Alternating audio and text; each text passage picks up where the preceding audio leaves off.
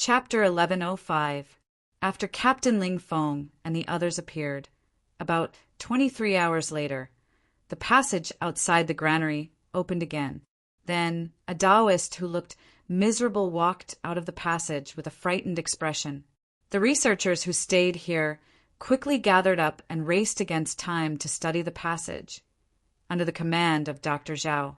Interestingly, the passage lasted less than 3 seconds, and it was one way. But the researchers of the administration were obviously not discouraged because of this, because if there was a first, there would be a second and a third. Perhaps the next opening would come soon. Indeed, just as they had expected, the next opening was 6 hours later. A chicken monster called Daffy came out.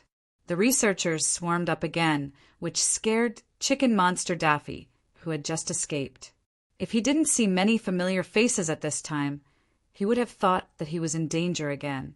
According to the description of Captain Ling Fong and the others, Dr. Zhao speculated that the flow of time in the Penglai treasure house in the passage was different from that in the normal world. The rough estimate might be between 260 and 275 times. Then Yan Xiaoxi came with people. Everyone began to fill in the details of what happened in the Penglai treasure house according to the Taoists and monsters who came out. They already knew that the 100 Tribulations Taoist was working hard in the treasure house to save the surviving Taoists and monsters. This was indeed very exciting news. As for the Tao demons who had escaped from danger, including Captain Ling Fong and the other agents from the administration, they gradually understood what had happened in the outside world while they were missing. However, the passage out was one way. Even if the people outside were worried about what happened in the Penglai treasure house, they couldn't make any effective rescue, except for asking the researchers to study the principle of the passage. These Taoists who escaped from the treasure house quickly joined the action of the 71 generations of Heaven's Will. It was difficult to maintain effective, instant communication in the thick fog, and movement was also greatly limited. Therefore, Yan Xiaoxi made a decision to airdrop the 6th Jade Dragon Pillar at the 3 possible locations that had been calculated. Even if the fog covered the place, the terrain would not change. The height of the fog obviously did not reach the height of the sky. The satellite could locate these 3 locations. The operation was temporarily scheduled to open the 3rd passage, which was the day when Chicken Monster Daffy came out at 8:00 in the evening. The operation this time was divided into 3 groups of people. In order to balance the overall strength of the 3 groups of people as much as possible, the Administrative Bureau and the Tao Demons, a total of 3 groups of people, were almost scattered.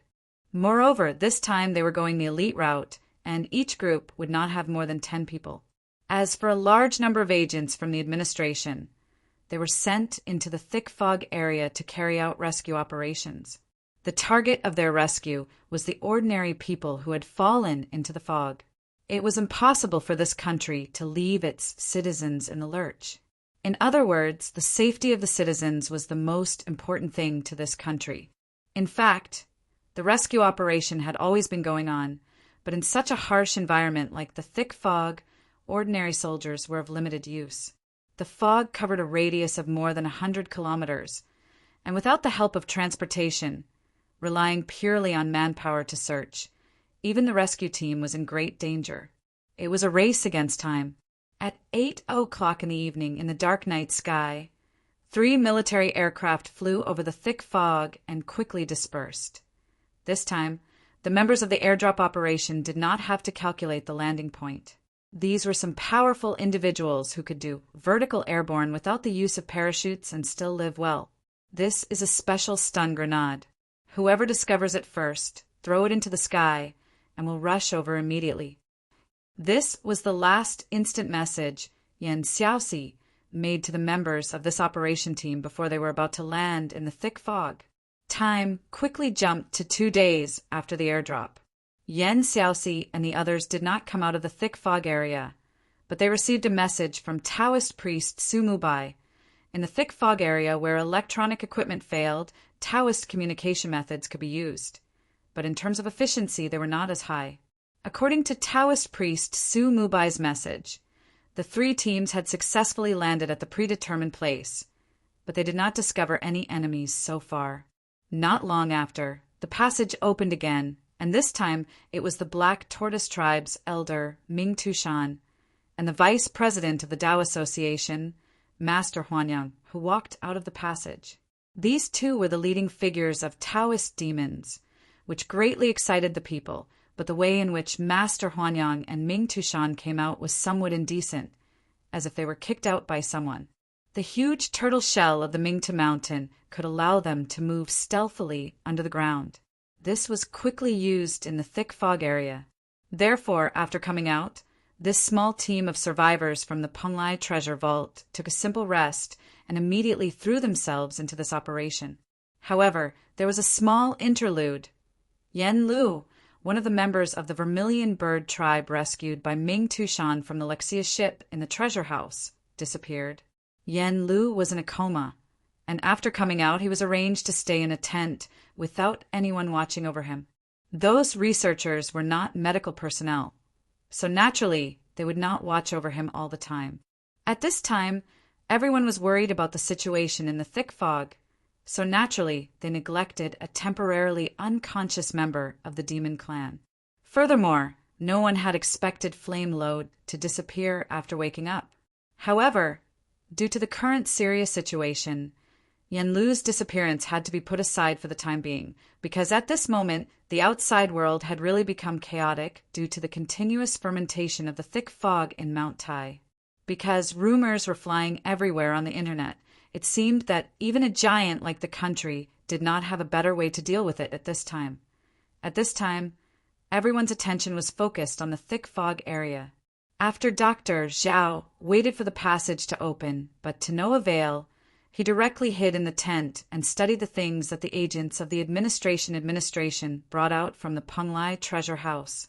At this time, the magical passage opened again. However, the opening this time was much shorter than any of the previous times. In the blink of an eye, only a black shadow shot out at an extremely fast speed.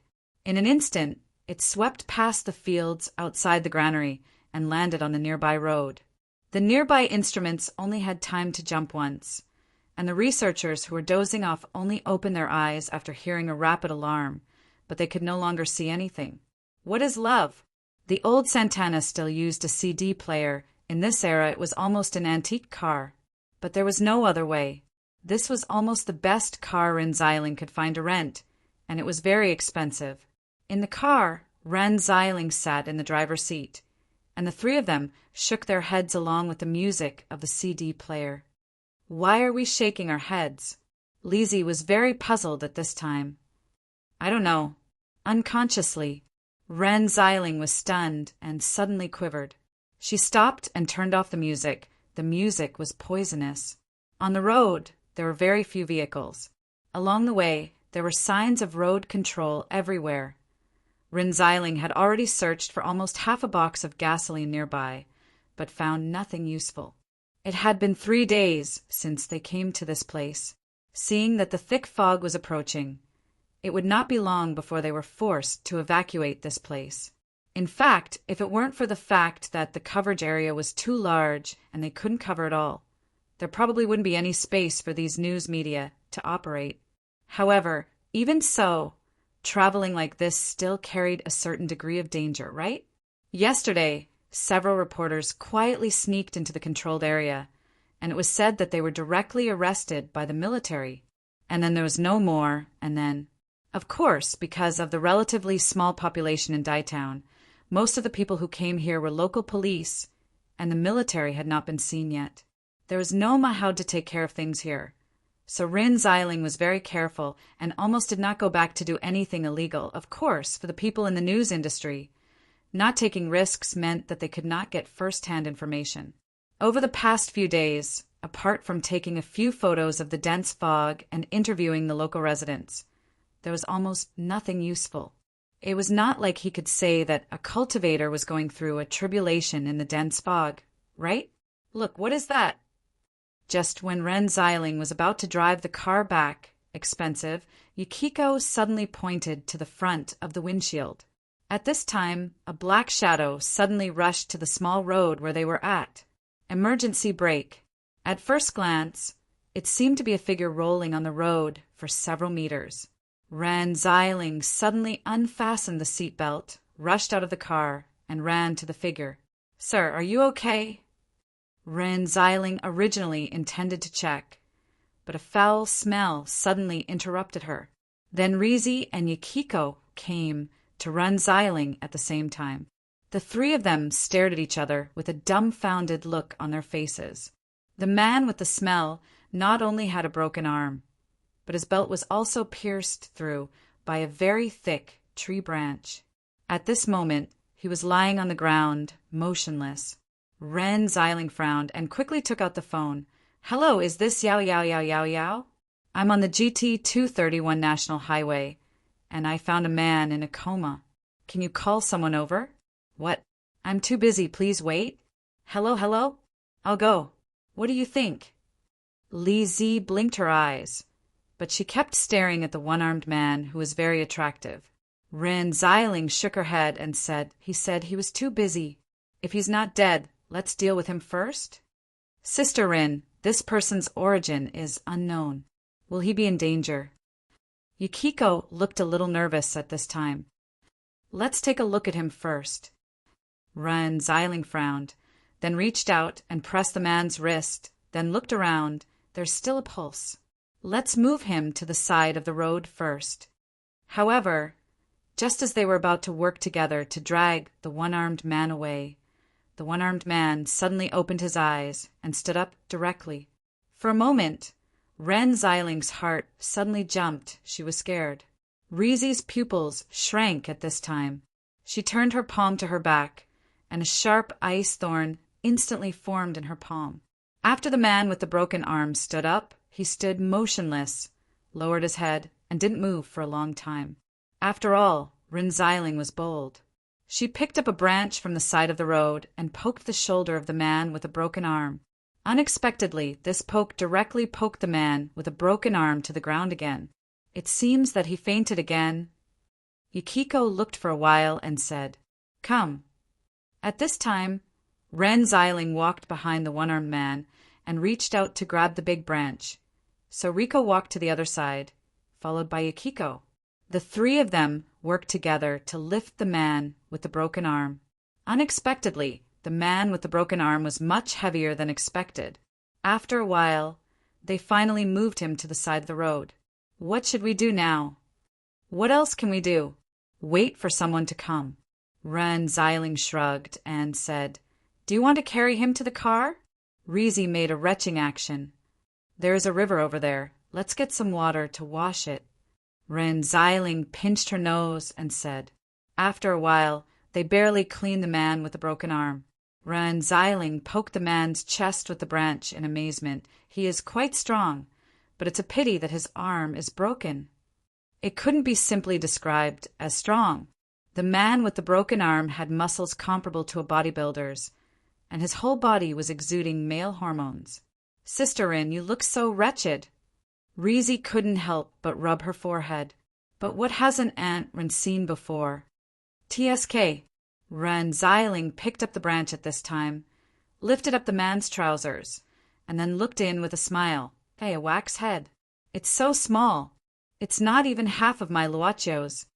"Sister Ren." Rizi didn't know where to start. "I heard that Luacio is not your biological son." "So what?" Ren Xiling stared at her. "I heard that when you married him, he was already in junior high school." Rizi seemed to have discovered something incredible. Ren Xiling knocked Rizi's head with the branch, rolled her eyes, and said, "What are you thinking? Can't you grasp the size when wearing swimming trunks? Oh, so only men are allowed to measure cup sizes through swimsuits, but women are not allowed to measure sizes through swimsuit pants? What you said is very reasonable, and I have nothing to say. Well, it seems that there is no problem. Don't quarrel, he seems to be awake." At this time, Yukiko had to stop Ren Xiling from going crazy. She felt that since she came to this woman, her worldview had been refreshed. As Yukiko said, the man with the broken arm slowly opened his eyes at this time. "Sir, how are you? What happened?" Ren Xiling suddenly changed into an intellectual look. Chapter 1106. On the road, she picked up a strong man, but he had lost his memory. Later, she found out that this strong man actually had a great background. He was a domineering CEO or something like that. After that, some indescribable things happened. She successfully turned the tables and became the wife of the CEO. Then, she cursed her husband to death and inherited a huge inheritance. In the end, she kept a few pets and relatives and lived a happy life. She was selected to be in the victory group. Impossible, it would never be possible. Which domineering CEO would break an arm, have feces all over his body, and then appear on the road in the name of justice? You really don't remember anything? Ren Xiling didn't throw away the branch in her hand. The one-armed man had actually been awake for quite some time. Other than saying that his name was Wang Hu, he could not remember anything else. Yes, the name of a domineering CEO was Wang Hu. It was really too lame.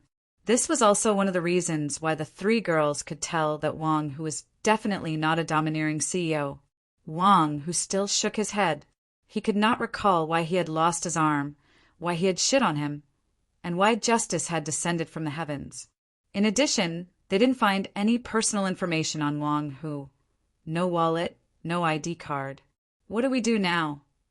Leaving Wang Hu aside, the three of them began to quietly discuss, because it was obviously not because of the tyrannical CEO, the new trio of the news agency clearly lacked interest in bringing Wang Hu along. In the end, they decided to just leave Wang Hu to the police. However, they waited on the highway for several hours, but there was still no sign of the police. Ren Xiling, who was really impatient, dialed the number again. Unexpectedly, the reply she got was that the local government decided to evacuate the people in the town in advance. At this time, the police, auxiliary police, and so on were maintaining order and couldn't find time to come out. Then, she quickly hung up the phone. This was the time when people's hearts were struggling. Anyway, Wang Hu had woken up, and it looked like he could not afford to die so easily. Perhaps his family and friends were already looking for him, so there was no need to continue to worry about him, right? Although Wang Hu probably wasn't an overbearing CEO, he obviously wasn't an ordinary person either. There must be some unknown story behind him. It came from what Annie Rin called the intuition of a journalist.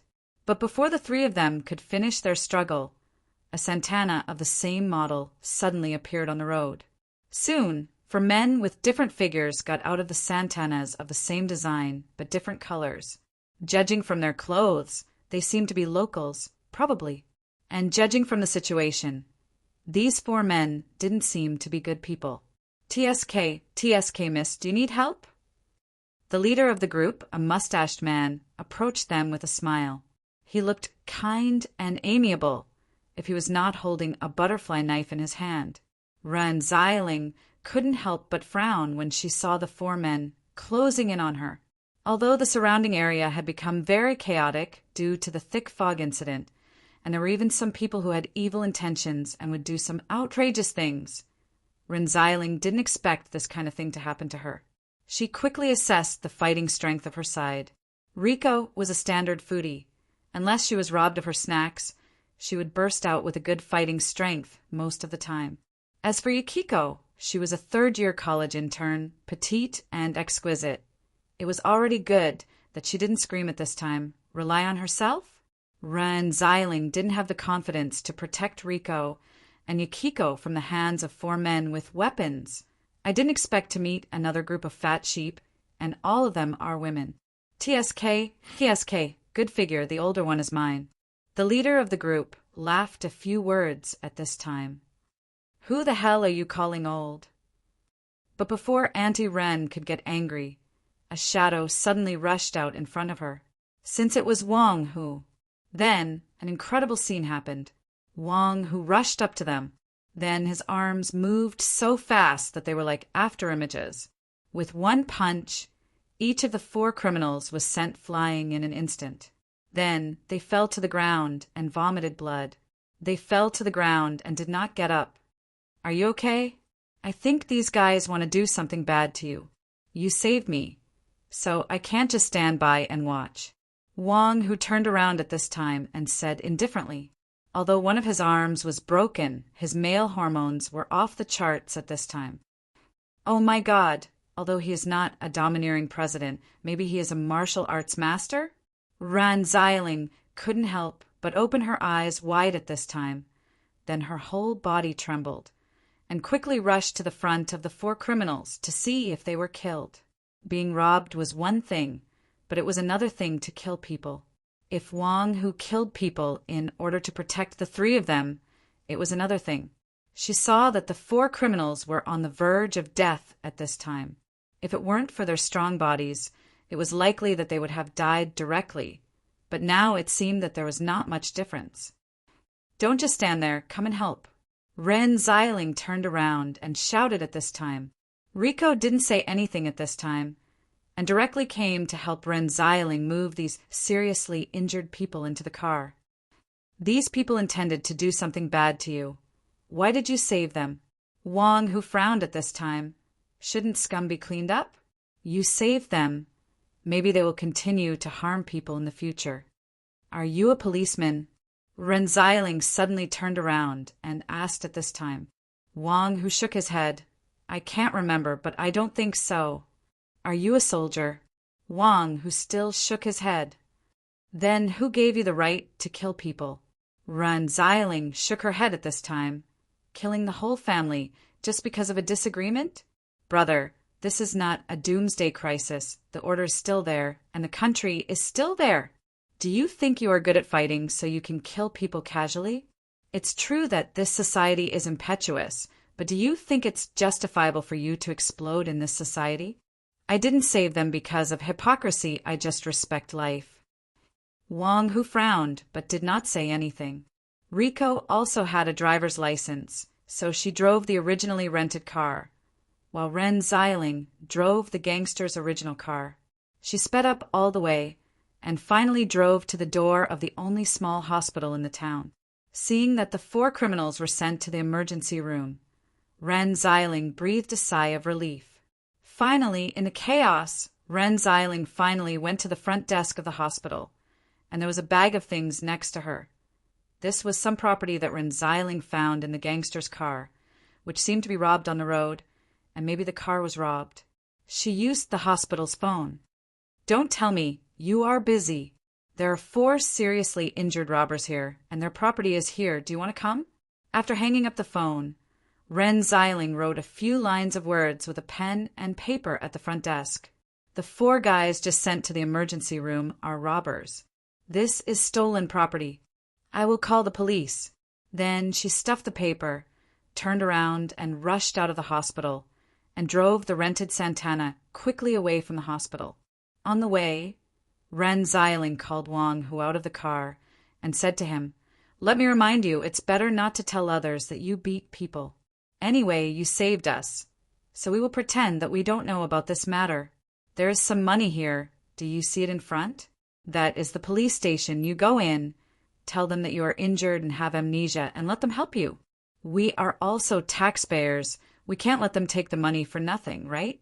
Well, we will meet again, and we will meet again. The car drove out, leaving Wang Hu standing there in a daze, as if he couldn't react. The car had been driving for a long time, and it stopped when it encountered a red light on the road.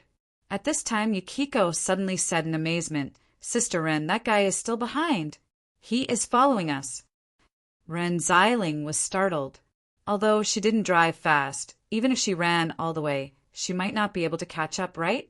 Ren Xiling looked at the rear-view mirror in surprise and found that Wang, who was really behind the car at this time. Ren Xiling quickly stopped the car by the roadside. After getting out of the car, the 3 of them came in front of Wang Hu. Didn't I ask you to go to the police station? Why are you following us? Ren Xiling frowned. Unexpectedly, Wang Hu said at this time, I am not following you, but her. Wang, who looked at Lizzie at this time, frowning, and said, I think we are the same kind. Lizzie blinked at this time, and subconsciously put her hand into the bag of chips, but the chips were finished. Crazy, Rin Xiling whispered, and grabbed Lizzie with one hand. The three of them quickly got in the car.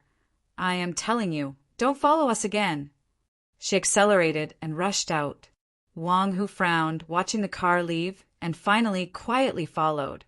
He did feel that the one called Lizzie was the same kind of him, but he couldn't remember why. In addition, Wang Hu also felt that he seemed to have forgotten a lot of things, but he didn't want to remember.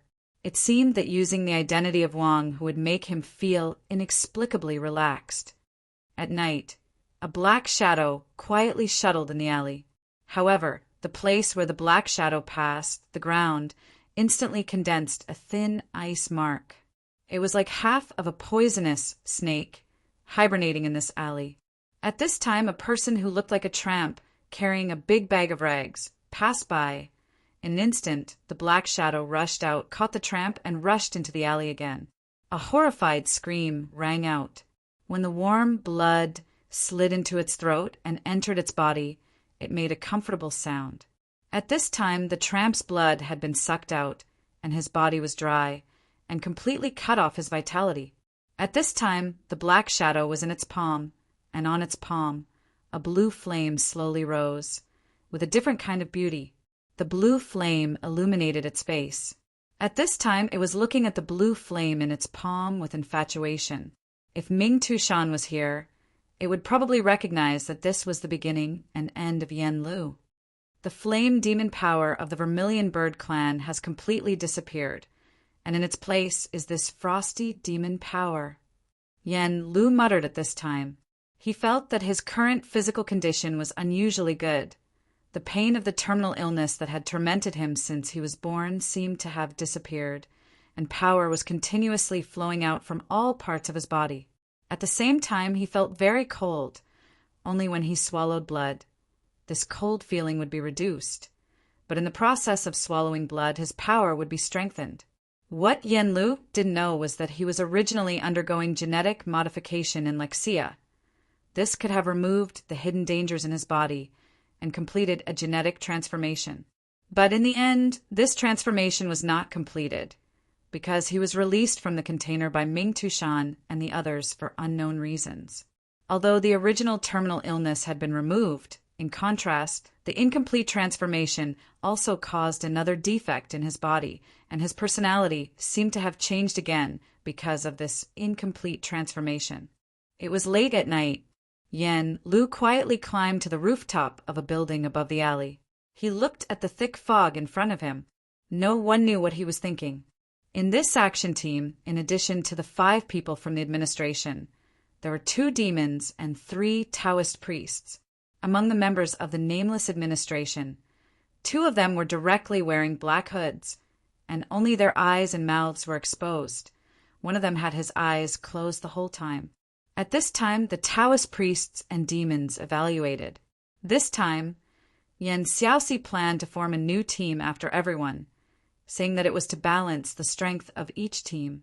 But the other 2 teams consisted of Sang Jin Shu-A, Yan Xiaoxi Immortal Huanyang, Young Master of Purple Star, and so on. This team was the weakest.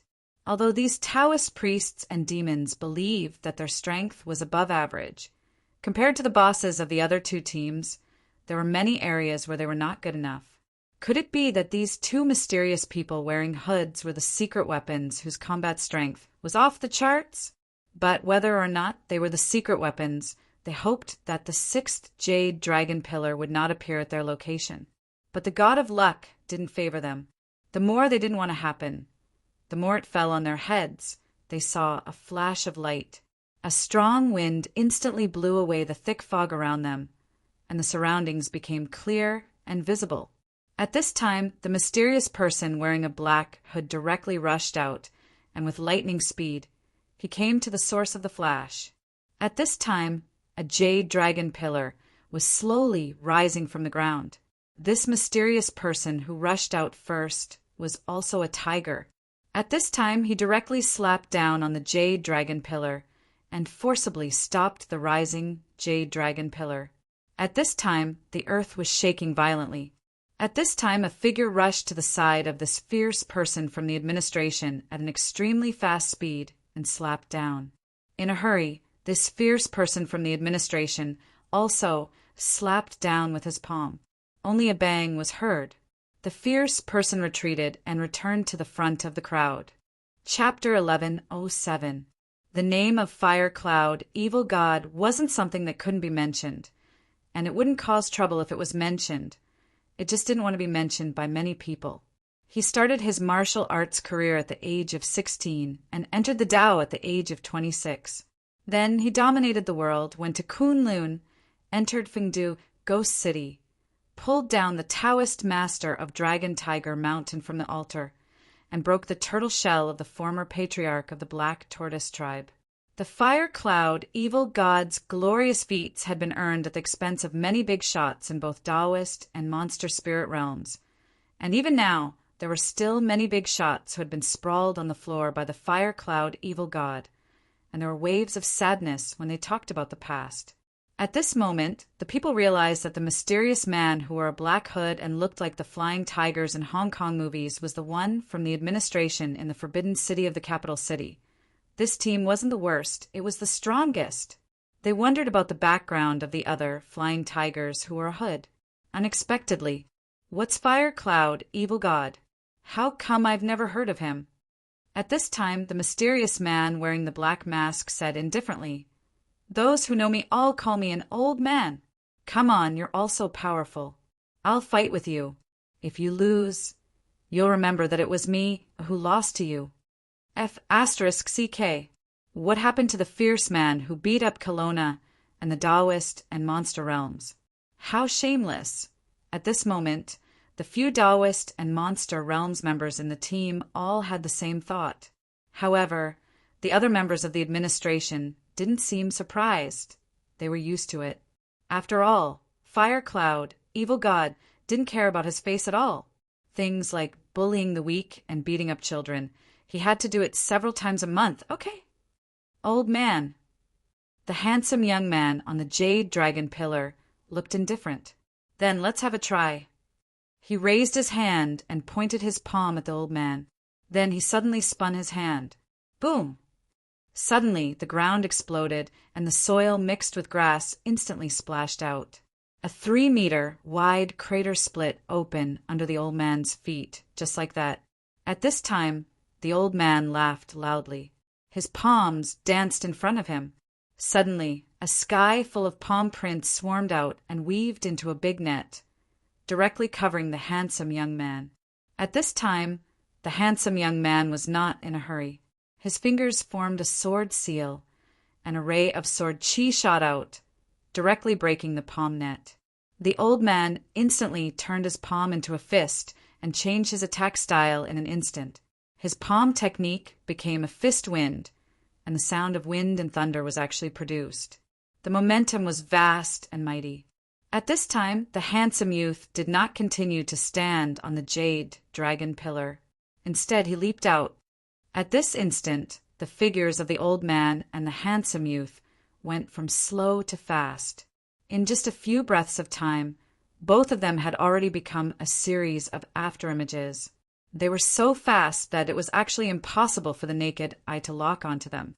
It was just that the aura of the two people exchanging blows rose crazily, pressuring until everyone had a feeling of not being able to breathe. While the two of them were locked in a fierce battle, the other mysterious member wearing a black mask suddenly shouted, "Everyone, attack the jade dragon pillar!" Everyone shuddered. It was indeed not the time to watch the battle. They had more important things to do. However, just as the small team was about to destroy the jade dragon pillar, the sound of rushing and killing came from all directions. It was actually a dozen black-clothed men wearing bronze masks. Obviously, the 6th jade dragon pillar's planting was not only guarded by the handsome young man, but had already been prepared long ago. At this time, facing the attack of these black-clothed men, everyone had to hastily fight back. Bang, bang, bang. The sound of the Taoist bullets being shot out rang continuously for a while. The fight between the old man and the handsome young man suddenly stopped. At this moment, the two of them turned around and stood on 2 huge rocks respectively, looking at each other from a distance. The old man said, "Is the warm-up enough? If you don't show your real strength, the jade dragon pillar over there may be destroyed by us." The handsome young man chuckled. "As you wish." On his body, a wisp of white flame slowly rose, and then a shadow gradually appeared behind him. Xianyuan War Soul. The old man laughed at this time. "Not bad. The Gongsun family of the Xianyuan Palace is a powerful figure." The handsome young man didn't speak.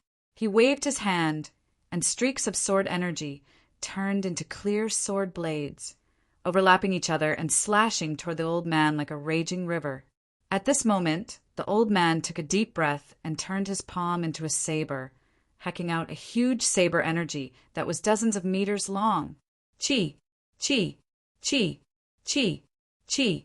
The saber energy and the sword energy were in a stalemate for a moment.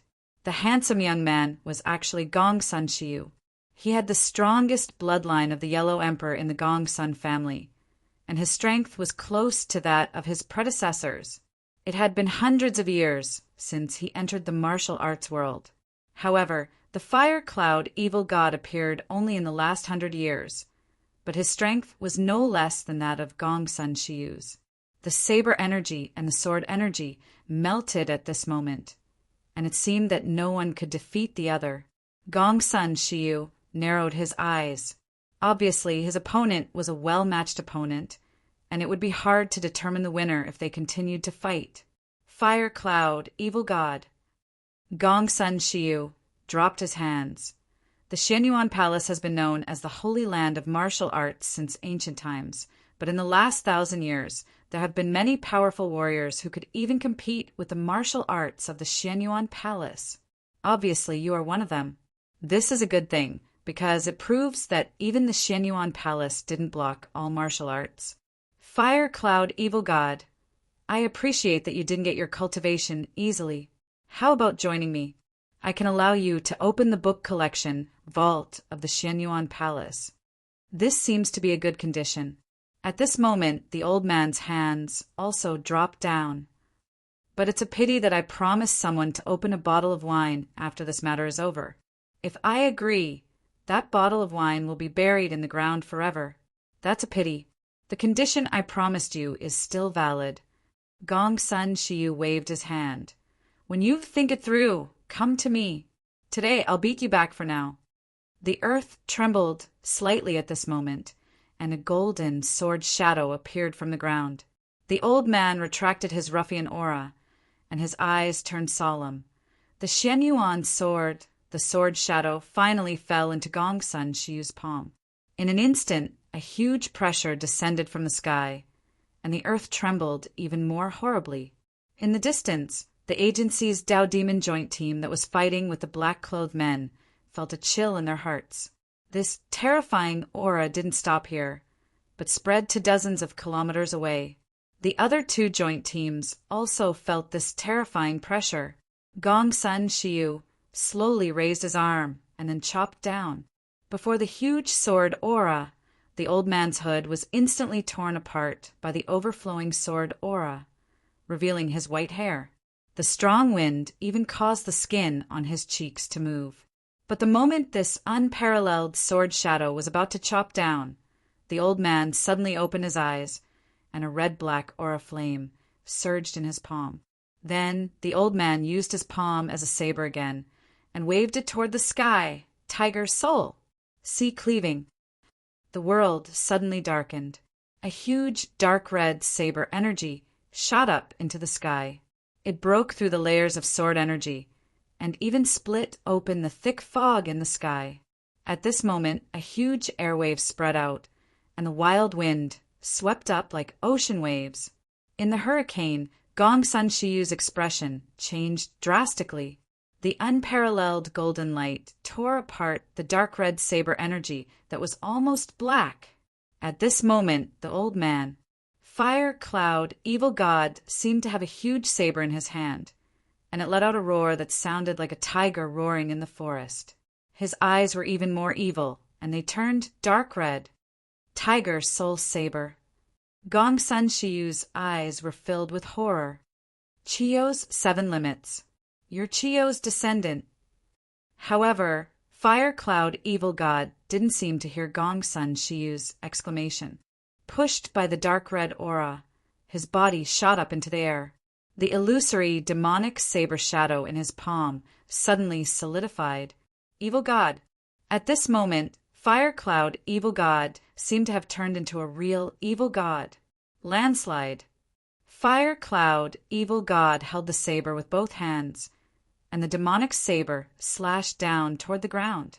The destructive power swept out in all directions, and it didn't distinguish between friend and foe.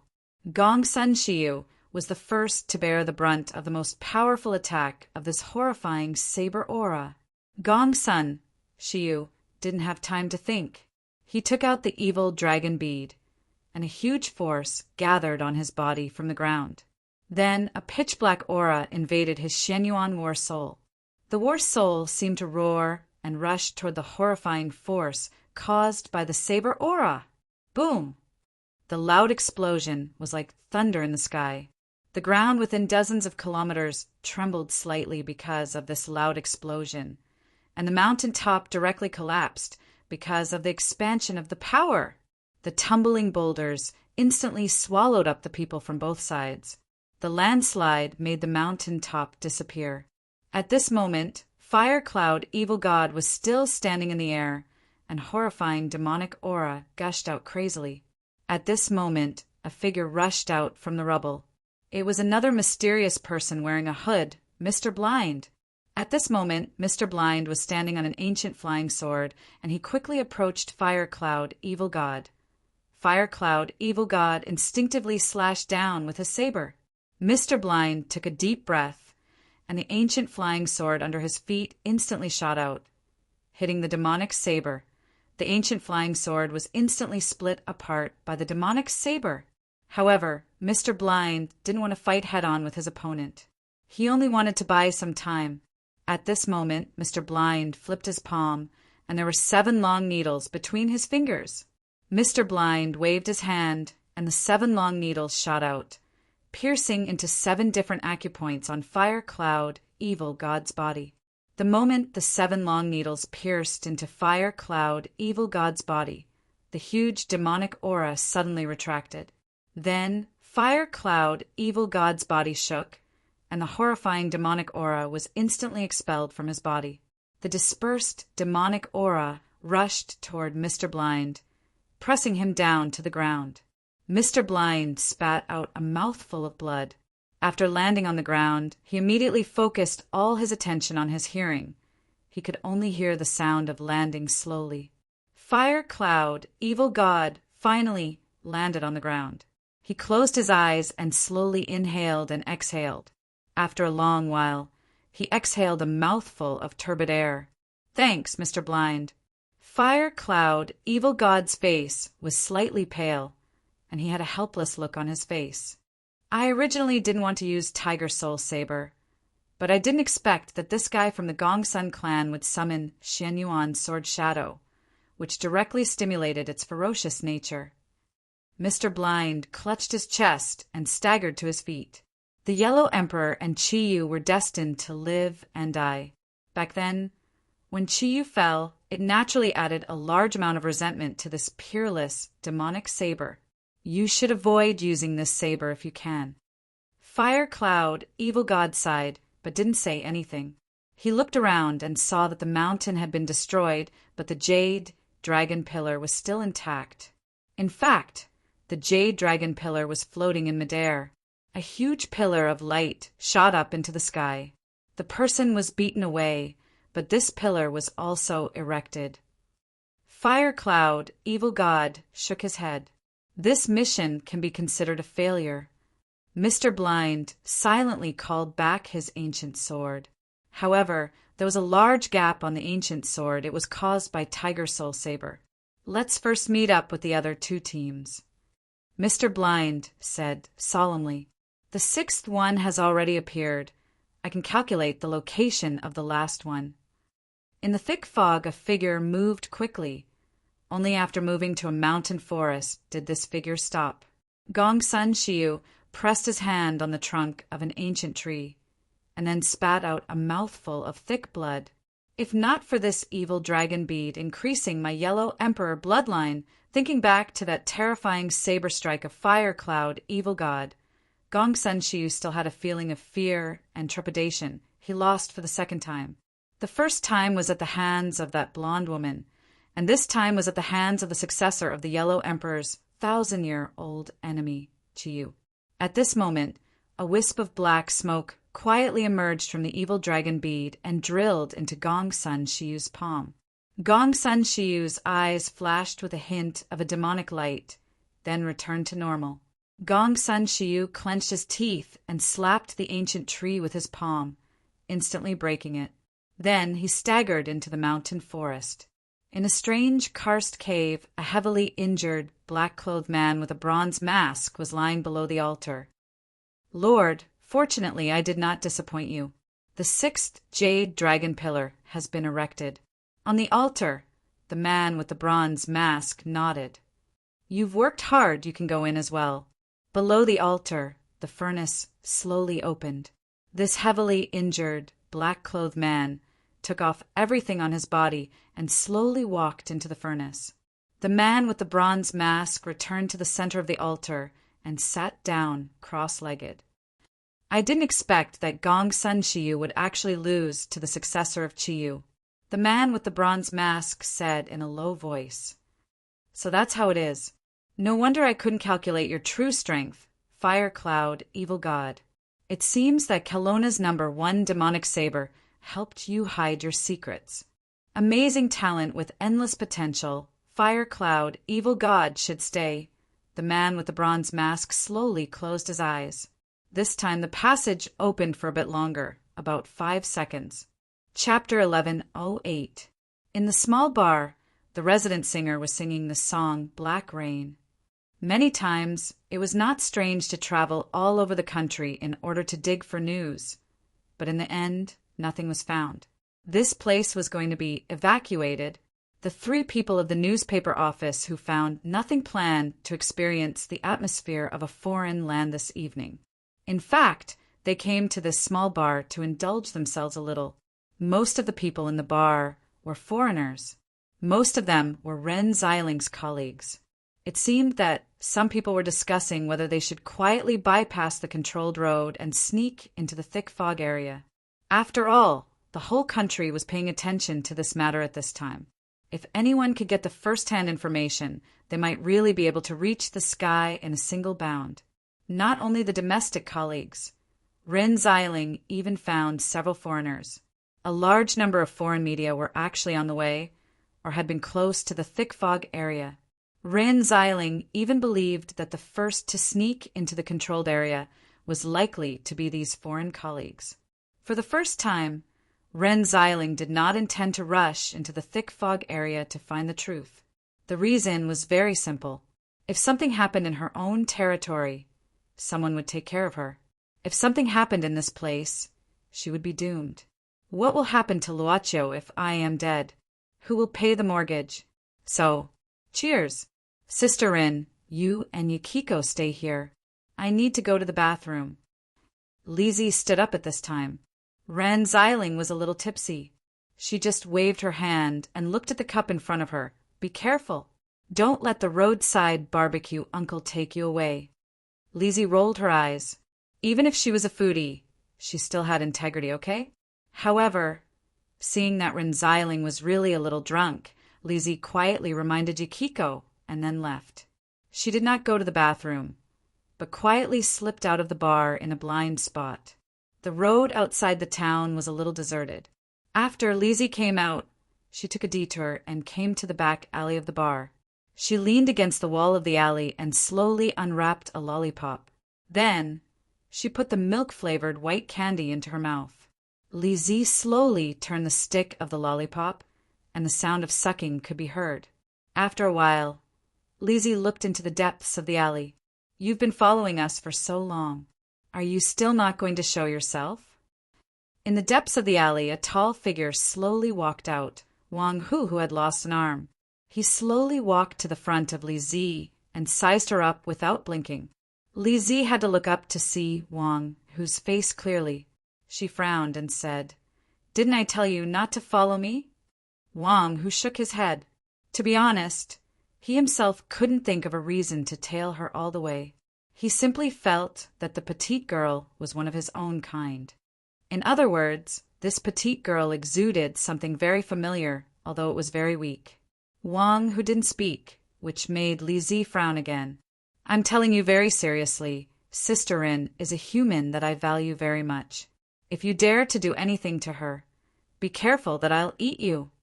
Li opened her mouth and made a very fierce expression. Wang, who shook his head.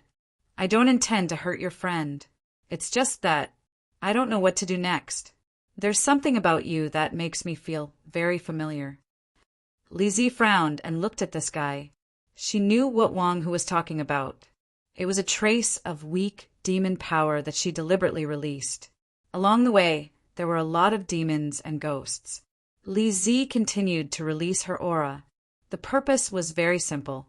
It was just to shock those little demons and ghosts who were not afraid of death, so that they would not trouble her. "You really can't remember anything?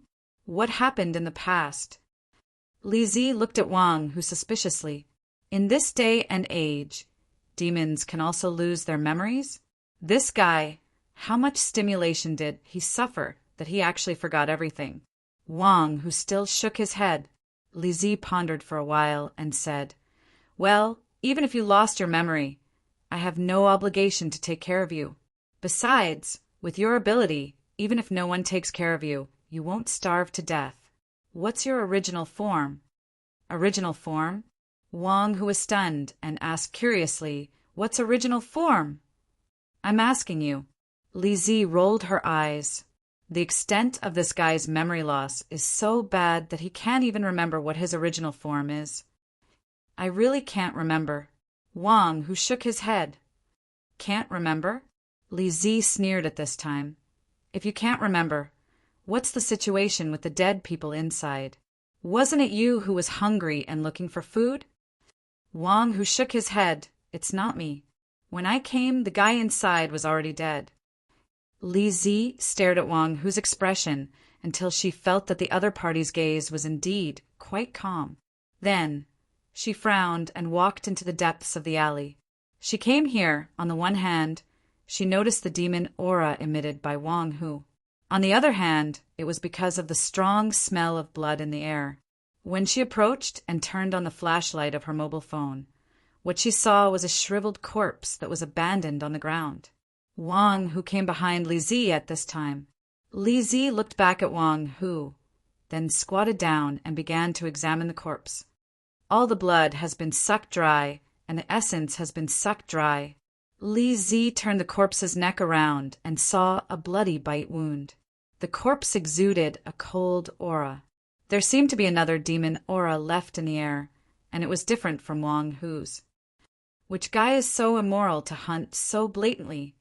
Li stood up, then raised her head and looked at the top of the alley. Puff! At this moment, a figure fell from above and smashed directly onto the ground, onto the corpse on the ground. It was also shriveled, not only one. At this time, the corpses began to fall from above one after another. Li took a few steps back, and the dried corpses on the ground had been stacked up to 5. At last, a black shadow fell down. Li finally saw it clearly. A young man with a frosty face, and at this time the young man was holding a young woman and biting the woman's neck. Blood flowed from the woman's neck. The woman's body twitched, and her face was distorted and frightened. The man with a frosty face threw the woman to the ground and looked over with a cold gaze. He even spat out a thick, cold mist from his mouth. Are the monsters now so blatant when they eat? Li felt the serious madness and killing intent of the frosty guy. She turned her palm, and several sharp ice thorns were already between her fingers. Busybody, I don't mind eating one more. The frosty young man sneered at this time, or 2. This guy, Li muttered. Could it be that he took too many drugs? Just when Li was thinking about how to lead this guy away, at least not to make any noise in this place, The guy with a frosty face in front of her suddenly changed his expression. Huang Baifu? It turned out that at this time Wang, who took 2 steps forward, walked out of the shadow and showed his face, and the frosty young man saw Wang Hu's real face at this time. Li Zi clearly saw the fear in the young man's eyes and couldn't help but ask in a low voice, "You know him? What did he call you?" Wang, who shook his head, stared at the blood-sucking young man in front of him and frowned. "You know who I am?" The frosty young man was stunned and looked at Wang, whose appearance at this time with a strange expression. One arm was broken. The Wang who in front of him was no different from the white tiger young master he knew. But the strange thing was, if it was the white tiger young master he knew, he should not be so dull. Huang Baifu had always given the demons the impression of being overbearing and cruel in the demon world of Kelowna. "Of course I know you," the young man said in a low voice. "I'm afraid there are not many demons in the world who do not know you. Young Master Huang, I just ate a few humans here, and I did not offend you, and your friends plan goodbye." As he spoke, the frosty young man slowly retreated. It was not worthwhile for him to have any conflict with this white tiger young master in front of him. When he was in the Penglai treasure vault, in order to survive, he did not hesitate to eat the corpses of many Dao demons, and there was no lack of white tiger corpses among them. This was a big taboo, and if it was exposed, he would probably be hunted down by both the Dao and demon worlds. However, Huang Baifu did not attack at the beginning, probably because he did not know. Wait. But Wang, who forgot what happened in the past, this was not a good state, so it was rare for him to meet a guy who recognized him. So how could he let him go easily? Wang, who instantly rushed out, waved his hand, and directly grabbed the young man's shoulder. This action shocked the young man, and his inference that Huang Baifu might not know that he had eaten the white tiger corpses was instantly overturned. In a moment of desperation, the young man directly punched Wang Hu's chest. This punch seemed to explode with all his potential in order to survive. The cold air attached to the fist instantly froze the entire alley. As for Wang Hu, he was directly sent flying by the young man's fist and fell to the ground. Wang Hu crawled up, but there was blood at the corner of his mouth. The young man looked at Huang Baifu, who had blood at the corner of his mouth, in disbelief, and was extremely shocked. If he told others that he had sent the white tiger young master flying with one punch, no one would believe it. Although he had lost the flame power of the vermilion bird race, ever since he woke up, there was a power that was even stronger than the flame power in his body. As if he had been reborn, he felt that he was much stronger than before. However, it was obvious that this strength was still not enough when facing the white tiger young master. How did Huang Baifu beat up the previous Azure Dragon Clan leader to the point that he could not take care of himself? It was because of his extremely strong strength. Why are you so weak? I just want to ask you some things. Wang, who took the punch head-on and felt very uncomfortable, but at this time he could not raise his fist. For some reason, Wang Hu felt that he was very resistant to raising his fist. I can't remember what happened in the past. What did you call me just now? Do you recognize me? You. The young man opened his mouth in surprise. He thought for a while. The real Huang Baifu would not be so polite. Could it be that this guy with a broken arm in front of him was just very similar to Huang Baifu, but was actually a different person? Indeed, the young man did not feel Huang Baifu's domineering aura from Wang Hu. If the Huang Baifu he saw at the Kuin Peng Mountain Villa to participate in the Penglai conference was a general at the front line, then the one in front of him was like a deserter. Ever since he woke up, his temperament had changed greatly. At this moment, he gritted his teeth and suddenly punched at Wang Hu again. At this time, Wang Hu's arm instinctively retracted, and he even clenched his fist. Wang Hu's gaze instantly became very sharp. But when the young man's fist blasted in front of him, Wang Hu's eyes showed a touch of pain in an instant, and at the same time his fist was even loosened. The young man's fist bombarded Wang Hu's face fiercely. This punch broke Wang Hu's nose abruptly. He actually did not fight back. When the young man saw this, the fierceness in his body was like a detonated explosive. His fists were like a storm, bombarding Wang Hu's body, causing Wang Hu to vomit blood. Seeing this at this time, Li Zi couldn't bear it in her heart. The icicles between her fingers instantly shot out. The young man snorted coldly, waved his hand, and directly smashed a few icicles. But Li Zi just wanted to divert the opponent's attention. Li Zi's palm waved toward Wang Hu, and a white silk shot out from her sleeve. It directly wrapped around Wang Hu's body and pulled him directly to her side. Maybe it was because she had been with Rin Xiling for a long time. Li Zi scolded at this time, "Idiot! Are you a punching bag? You are obviously clenching your fists. Why don't you fight?" "I don't know. I feel a very disgusted feeling when I clench my fists." Wang Hu shook his head. "Maybe I don't like to fight." Li Zi knocked Wang Hu's head hard at this time. "You idiot! If you don't clench your fists, you won't know how to fight. Use your palms to slap." Palms? Wang Hu was stunned. At this time, the young man obviously did not intend to give Li Zi and Wang Hu a chance to continue talking. He needed a lot of flesh and blood. Only by swallowing a lot of flesh and blood could he suppress the cold in his body and improve his strength at the same time. And the two monsters in front of him were obviously very good food. Whether you are Huang Bai Fu or not, you will die. At this time, the young man showed a crazy smile at this time, rushed forward again. At this time, Wang Hu suddenly trembled, only to see that at the young man's body at this time. The speed was so fast that it could not be seen. At least, Li Zi only saw a shadow flash by. Boom! The young man's body was instantly smashed to the ground. The cement floor cracked in an instant. Chapter 1109. Li Zi took a closer look. This guy, who seemed to have taken drugs, didn't move after being slapped to the ground by Wang Hu. It didn't seem to be a trap. But even if it was a trap, it would be difficult. After this slap, this guy's head directly burst into a pile of bones and flesh, and even his brain juice burst out. Moreover, it was difficult to get his body out of the ground. And looking at the situation, he was completely dead. In Li Zi's demon life, she had seen more cruel deaths than this. So at this time, she just glanced at it and didn't pay attention. Wang Hu looked at his palm at this time and was stunned. He didn't react until Li Zi pushed him. "Is it your first time killing a demon?" Li Zi blinked and asked. Wang Hu shook his head and replied seriously, "You're right. If I don't clench my fist, I won't have the feeling of not wanting to fight."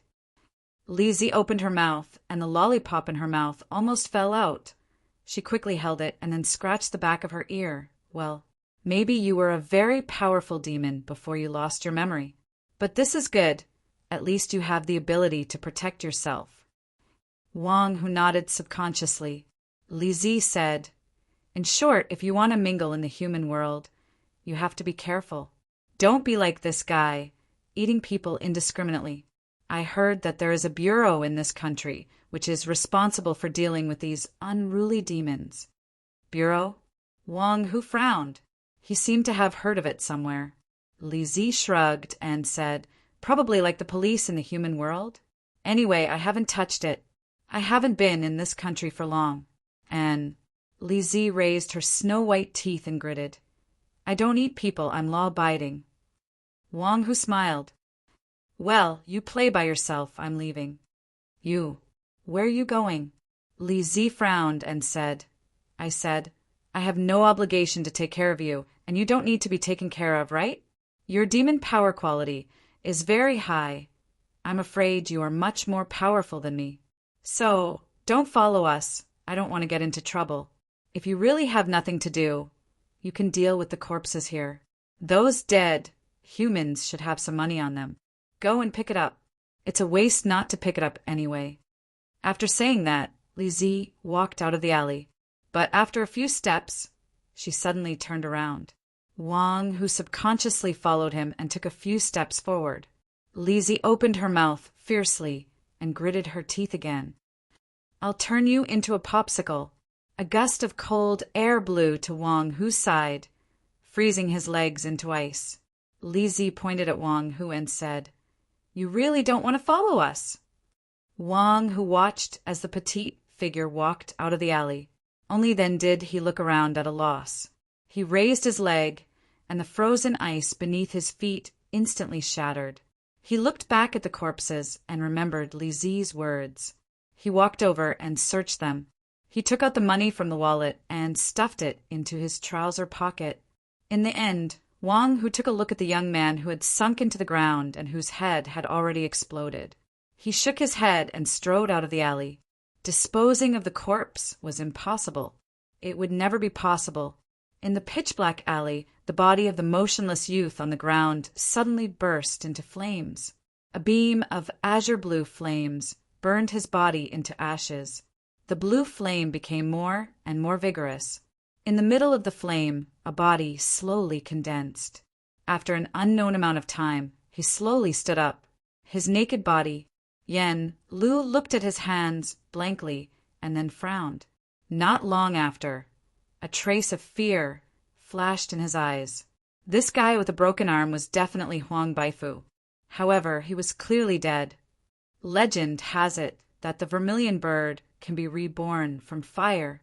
Could it be that I can too? But Yen Lu quickly rejected this idea.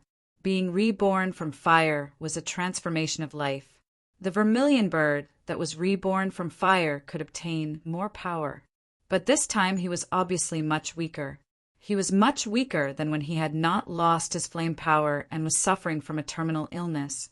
Moreover, Yen Lu vaguely felt that this rebirth from fire was not limitless. There was a limit to it. It made me a lot more clear-headed. Yen Lu lowered his head. At this time his mind was abnormally clear. He recalled everything that had happened during this period of time and felt that it was more and more inconceivable, especially when he unscrupulously hunted in the town. Yen Lu took a deep breath and looked at the dead people.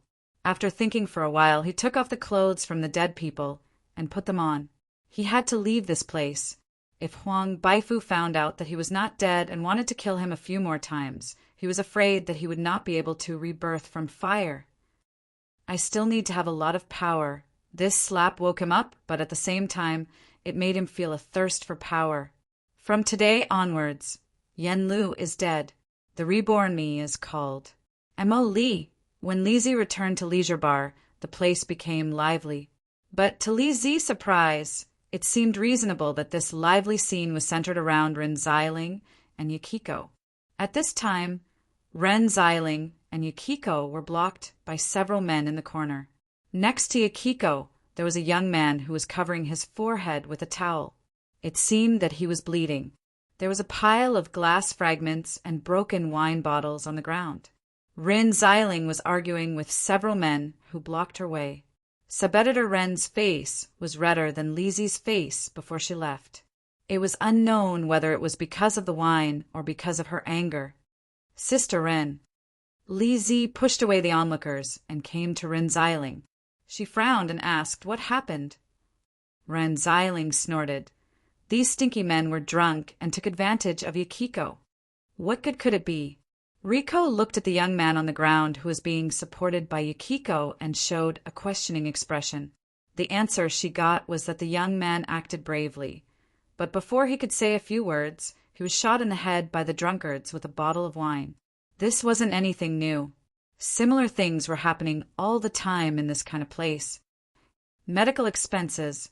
And apologize. Otherwise, I will call the police. After explaining to Li Zi quickly, Ren Xiling shouted at those men, but these guys were probably drunk. At this time, their faces were flushed. How could they listen to her? One of them sneered, "Mind your own business. Otherwise, I will beat you two."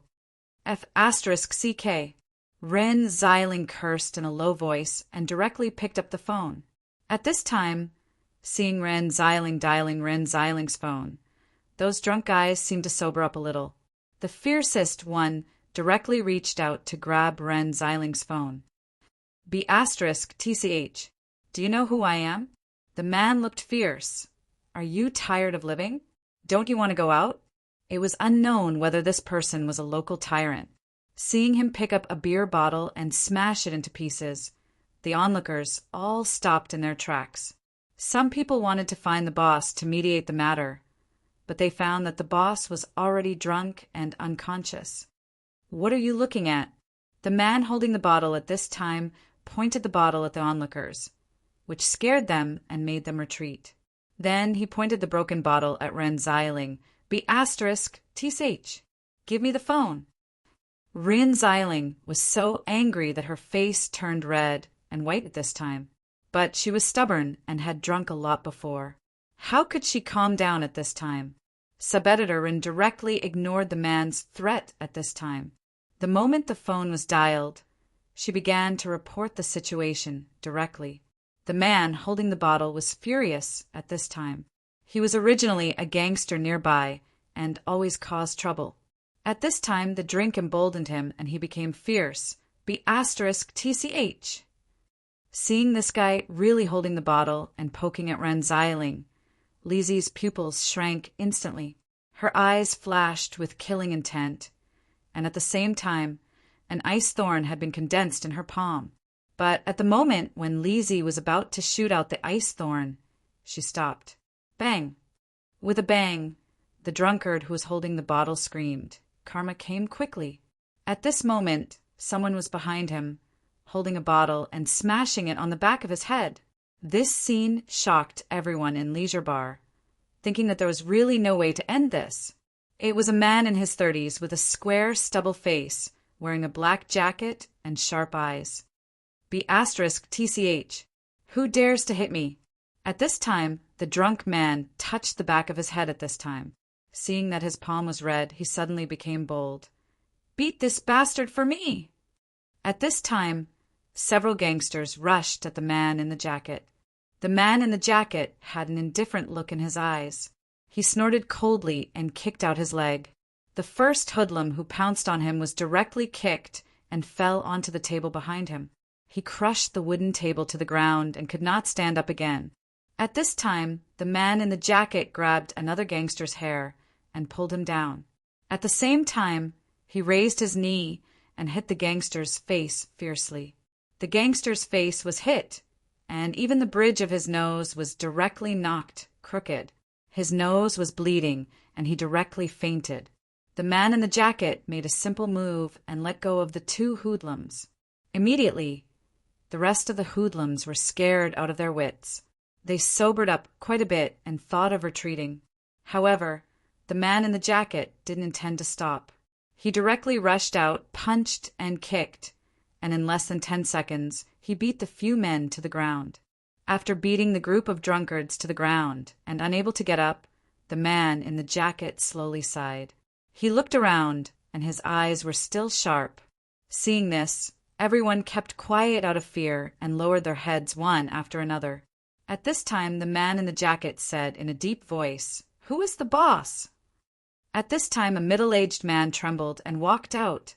He said that he was drunk and unconscious, but he didn't know when he woke up. The boss came in front of the man in the jacket and carefully said, I am. Get rid of these people. The man in the jacket coldly said, let the police handle it. Don't let me know that you secretly let them go, or I'll tear down your bar. Yes. The bar owner quickly nodded in agreement. The man in the jacket's eyes were too sharp. Seeing clearly, the bar owner didn't dare to raise his head. At this time, the man in the jacket coldly snorted and walked toward Rin Xiling. And Annie Rin, after seeing the man in the jacket appear, her eyes lit up. You're not injured, right? The man in the jacket came to Rin Xiling at this time. After taking a deep breath, he slowly asked. Rin Xiling shook her head. What can happen to me? At this time, the man in the jacket looked around. After confirming that Rin Xiling was really not injured, he nodded.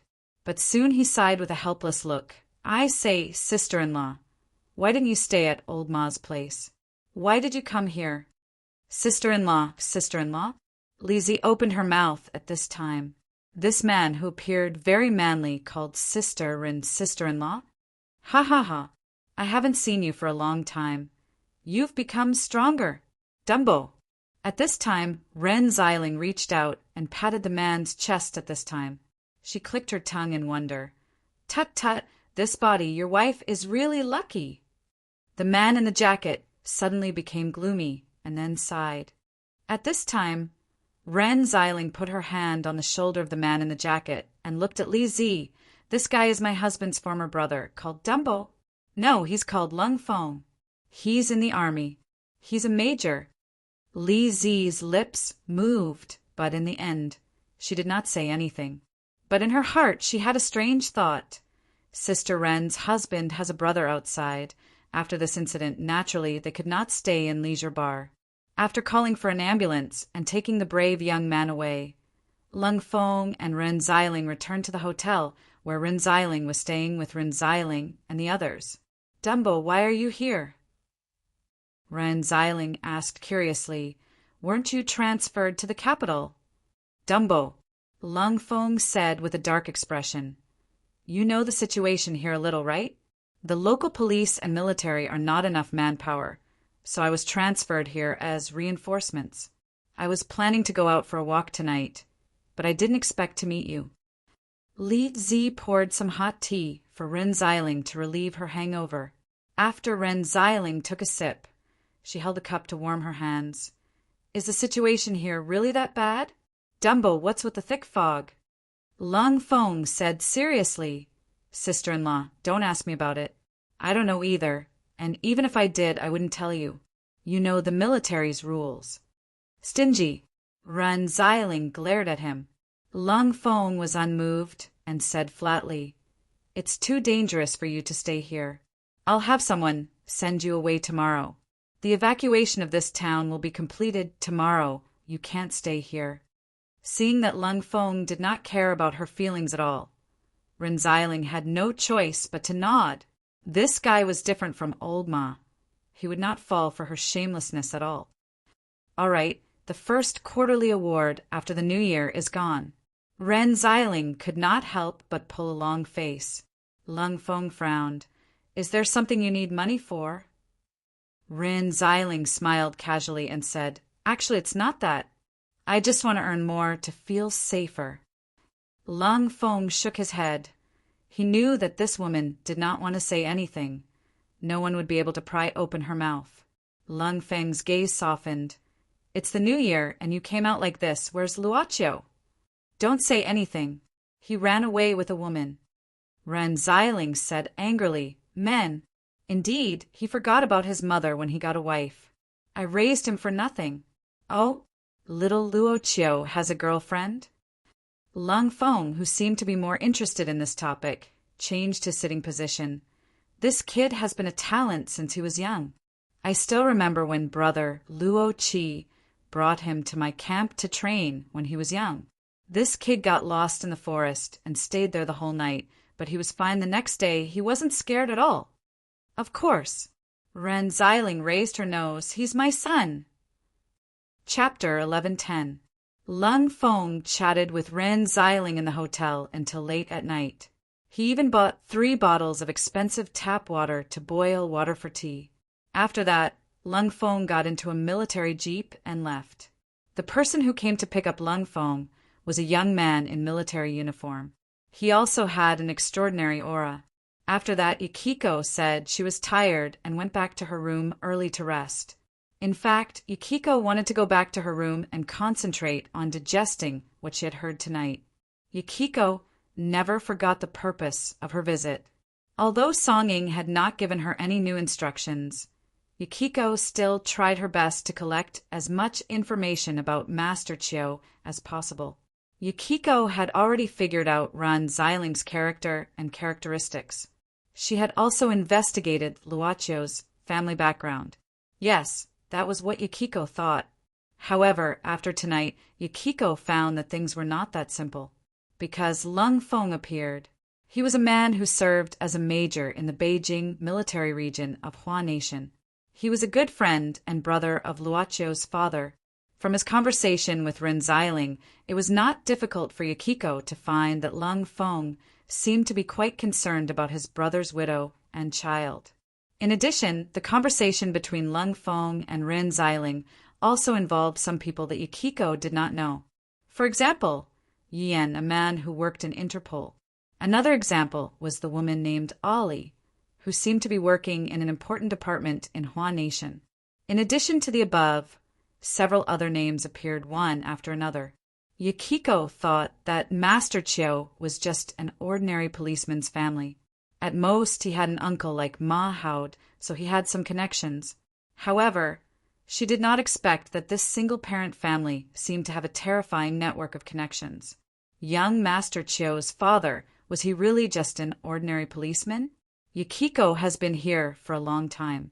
Although she only saw Master Chiyo a few times in the Song family in South America, at this time she became more and more curious about this Master Chiyo. At this time, Yukiko was sitting in front of the bed, looking at the satellite phone in her hand. This phone was used to contact Song Ying. Yukiko hadn't reported her work for a long time. Song Ying said some time ago that she temporarily stopped contacting her.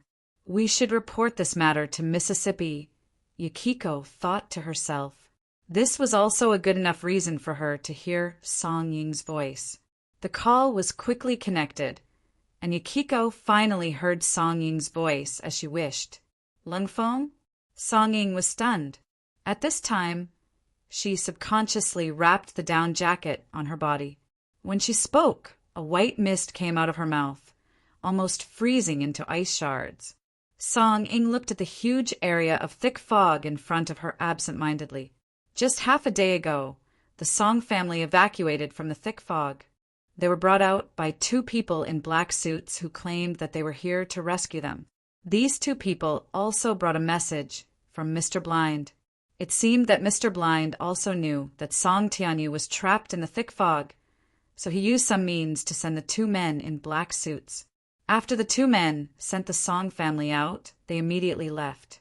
The Song family was temporarily settled in a nearby town. However, the thick fog had begun to spread, so the town would probably be evacuated in 2 days. After a discussion, the three members of the Song family decided to observe the situation first. After all, they had lost contact with some of the Song family soldiers because of the thick fog. At present, Uncle Wu and Song Haoren were trying to find a way to contact each other. After all, the Song family's foundation was still in South America. It was impossible for them to stay in China for a long time. Miss. Oh, I was just thinking about something. Please continue. Song Ying came back to her senses and listened to Yukiko's report absent-mindedly. The matter about Yukiko's investigation happened a long time ago. Later, Song Ying could not find any reason to ask Yukiko to come back. Then she returned to China, so this matter was delayed. Since the ice cellar incident, Song Ying's mind had changed a lot. She had thrown her guard against Luo Chiyo out of the window. Instead, she was faintly worried that Kiko would come back and accidentally leak the information she had asked her to investigate. Then, unluckily, it was passed to Luo Chiyo's ears. Yukiko, you did a good job. Song Ying suddenly said, but this is not enough. I still need to know more. Your next goal is very clear. That is to find out who is in this network as much as possible. This is very important to our Song family, do you understand? Miss, I understand. Thank you for your hard work. Song Ying said softly at this time, I still have something to do here. If you have any new situation, report to me. Oh, by the way, since Miss Rin is nearby, you'd better protect her as much as possible. No matter what, this lady is the daughter-in-law of our Song family. Understood. After finally getting rid of Yukiko, Song Ying yawned and lay on the bed. During this period of time, she had been trapped in the Song family's ancestral home. Everyone was in a state of panic, so she didn't have a good rest. At this time, she finally walked out of the thick fog area and lay down. She was physically and mentally exhausted. That's not right. Didn't Luochio say that he went back to celebrate the new year? Why did his stepmother come here? Suddenly, Song Ying felt sleepy like a tide. Her eyelids became heavier and heavier. The moment she finally closed her eyes, a desolate and dilapidated city suddenly flashed by. In this ruined city, there were a large number of rotting corpses wandering around. This was the best hotel in the town. But at this time, the hotel was very empty. Most of the guests had left early. Late at night, a room in the hotel was still lit. It's still spreading. It's like a giant beast swallowing everything. Song Haoren looked at the thick fog outside the town with the night vision goggles. In the battle that year, the thick fog of the Four Seasons glazed book covered thousands of miles. It's not surprising that it's still spreading now. Behind Song Haoren, a beautiful female voice slowly sounded. It was Princess Chuyang's voice. The princess had changed into a set of modern clothes. As for her hair, it was simply draped over her shoulders without any care. Even so, her hair was as smooth as silk. You mean its final range can reach over 500 kilometers? Song Haoren turned around and looked at Princess Chuyang's face. There was still a trace of paleness. During this period of time, under Song Haoren's control, Princess Chuyang always kept a certain distance from Marquis Zhu. Even so, the two of them were not at daggers drawn like they were at the beginning, and were able to converse normally. Song Haoren gave Princess Chuyang a pad. After leaving the thick fog, electronic devices could be used again. It was not impossible to bring a teacher with her to teach Princess Chuyang modern knowledge. But considering the current situation, it was not very convenient. However, this princess's ability to accept things was quite good. She was also very intelligent and could infer many things from one example. In a short period of time, she had actually accepted this modern society. It depends on the person who uses the Four Seasons glazed book and whether their own strength can bring out the full power of this treasure. Princess Chuyang did not raise her head. Right now, her eyes were focused on the map of Huaxia. She said casually, however, it's not like there's no way to break the Four Seasons glazed book. Oh! Song Haoren's interest was immediately piqued. Didn't you say that unless the caster dies or stops, it won't stop? Princess Chuyang raised her head and looked at Song Haoren. She said, the way to break the Four Seasons glazed book refers to how to move in the fog, not how to break the fog. I've already said that Dynasty used the Four Seasons glazed book to repel the invasion of the exotic beasts. Once this treasure is activated, it doesn't distinguish between friend and foe. If there's no way to move safely, how can Dynasty's army kill the exotic beasts in the fog? Song Haoren frowned. He did not ask why this Princess Chuyang did not say anything in the beginning. After all, the two of them did not have a good relationship to begin with, and this princess had even less reason to care about his life and death. Or rather, if something happened to him, the Sueho pearl could directly return to her hands, right? There were still quite a few Song family warriors who were trapped inside. If he could obtain a way to only move in the fog, it would be very beneficial for him to contact them. How can Princess teach me? Everything was driven by benefits. Song Haoren understood this very well, so he went straight to the point. Princess Chuyang sized up Song Haoren with a meaningful look. Only then did she slowly say, although I have already come out, my resting place has been destroyed. I must investigate this matter thoroughly. Song Haoren was also a clever person. At this moment he smiled and said, Princess Chuyang has just woken up in the modern world and is not familiar with many things. You need someone to serve you, right? Princess Chuyang looked at Song Haoren without saying anything. Young Master Song chuckled at this moment. Your method of breaking the fog is indeed more effective in helping me find my lost subordinates. However, even without this method, I believe that my subordinates will be able to find a way out. It's only a matter of time. I don't think it's worthwhile for me to help Princess because of this. Princess Chuyang suddenly said, Song Haoren, you want to obtain power, right? Song Haoren said casually, Why do you say that? Princess Chuyang said indifferently, I see that you often secretly read an ancient book. I'm afraid it's a kind of cultivation method. It's just that you can't understand it. You can understand it? Song Haoren narrowed his eyes. Princess Chuyang said indifferently, Try it and you'll know. Song Haoren thought for a while, but still tossed the ancient book that came from the mysterious bronze masked man to Princess Chuyang. He wasn't afraid that she would destroy it. He had already memorized the contents of the book without missing a single detail. The princess picked it up expressionlessly and casually flipped through it. She read for more than 2 hours. Song Haoran could see some astonishment on Princess Chiang's face. She also gradually became focused from her initial indifference. She probably lost track of time because of this. But young Master Song's patience had always been very good. He just watched the princess read for more than 2 hours. Finally, Princess Chiang said, "Although I don't know who wrote this book, it is indeed a very talented person. This book does indeed record a kind of cultivation method, and it originates from the imperial dynasty. However, this person made some changes to the method, and it advanced a step further, becoming a wonderful method." You're saying that the cultivation method in this book originates from the Qin dynasty? Song Haoran opened his mouth in astonishment. Princess Chiang said matter-of-factly, "What's so strange about it?"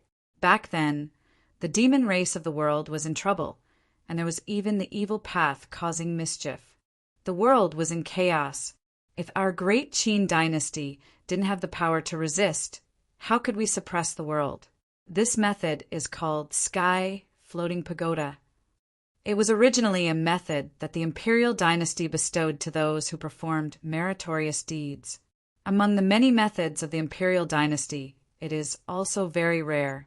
Now that it has been modified by someone, its power has advanced a step further. You're quite lucky to be able to obtain this book. Princess, you can give me some pointers. Song Haoran smiled. I've never lacked manpower, material resources, and financial resources. I'll teach you the beginning of the qi circulation method. Princess Chiang said calmly, I'll only say it once. Oh, all right, I'll record it first. Song Haoran tapped on his phone and started to scroll. Princess Chiang was speechless. The first person to come out was Ghost Baby, followed by Chi-Chi Kamaya, followed by Long Shirua and the rest. It was night time, and the exit was still connected to the back of the granary. However, after Long Shirua and the rest came out, they couldn't help but feel a little strange, because there were many tents near the exit, but there was no one there. Ghost Baby immediately checked around. Not long ago, there should be quite a few people here. Then, for some unknown reason, they left. Furthermore, they should have left in a hurry. I'm afraid it's because of that. Long Shirua frowned and looked up. After coming out of the Penglai treasure house, Long Shirua's expression had been very bad. At this time, after seeing the huge, thick fog in front of them, she looked even worse. This is... Chi-Chi Kamaya opened his mouth and frowned. He seemed to have thought of something and blurted out, "The Four Seasons glazed book? Who activated this thing?" "Who else?" Long Shirua suddenly sneered. "Chi-Chi Kamaya, did you forget who came to visit me?" "You mean Gongsun Shiyu?" Chi-Chi Kamaya's face darkened. Xianyuan Palace was divided into Qian and Kuan divisions. Kuan division was made up of the monsters who were suppressed by Xianyuan Palace, while Qian division was made up of the descendants of the Gongsun clan. Moreover, Xianyuan Palace's treasure house had always been guarded by Qian division. If there was anyone who could easily take out the rare treasures in the treasure house, it was naturally the Gongsun clan of Qian division. "What are you talking about? Gongsun what?" Su Zijuan, who had just come out, frowned at this time. "Who else could it be? The poor child that you ran away from." Long Shirua shrugged her shoulders. Chapter 11:11. But soon one person came back from the temporarily moved camp, a logistics staff of the administration. It turned out that he had just gone out to solve some physiological problems during this time, so he missed the appearance of Long Shirua and her team. This logistics staff didn't know Chi-Chi Kamaya and others, but he could recognize Xiao Xingma among them. Xiao Xingma was seriously injured and had not woken up at the moment. "I stayed here to convey information to the seniors who came back. My name is..." "No need for a name." Chi-Chi Kamaya shook his head. "Just tell me what happened." "Here's the thing. So the logistics staff spoke with a sad face and quickly explained the cause and effect of the matter. It turned out that the operation to stop the sixth jade dragon pillar had ended in failure. The current situation was unprecedentedly tense, so the people who had stayed behind, including the people from the agency's scientific research class, were all transferred to the thick fog area. There was only one purpose. That was to find the hiding place of the dangerous people led by the bronze masked man as soon as possible. They must strike first and never let the seventh jade dragon pillar be erected. Listening to the logistics staff, Long Shirwa didn't think that nearly half a month had passed in the outside world in the short time they entered the Penglai treasure house. Moreover, this time it seemed that even the Qian battalion of the Xianyuan Palace was involved. Su Zijuan's face was almost dark. It was still unknown why the princess of the Xianyuan royal family ran away from home. But judging from her look at this time, she probably still cared about the reputation of the Xianyuan Palace. The current situation was serious, and everyone subconsciously looked at Long Shirwa at this time. Long Shirwa lowered her head and pondered. Although she was unwilling to admit it, judging from the behavior of the profiteer in the Penglai treasure house, the remaining ones that had not been removed should not be dangerous. Maybe they would come out soon. And judging from the previous situation, there should be few left that had not been removed. Although Long Shirwa was quite concerned about what happened after the Penglai treasure house, the passage was one way. Even she had no way to enter the Penglai treasure house again in a short time. In that case, the more important thing now was clearly the matter of the 71st generation Tian Xian's plot. She knew more than anyone else what the Jade Dragon Pillar was. She also knew what it meant for the dragon bloodline to be drawn out of the Jade Dragon Pillar. "Can't you stop stirring up trouble?" Long Shirwa scolded impatiently. "All of you are so bored." "Lord Long," Chichi Kamaya asked in a low voice. At this moment, Long Shirwa only said, "Chichi Kamaya, concoct a medicine for me to recover my vitality as soon as possible. The sooner the better." Chichi Kamaya had already understood Long Shirwa's plan.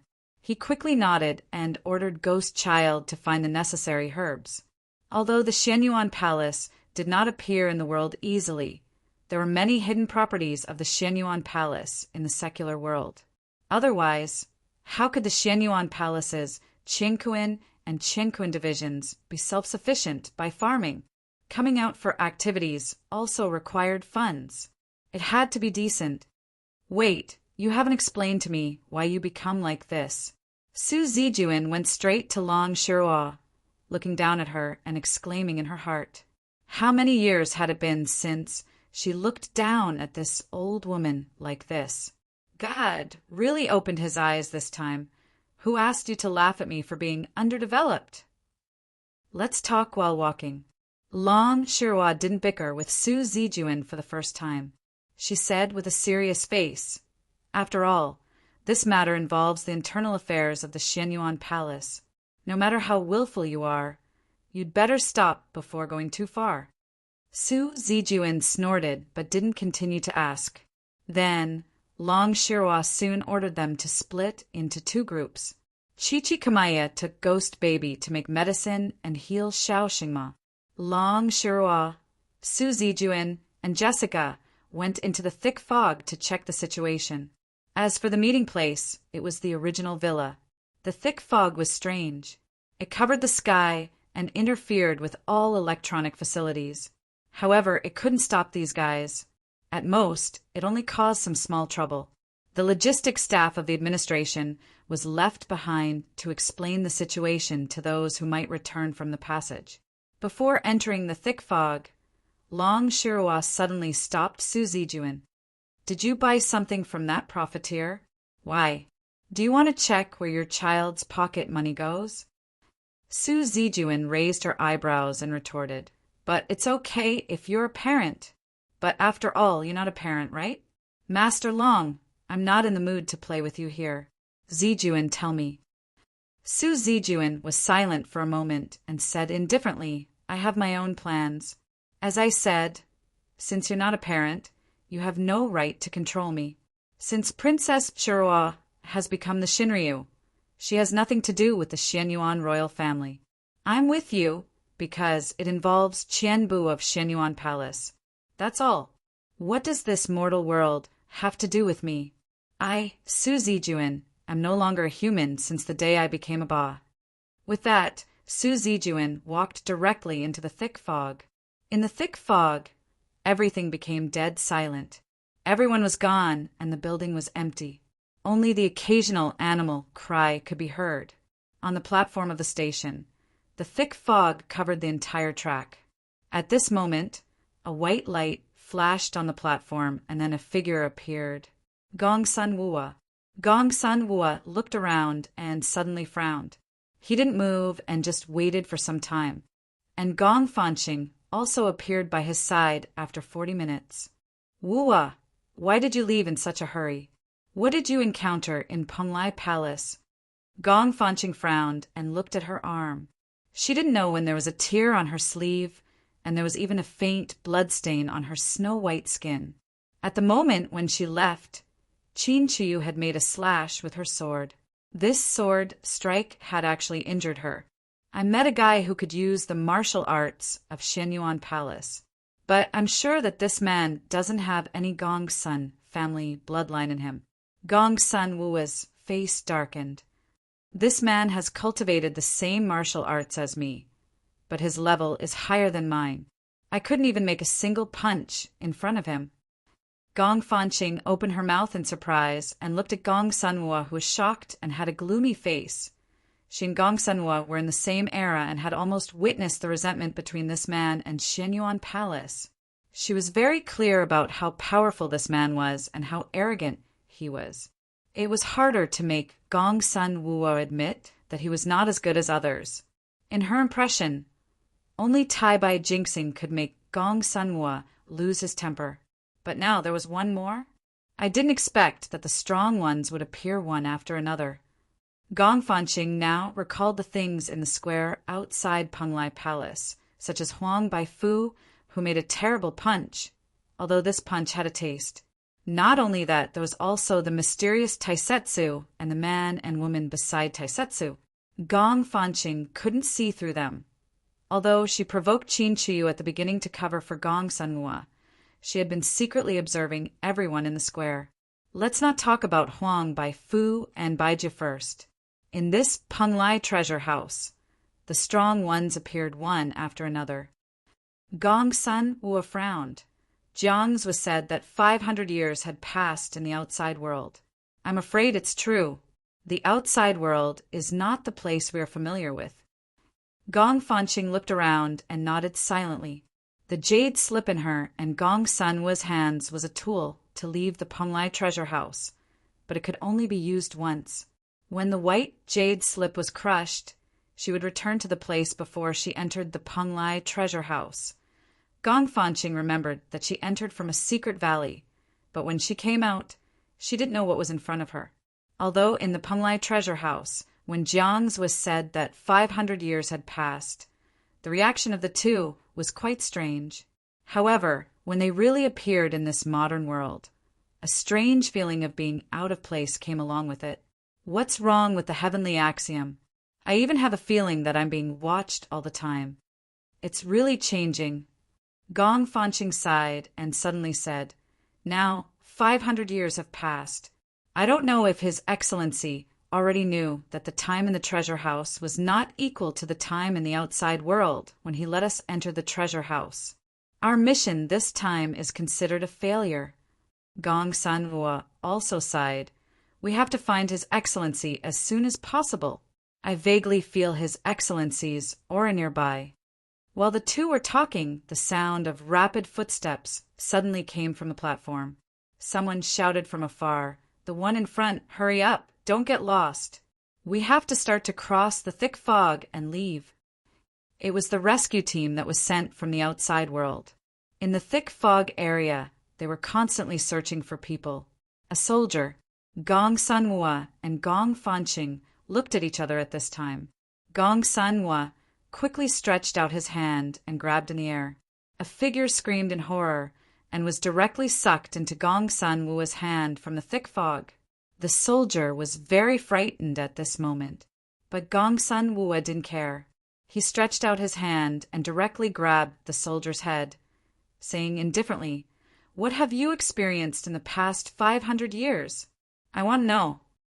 On the platform, the soldier's scream gradually weakened soon after. When the rest of the soldiers of the rescue team found the soldier, they found that he was dead and there was no one around. Since Long Shirua and the others left, the logistics personnel who didn't have time to remember to say his name continued to wait in boredom. He thought that he might have to wait for a long time this time. Unexpectedly, when he planned to take a nap, the mysterious passage appeared in front of him again. In the passageway, a youth of about 17 or 18 years of age slowly walked out. Immediately after, behind this youth, another youth who was even younger also walked out.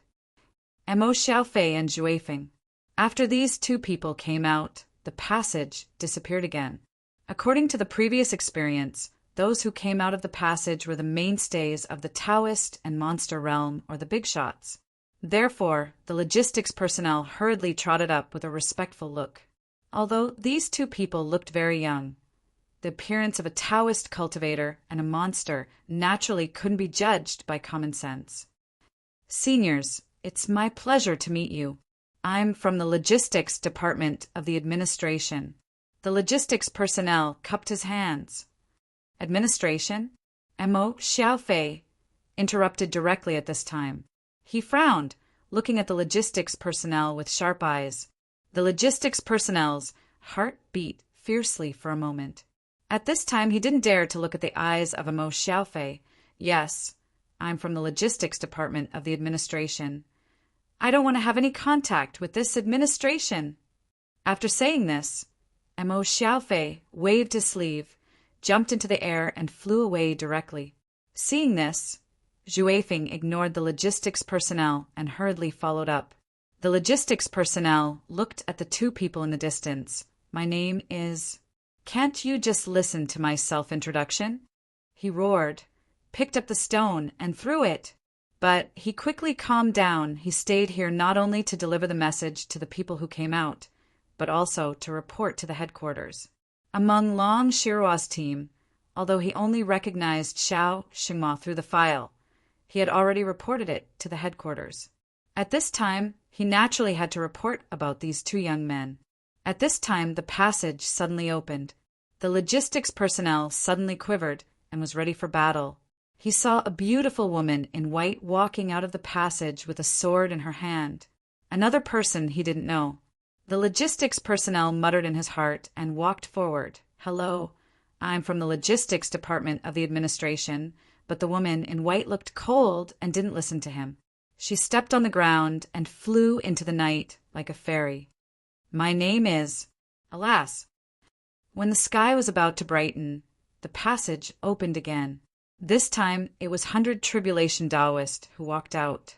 Kelowna was the leader of the Tao world, the sect master of Kunlun, and the evergreen member of the Tao Association. This was the information that almost everyone in the administration memorized immediately after joining the job. "President, 100 Tribulation.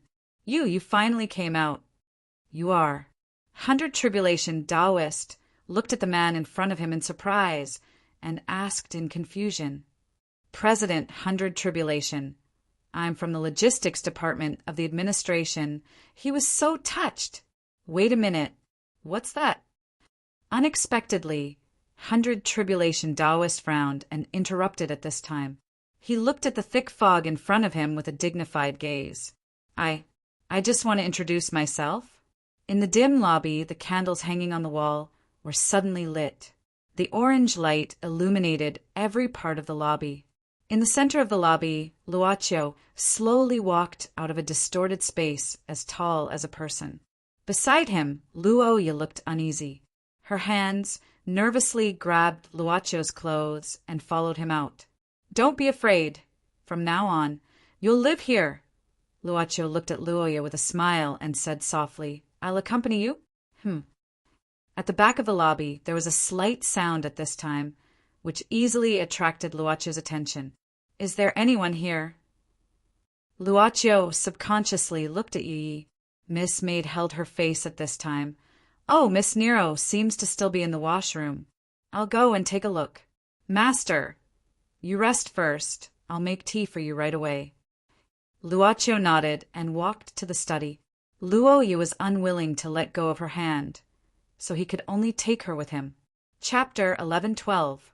Creak, yeah.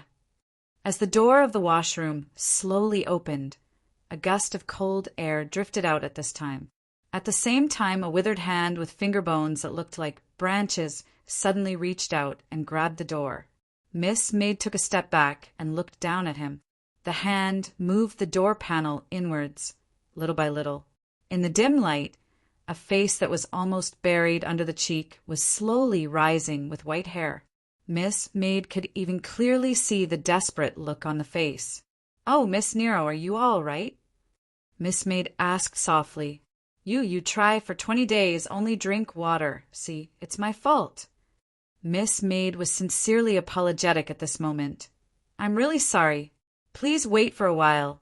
I'll prepare some food for you to recover your body right away."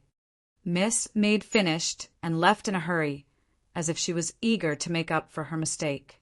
Seeing this, Nero had to crawl out of the washroom bit by bit.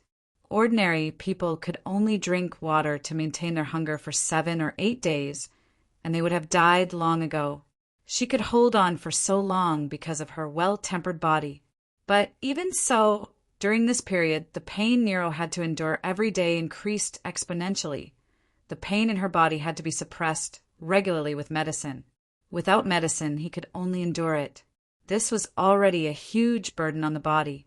Furthermore, it was true that this body had been tempered thousands of times, but the more a body was tempered like this, the more it would consume a shocking amount of energy. In the hall, Taisetsu put Teiinzi, who was in a daze, on the ground.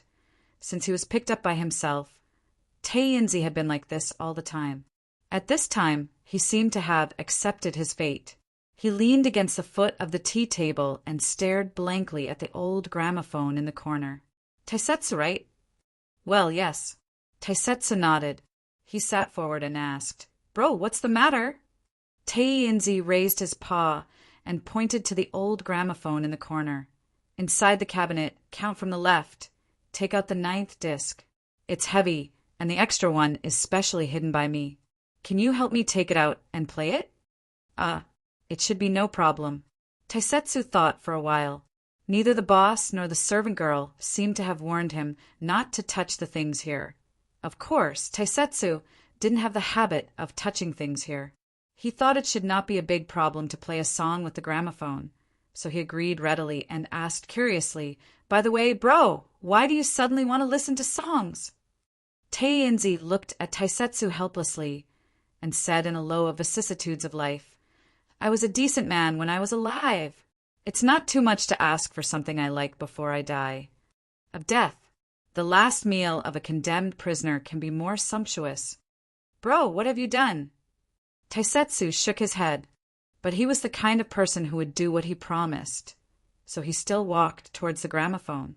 Teiinzi sighed at this time, looking at Taisetsu squatting down to look for the record. "To tell you the truth, I was a decent man before. I was in charge of a big project of the club. Is it this one?" Taisetsu took out a vinyl disc according to Teiinzi's words, and took out a record from the cover. "But there's only one? Didn't you say there was a folded one in there?" Teiinzi was startled, as if he wanted to say something, but in the end he just sighed and looked at Taisetsu. "My birthday is on the 17th day of the 4th lunar month. My favorite food is the osmanthus cake from Baifeng Zhai in Luoyang, but now it's hard to find, so the osmanthus cake from the supermarket will do. Also, I don't know if there's such a thing in the basement, but it's best to burn a few boxes. By the way, remember to burn a copy of The Straw Hat King when it's finished. But if the author says there's a new challenge waiting for him after the end, or something like that, then you don't have to burn it, just burn the author." Listening to Teiinzi talking about things to take note of, Taisetsu became more and more curious about what this dignified black soul envoy before him had done. Was it referring to what happened in the Penglai treasure vault? At this time, some strange sounds came from the corridor. Taiyinzi was still talking endlessly, as if he had entered a deserted land and did not care at all. Taisetsu looked curiously and saw a mummified woman wrapped in a bath towel crawling out of the corridor little by little. Taisetsu vaguely remembered that this seemed to be the one who was locked in the bathroom before leaving. Taisetsu looked at the current Nero, and then looked at the current appearance of Taiyinzi. At the same time, the image of Wang who covered in feces flashed through his mind, and he suddenly shuddered. He heard footsteps coming from the direction of the kitchen. Almost without thinking, as if by instinct, Taisetsu stuffed the record into the envelope at the fastest speed, then quickly walked back to the sofa and sat upright. A strong desire to survive even drove Taisetsu to show a stiff smile. Yuyi, Mississippi. Are you done? The maid opened the curtain and walked out at this time with a tray in her hand. She looked at Taisetsu sitting upright at this time and felt a little strange. Mr. Taisetsu, are you very hot? Hot? No. Oh, maybe I just finished exercising? Didn't I just have a fight in the Penglai treasure vault? Taisetsu subconsciously wiped his forehead. When did I sweat? There is ice water on the counter, fresh. The maid smiled slightly. You will be fine after a rest. Taisetsu nodded stiffly. Later, the maid walked to Nero as if she didn't see Taiyinzi, and slowly put down a plate of food on the tray. Mississippi Nero, this is the food I made for you carefully. It can supplement the nutrition you lack. So, please enjoy it. A pot of hot and explosive mixture. The maid left with the tray and walked toward the study. Taisetsu glanced at the back of the maid who had left, and then looked at the food in front of Nero. Nero was still weak and shriveled on the ground, and the food was placed in front of her on the floor. He suddenly felt the malice from the maid. But at this time, Nero stuck out her tongue little by little toward the food on the plate. Taisetsu widened his eyes, opened his mouth, and felt that his breathing seemed to be rapid. Don't eat it. Don't eat it. I will lose my dignity if I eat it. Hold on. Finally, Nero licked the food on the plate and lost her dignity. Knock, knock. There was a knock on the door. When you walked into the study, Luocho was squatting on the sofa in the corner, combing the hair on Luo Ye's face with gentle eyes. Luo Ye was lying on the sofa at this time and seemed to have fallen asleep. Master. Luocho turned back and made a gesture of whispering. The maid nodded, softly put down the tray, and tea silently, and then came to Luocho's side. She must be very tired. The maid looked at the little girl's delicate face at this time. Wait a minute. I will clean up a room. Luocho nodded, and then took off his coat. Seeing this, Miss Maid walked to the back and helped to take off the coat. Then, she covered Luoya with the coat. You can always guess what I want to do. The maid looked back and smiled faintly. Luocho waved his hand at Luoya. The air shook, and the entire sofa was covered by an invisible cover. Luocho then returned to the desk and sat down. By the way, how is Miss Nero? Nothing serious. The maid looked natural. Luocho just nodded and didn't ask. He looked up at Yu Yi and suddenly said, Califar. Beside the desk, the maid who was pouring flower tea for Luocho suddenly stopped. At the same time, the steaming tea was about to overflow. It was not because the maid was absent-minded, but because she was still at this moment. Sure enough, Luocho's finger suddenly tapped on the table, and the falling tea also stopped. Luocho closed his eyes at this time. In the club, everything seemed to become black and white. Taisetsu, who was sitting upright, also stopped. Nero, who was burying her face in the food, also didn't move. Taiyinzi still lowered his head and didn't move. Luocho sighed softly, stood up and walked out of the study alone. Soon after, he came to the lowest floor of the club and opened the door that only he could enter. Everything here was the same as the last time he left. Luocho walked to the altar. At this time, the altar began to rise slowly, and the pillar inlaid with gold and silver cards gradually appeared. Luocho walked around the pillar twice. He suddenly stopped.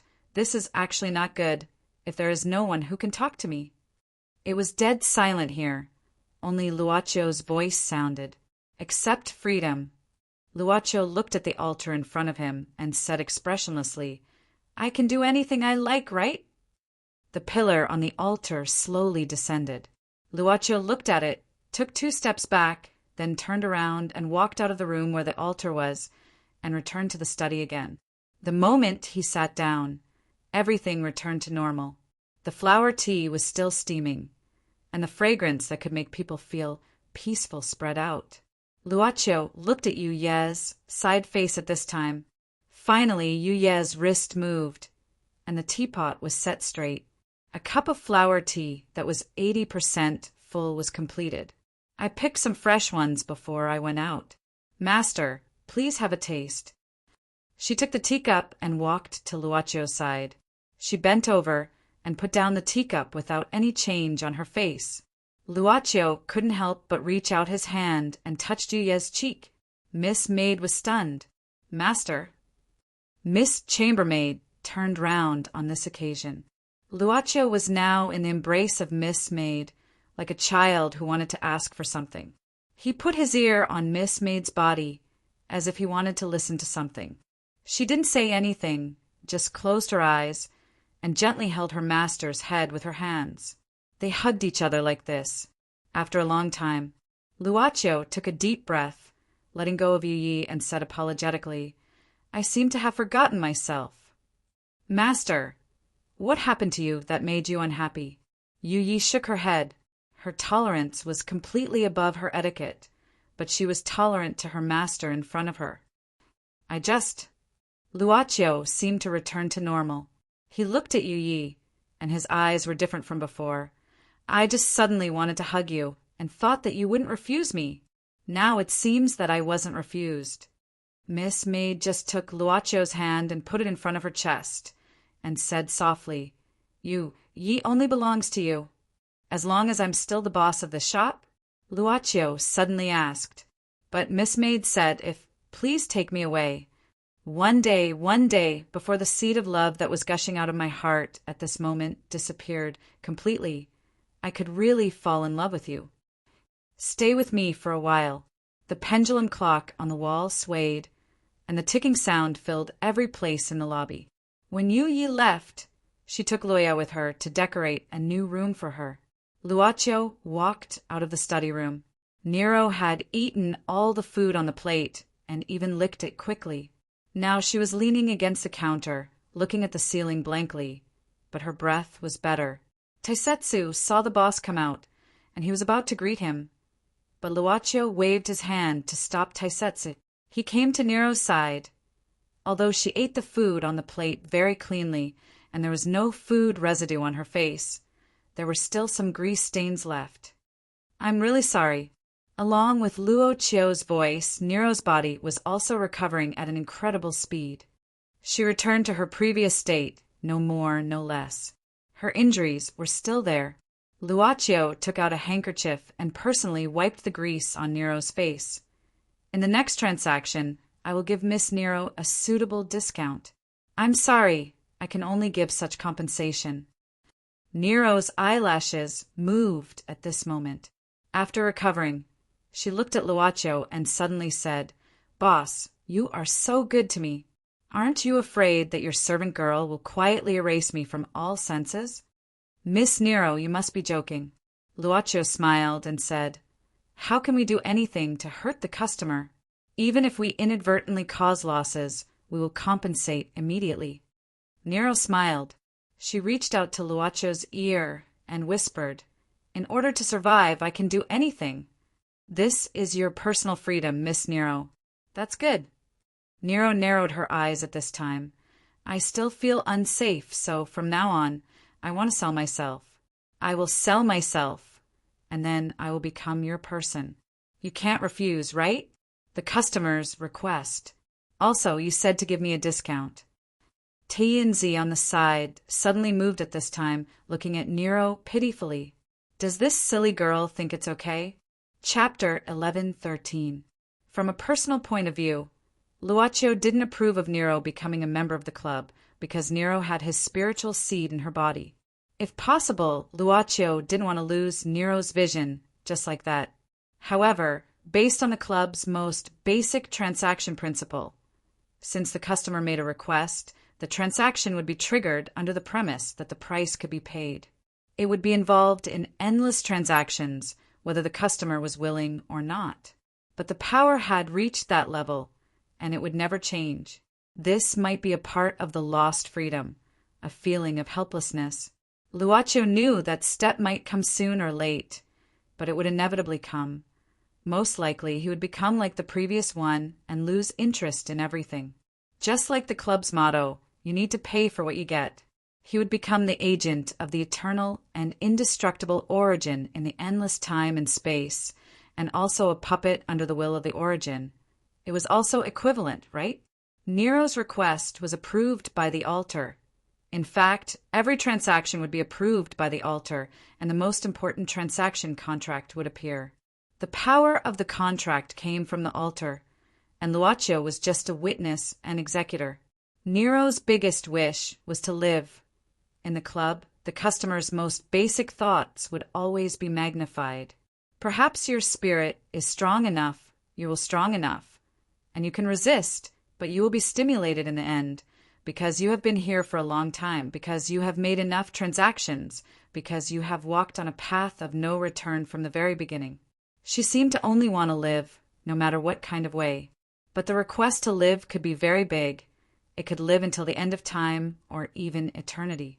Obviously, the price of eternity was so great that it was almost immeasurable, but there seemed to be a shortcut, for example, the way to become a black soul envoy. Perhaps this was Nero's idea at this time. You will lose your freedom, your body, and you will no longer belong to you from now on. Your life and death will only depend on a single thought from now on, and you can't betray my will. Moreover, in the process of carrying out the task, you may encounter a terrible situation that may lead to death. Even so, are you willing to do it? This was a transaction, different from the transformation of Taisetsu. Taisetsu first became the club's property, and then was transformed by Luaccio. He had no right to choose.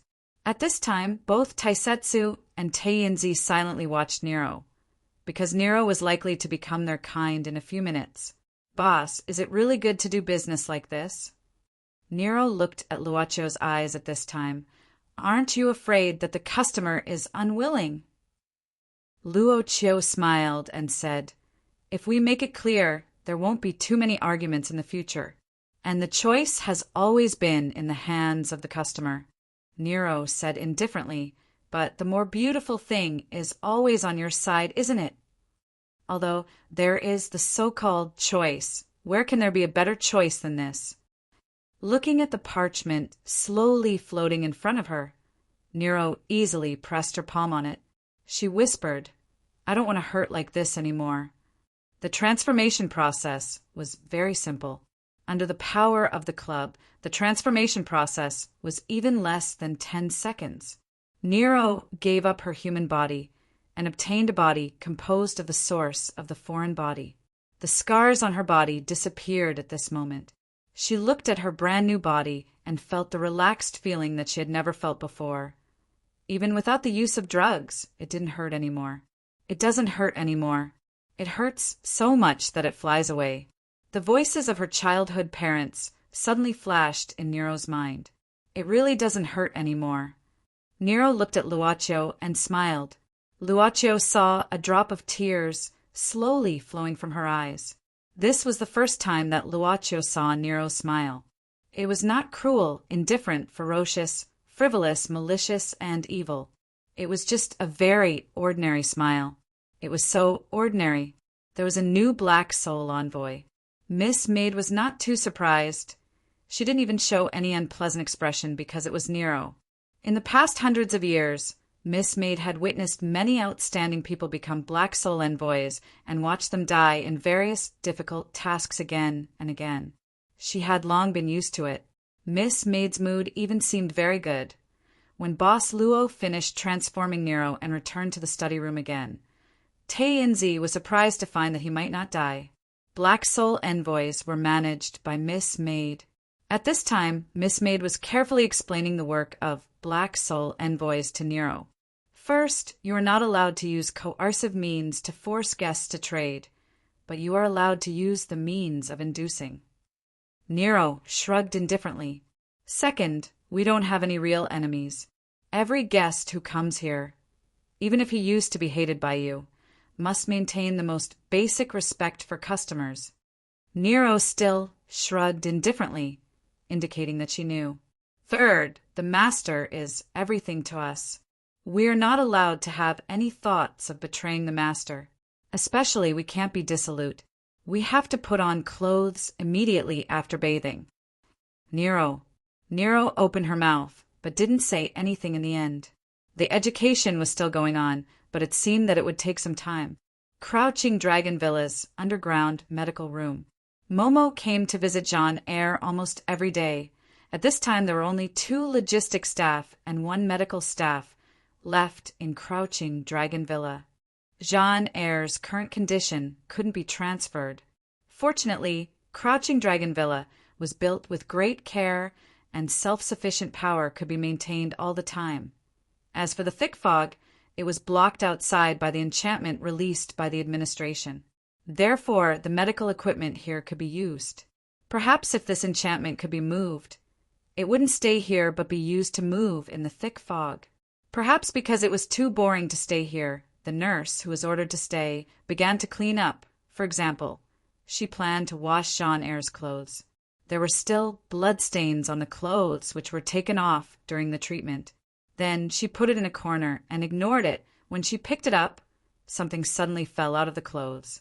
It was a small bell.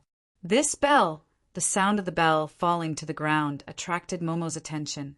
He walked to the nurse and picked up the bell on the ground, shaking it twice subconsciously. The crisp sound seemed to carry a kind of strange magic, which could calm people down. "Mr. Momo, is it broken?" The nurse looked at Momo anxiously. Of course, she knew what kind of people lived in Crouching Dragon Villa. This ordinary-looking bell could be a magic tool or something similar to those Taoists who could fly in the sky and burrow into the ground. If it was damaged, she could not afford to compensate. "No, it's okay." Momo smiled. "Go do your work." The nurse left with a worried look. Momo looked at Jean Eyre's sleeping appearance through the glass, feeling helpless. "So you've been carrying this thing all the time?" Momo got it from Lai Kaixing, the successor of the cloth sect. On the first day, he lived in Crouching Dragon Villa, or it was given by Lai Kaixing. Momo didn't expect Jean Eyre to carry this bell all the time. Momo shook his head, holding the bell in his hand and walking out of the infirmary. There was a logistician here, so there was someone watching over the place. Thanks to the enchantment, the interior of Crouching Dragon Villa wasn't covered by the thick fog.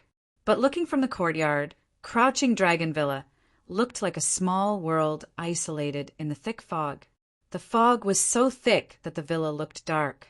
If one didn't look at the time, he couldn't even tell whether it was morning or afternoon. But Momo didn't expect that he would meet the mysterious man with the bronze mask who was causing a huge commotion outside at this time. It was in the courtyard of the cloth sect. Momo didn't even know when the man came and how he passed through the enchantment. At this moment, the man with the bronze mask was standing in the courtyard, looking up at a parasol tree in the courtyard. Momo was greatly frightened. There were only 2 logisticians left in the villa, but they couldn't be counted on. He was the only one left. The only thing that gave Momo some confidence was that he got back his luggage, magic tools, and talismans from Dragon Tiger Mountain, so he wouldn't have to resort to close combat. He held a powerful talisman in his hand, walking into the courtyard. Momo had a feeling that the man with the bronze mask came for him. Heaven Heart, 71 generation. How dare you break into Crouching Dragon Villa? Momo rushed into the courtyard, pointing the nameless black wooden sword at him, shouting angrily, "What the hell do you want?" "Is your partner okay?" The man with the bronze mask turned around, looking at Momo, saying indifferently, "I heard he survived, right?" Momo clenched his teeth. It's all because of you, that John. Damn it. As the saying goes, those who survive a great disaster are bound to have good fortune later. The man with the bronze mask said, He's like that, and so are you. This proves that you have a strong destiny, but that doesn't mean you can squander it without restraint. You might be able to see a new world. So why don't you cherish it? Cherish it? Momo sneered. If they hadn't been rescued that day, then so many seniors of the Tao world and experts of the demon clan would have been sacrificed. Do you want to sacrifice so many people's lives for your own selfish desire? Who are you to judge whether they'll survive or not? Who are you to judge whether they should stay or not? Those who achieve great things must have sacrifices.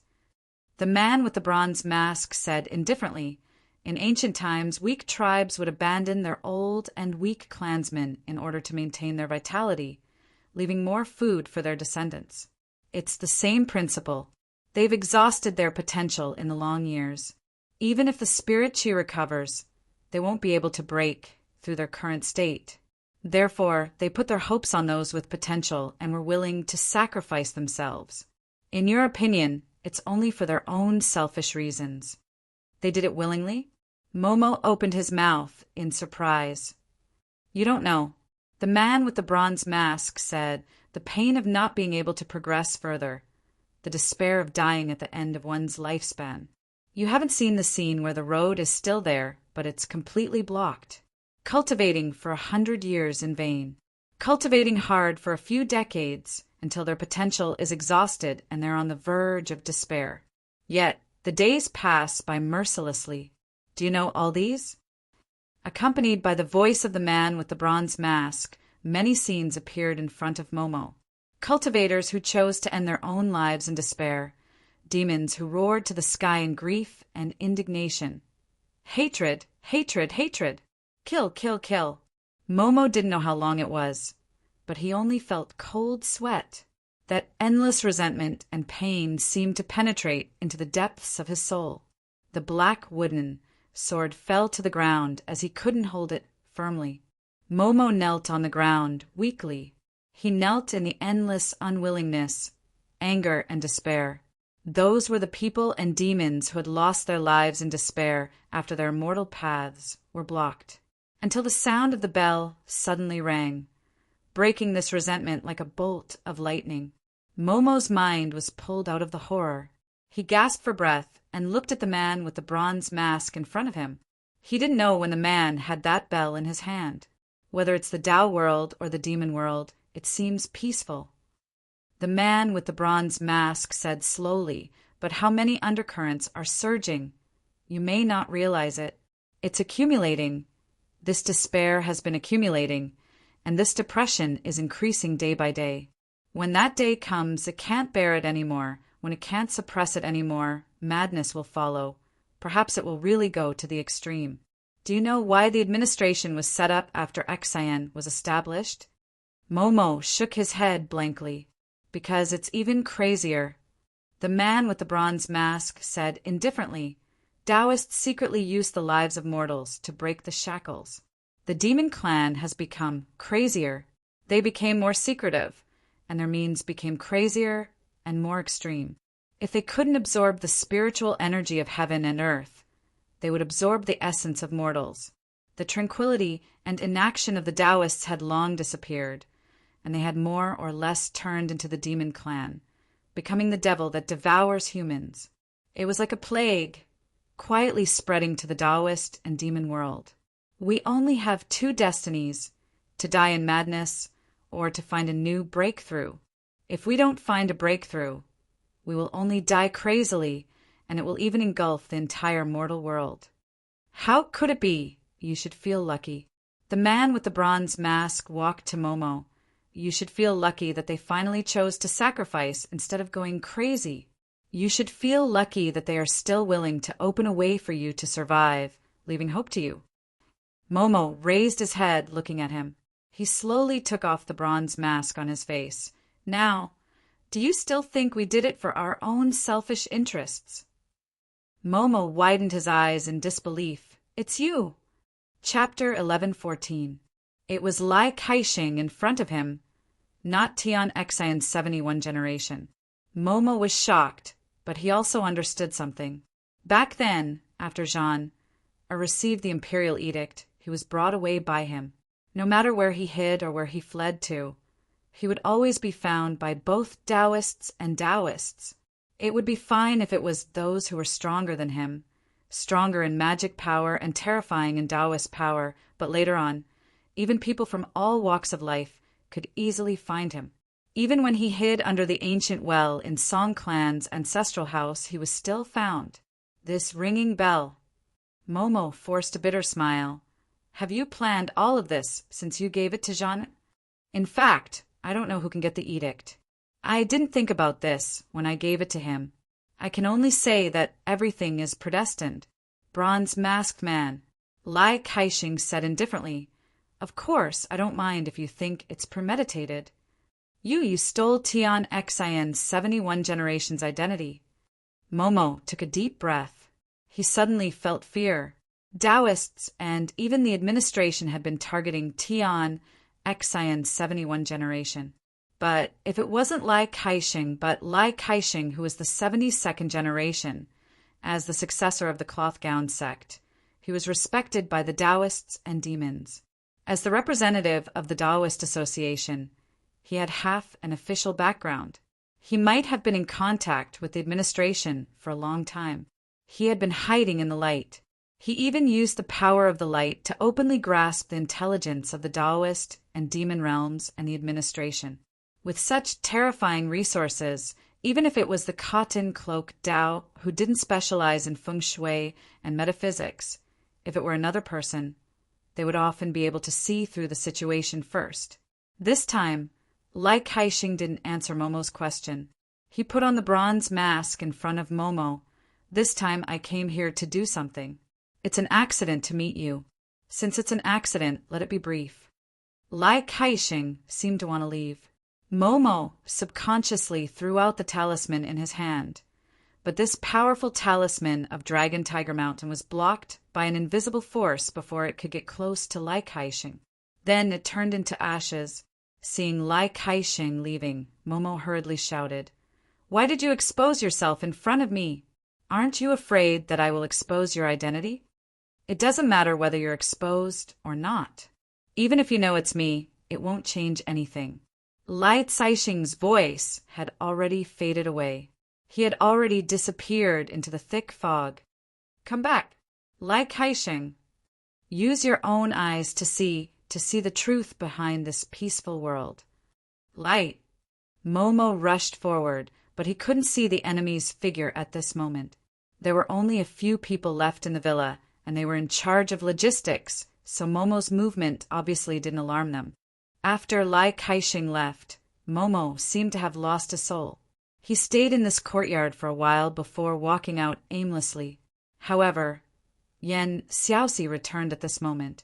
Not only him, but also the 3 teams that had gathered to prevent the appearance of the 6th Jade Dragon Pillar. The plan to stop the 6th Jade Dragon Pillar failed. When Momo came to the hall of the villa, it wasn't difficult to see a trace of depression on everyone's face. Among all the people here, Momo only had a short contact with Yan Xiaoxi, Fire Cloud, Evil God, and Mr. Blind. He quickly walked to Yan Xiaoxi. "Section Chief Yan, what's your plan?" Yan Xiaoxi shook her head, believing that this was the best answer. She patted Momo's shoulder, asking casually, "Did anything special happen in the villa while we were away?"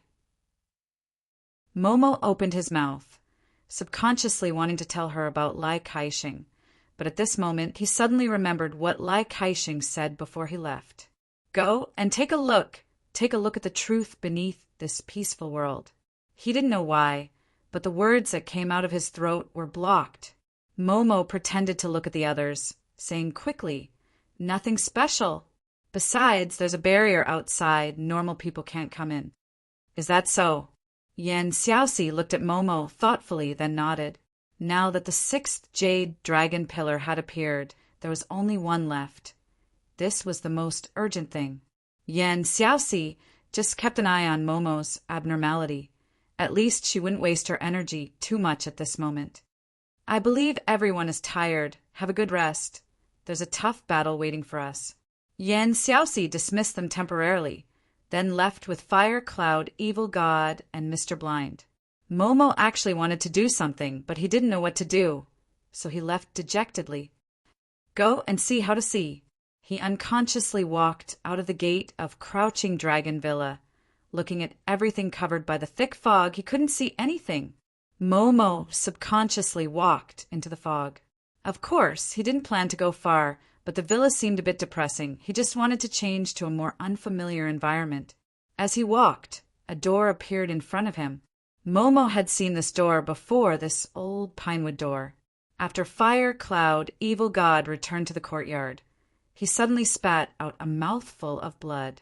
As his disciple, Yan Xiaoxi was very nervous, carefully helping Fire Cloud, Evil God, to sit down.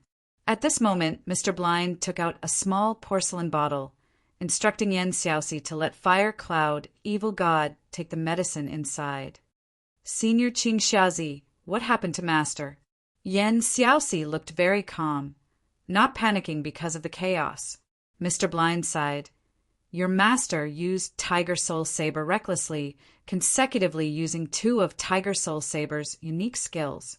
As the saying goes, the first drum builds up the spirit, the second will weaken, and the third will exhaust. Tiger Soul Saber is an ancient demonic saber. Its ferocity is hard to tame. Once the saber intent erupts, it won't stop until death. With my help, your master forcibly suppressed it, so he naturally suffered some backlash.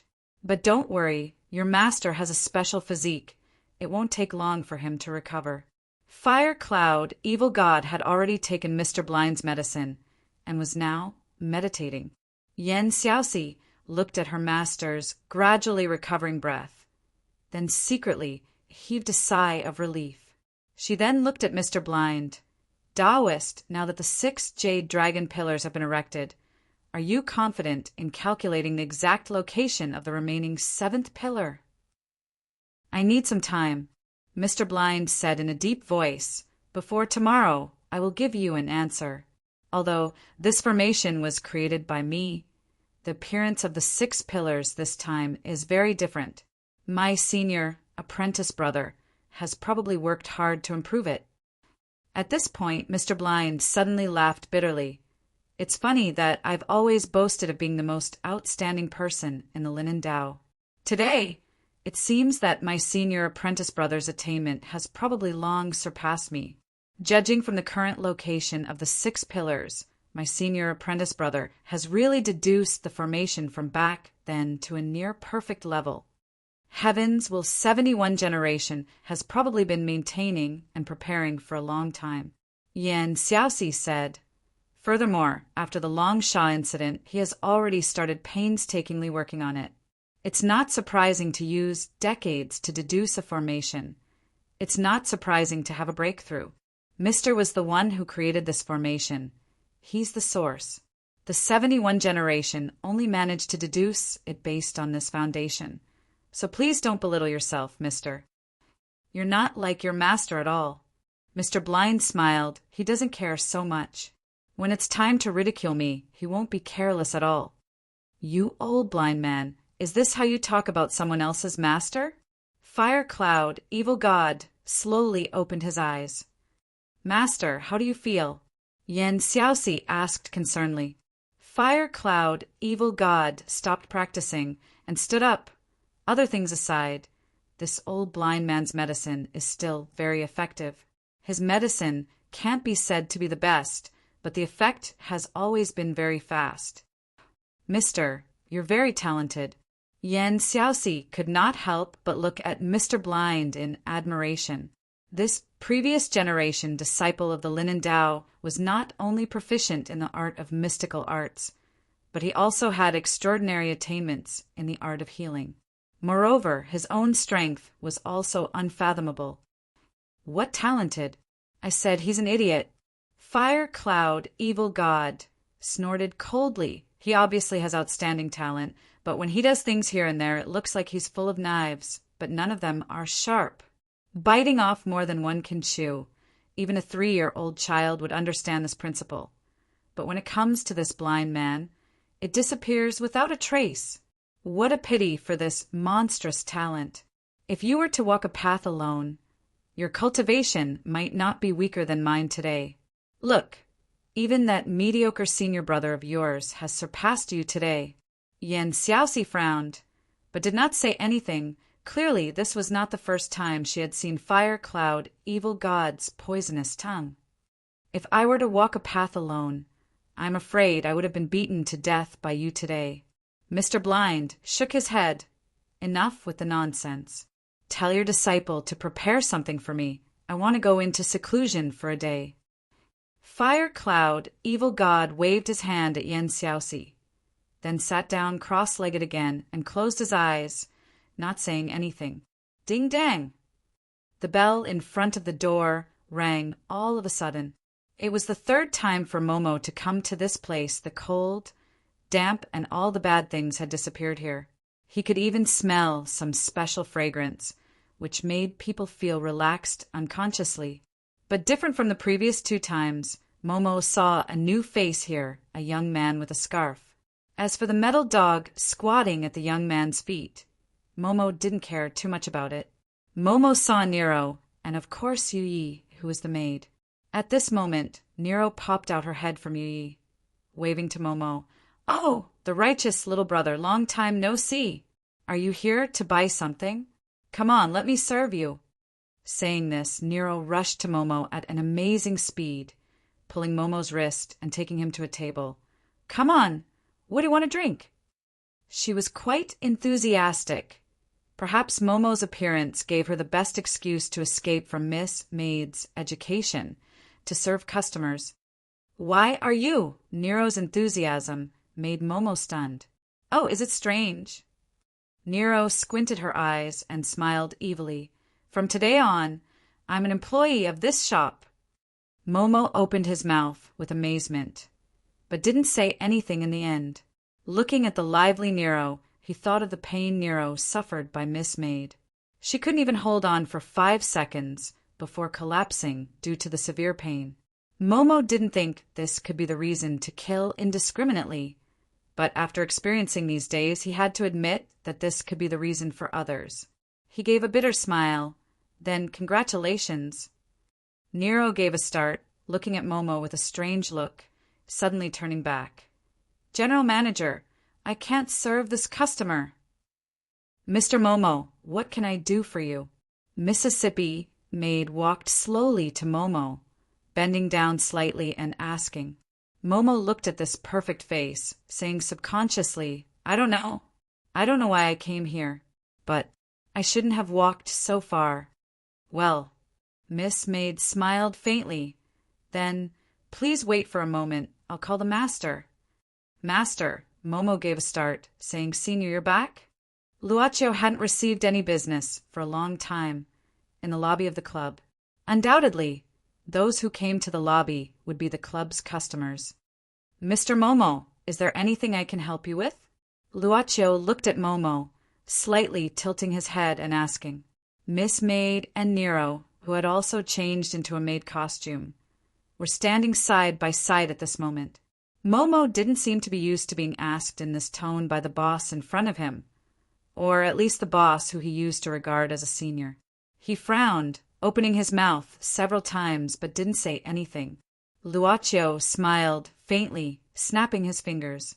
All of a sudden, the hall dimmed. Darkness spread from the surroundings, engulfing the lobby bit by bit. It spread to Luaccio and Momo's side little by little. Even Miss Maid and Nero were shrouded in the darkness. The only space left was the 1-meter space where Luaccio and Momo were sitting. It was a miraculous scene. It was obviously dark, but this space was visible, normal, and very quiet. It was so quiet that it made people subconsciously feel a sense of security brought by privacy. "Is it better?" Luaccio asked softly. Momo nodded, not daring to look at Luaccio's eyes. He looked at the darkness beside him, suddenly smiling bitterly. "Speaking of which, I said something that made you laugh at me." Luaccio asked curiously, "What do you mean?" Momo lowered his head. "Senior, do you think I should buy something from you?" Luocho kept silent for a moment, saying slowly, "It's not my decision to buy or not. It's only when you really have something you want to buy that it will appear in front of you." Chapter 11:15. I want to have a look at the truth. His tone was uncertain, but he plucked up his courage. Like falling into a maze, he carefully moved forward to explore the dark passage. Luocho looked at him, remaining silent for a while. This kind of gaze made Momo feel like facing the sea. When he was in Louis village, he looked at the rising and falling of the sea, the rising and falling of the sun, and the setting of the moon. It was the same feeling. Sure enough, it doesn't work, Momo said disappointedly. Luocho shook his head. Mr. Momo, do you think what you see is not true? Momo was stunned. Ordinary people would only see it with their own eyes. But even if they saw it with their own eyes, they would be deceived, but they couldn't distinguish it clearly. Because you are always in the truth, or you don't know whether it is true or not. Don't rush to make this decision. Luocho looked at Momo with a thin smile on his face, which was as thin as the mist attached to the full moon. How about listening to a story first? Momo nodded. Senior, please. In fact, it's a very interesting short video. Luocho changed to another sitting position. He put his hands on the table, closed his palms, and leaned forward slightly. He began the story. Suddenly, one day, a scientist invented a magical cream. The story started from a press conference. At this time, there was a woman with a scar on her face on the stage. After applying this cream, she returned to her original appearance in just a few minutes. Momo gave a start, but didn't interrupt. He just listened carefully. Actually, that's not all. There are other miraculous properties of this ointment. For example, it can make people's broken limbs grow back, and it can be taken orally, so a dying person can come back to life after eating it. It can also be injected, so children with mental retardation can become smart instantly. Senior, are you kidding me? Cream? Momo couldn't help frowning. Luocho didn't care about it, continuing, the development of the cream is still going on. More functions have been developed. For example, it can turn deserts into fertile fields, turn wastelands into forests, rejuvenate old people, and make wealth. It can make scrapped machines brand new and even upgrade them. Since then, the environmental problems have been solved. The war-torn countries have welcomed peace. Diseases and hunger have become a thing of the past. In the end, the scientists even solved the problem of the production of the cream. It can be multiplied infinitely and become inexhaustible. Momo opened his mouth. Is this senior kidding me, this cream? Why don't you call it a wish machine? Luocho drank a mouthful of water to moisten his throat. People's lives can't live without this cream. But at this time, the country and the tycoons couldn't sit. Because of the appearance of this cream, the aggressive military operations could not continue, and all online production of goods had to stop. Stock prices began to plummet, and the economy was about to collapse. Momo gave a start, frowning suddenly. Suddenly, one day, there was such a report on the news. The raw material of this magical cream was made from dead babies. There were also many immoral materials added in. After that, similar reports began to occupy all the news channels. Suddenly, people found that all the news were negative news about this cream. Some people claimed that the cream was an incurable disease soon after they used it. Some said that the cream was actually a kind of virus, and they had personally experienced it. Some countries went to war over this cream. Then came the interesting thing. The country began to ban the sale of this cream. All the vendors who sold it were arrested, and all the factories that produced the cream were demolished. All the cream on the market was destroyed. Once it's illegal to keep a hairstyle for yourself. People started to fear this cream instead of chasing it. Senior, this. Momo was dumbfounded by this absurd story. But the story continued. Luocho's voice was so calm, like a pool of stagnant water that had lost its source and could only wait to dry up. This scientist was later arrested. He was convicted and could never step into the laboratory again for the rest of his life. The world returned to its original state. War and famine returned to some countries. Deserts and wastelands reappeared. People were no longer rich, but the rich were still the rich. Smart people returned to their original state. The amputees could only wear prosthetics. At the end of the story, we returned to the stage of the conference, but it was another product. A new cream started to appear on the market. This cream wasn't a magical cream. It didn't have so many functions. It couldn't bring the dead back to life or make people smarter. It only has one use, and that is to repair the scars on the face. But it needs to be used continuously. 1 treatment, 2 treatments, 1 month, 2 months. It can only be slowly changed. But it is effective, so the press conference was very successful, and people started to follow it. The story ends. This story had a huge impact on Momo. Countless thoughts flashed in his head. His face even paled.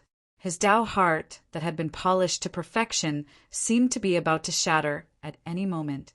His voice trembled as he asked, "Senior, is this cream the truth?" Luaccio said indifferently, "It's just a story." "Senior, don't rush to make a choice." Luaccio waved his hand, letting the surrounding darkness recede. Everything returned to its original state. Miss Maid and Nero were still at the side. Nero imitated Miss Maid's submissive look, but she would scratch the itchy place on her back or yawn from time to time. Under Momo's complicated gaze, Luaccio stood up. "If you want to come, you can come. No one can stop you. But I hope you know what you want to buy next time you come." Momo was just sitting, but he felt everything was far away from him. He was just sitting, but the chair seemed to be moving, infinitely distancing him from Luaccio, Miss Maid, and Nero. He started to lose sight of them. He was pulled to a very far place, and the surrounding turned into endless darkness. Momo opened his eyes abruptly. He was surrounded by a vast expanse of whiteness. He was back in the thick fog near the crouching dragon villa. During the day, Ren Xiling was awakened by a rapid knock on the door. She had drunk quite a lot last night, and after meeting Lung Feng again, she happily drank some more. Therefore, after being woken up, Ren Xiling felt an unbearable headache, her stomach churned, and her mouth was dry. She really wanted to die. Ren Xiling opened the door while scratching her feathery hair. Seeing Lizzie, she yawned and leaned against the door frame. "If you don't give me a proper reason, I'll stew you with rock candy." "Oh, you're indeed the goddess of the editorial department. You look so pretty even without makeup." Lizzie's eyes shone with the desire to survive. "I heard lotus seeds are more compatible with pears with rock candy?" Ren Xiling pinched Lizzie's cheek. "No. Sister Ren, look outside." "Outside." Ren Xiling gave a start. She frowned and walked to the window. Pulling the curtains open, she saw that it was already a vast expanse of white outside.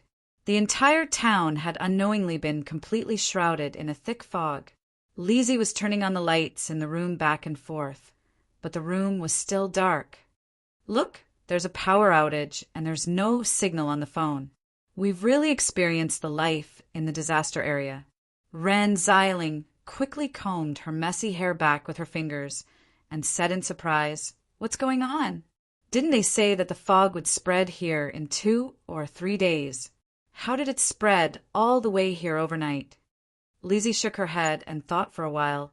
Maybe the fog swelled because of drugs. Ren Xiling rolled her eyes and frowned. "Where's Yukiko?" "She's packing." Lizzie said quickly, "Didn't you say that Major Lung Feng would send someone to send us away this morning?" So she started packing early in the morning. "But in this case, do we have to leave on foot?" "No. Will Major Lung Feng's people come back?" "I'm afraid it's very chaotic outside and they can't take care of us." Ren Xiling shook her head. "No, Lung Feng won't go back on his words. Don't be lazy, pack your things, and we'll meet downstairs in 10 minutes. This was a woman who could go out 5 minutes after waking up in the morning, so 10 minutes was more than enough. When Lizzie and Yukiko came to the first floor of the hotel with their luggage, Ren Xiling had already arrived and was smoking a cigarette. She was looking at the street outside through the glass window. The lobby of the hotel was very quiet at this time. There was not even a waiter. Ren Xiling lit some aromatherapy candles on the table. Day and night, this was probably the feeling. At this time, the door of the hotel was suddenly opened and a group of soldiers trotted in. They lined up in 2 rows, and there was a path in the middle. At this time, Lung Feng, wearing a military uniform, walked in quickly with a calm face. Yukiko subconsciously tightened her body when she saw the soldiers coming in. Lung Feng quickly walked in front of Ren Xiling. "Sure, Dumbo. Are you trying to intimidate me with your presence?" Ren Xiling frowned. "I said I would leave, so I will definitely leave. You don't have to scare me like this, right?" Lung Feng heaved a sigh of relief when he saw that Ren Xiling was still here. He waved his hand and gestured for Ren Xiling to sit down before he turned to the soldiers behind him and ordered, "Search!" 2 rows of soldiers rushed into each room of the hotel. After a while, the soldiers came back. "Sir, we didn't find anything."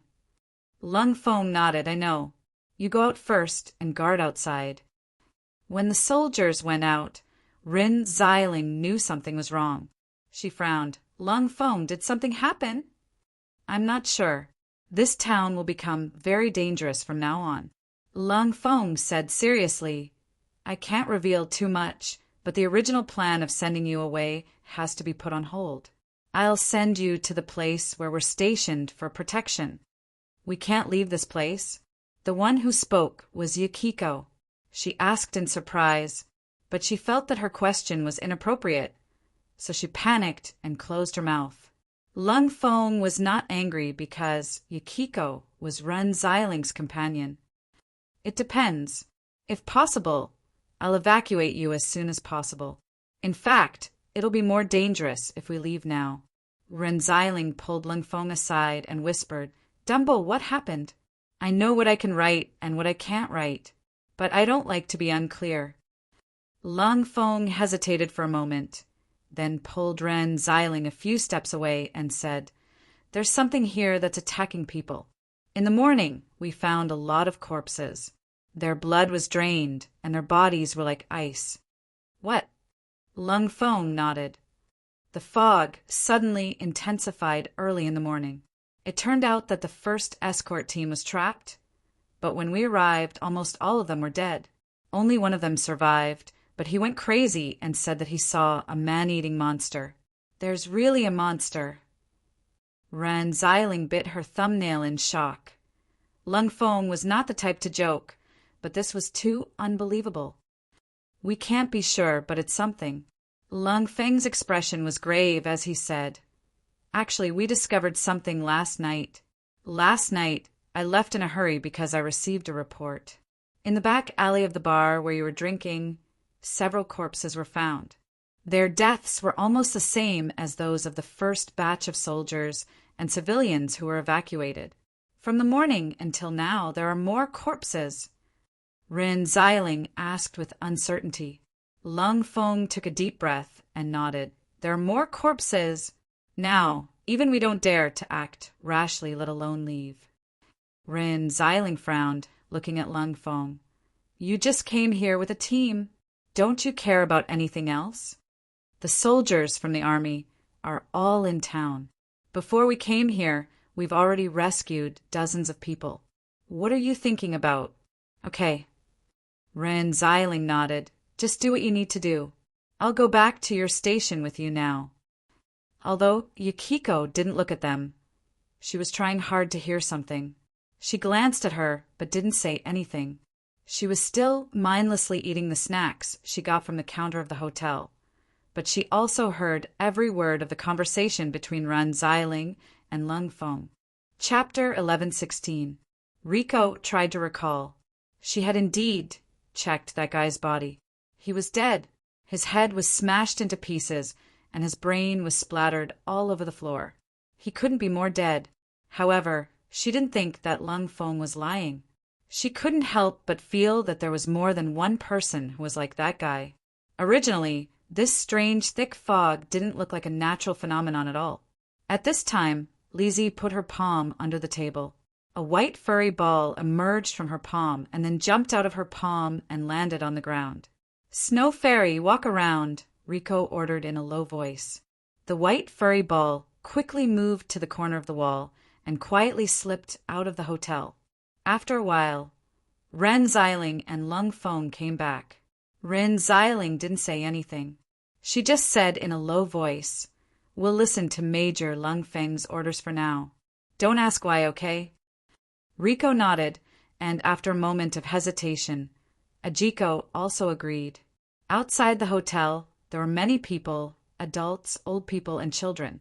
At this time, they were all holding a long rope in their hands to prevent them from getting separated in the thick fog. Rin Xiling walked to the back of the team and grabbed the end of the rope. She didn't choose to walk with Lung Feng. Lung Feng knew Ren Xiling's character very well, but how could he not care about it? At this time, 2 soldiers were quietly sent from the front to the back of the group. They converged on the road. Many soldiers rescued the trapped people from all over the town. They arrived at the town's gymnasium. When Rin Xiling and the other 2 arrived with Lung Feng, there were already many people gathered in the gymnasium. They were receiving some temporary supplies from the soldiers. There would only be more and more people, but the number of soldiers was fixed. Ren Xiling asked for help.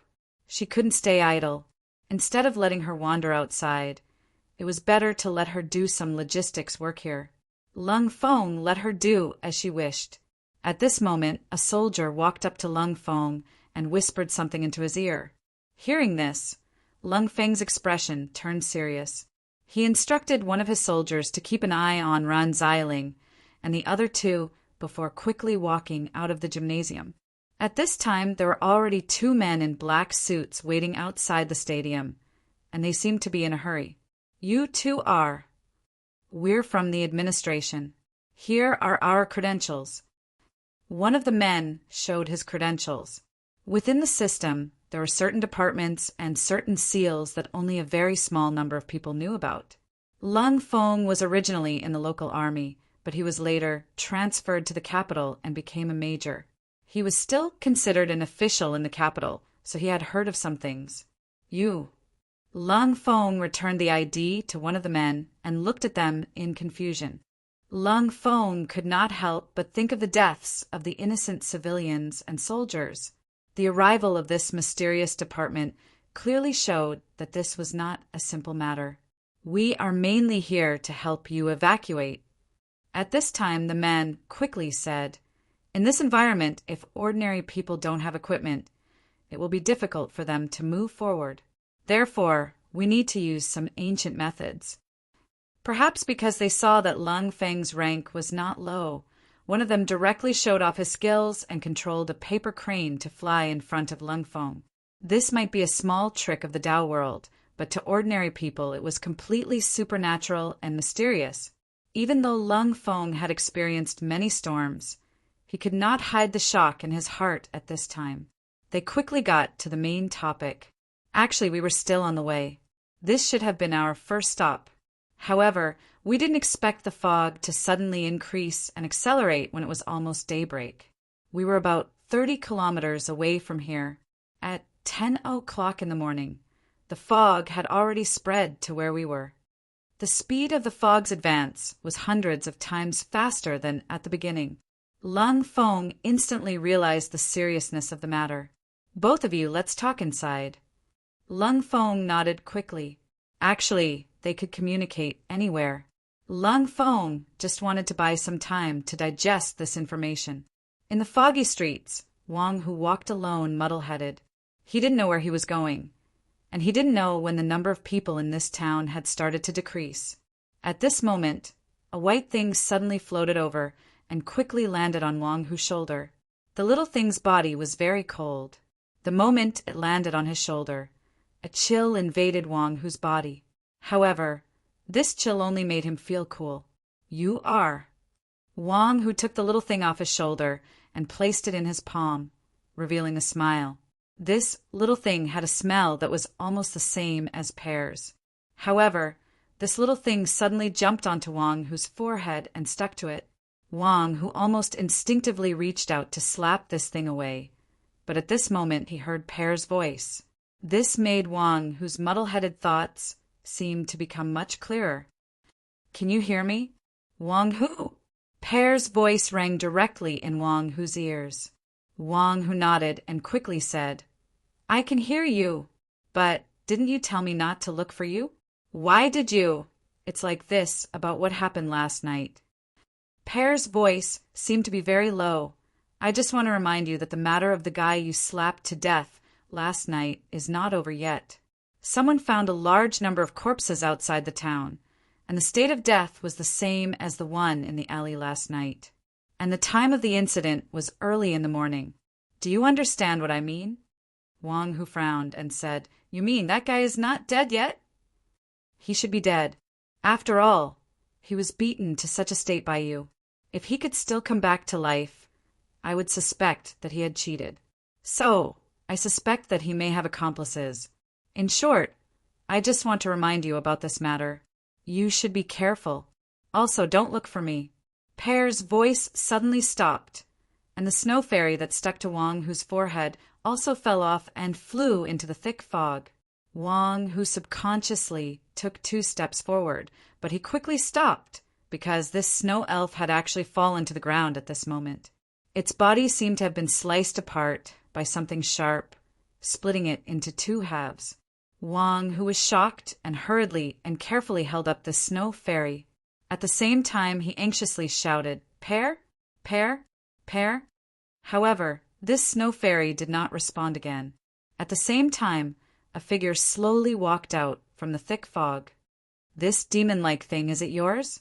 Wang, who raised his head, and the figure in the thick fog gradually became clear. He knew that the other party was less than half a meter away from him.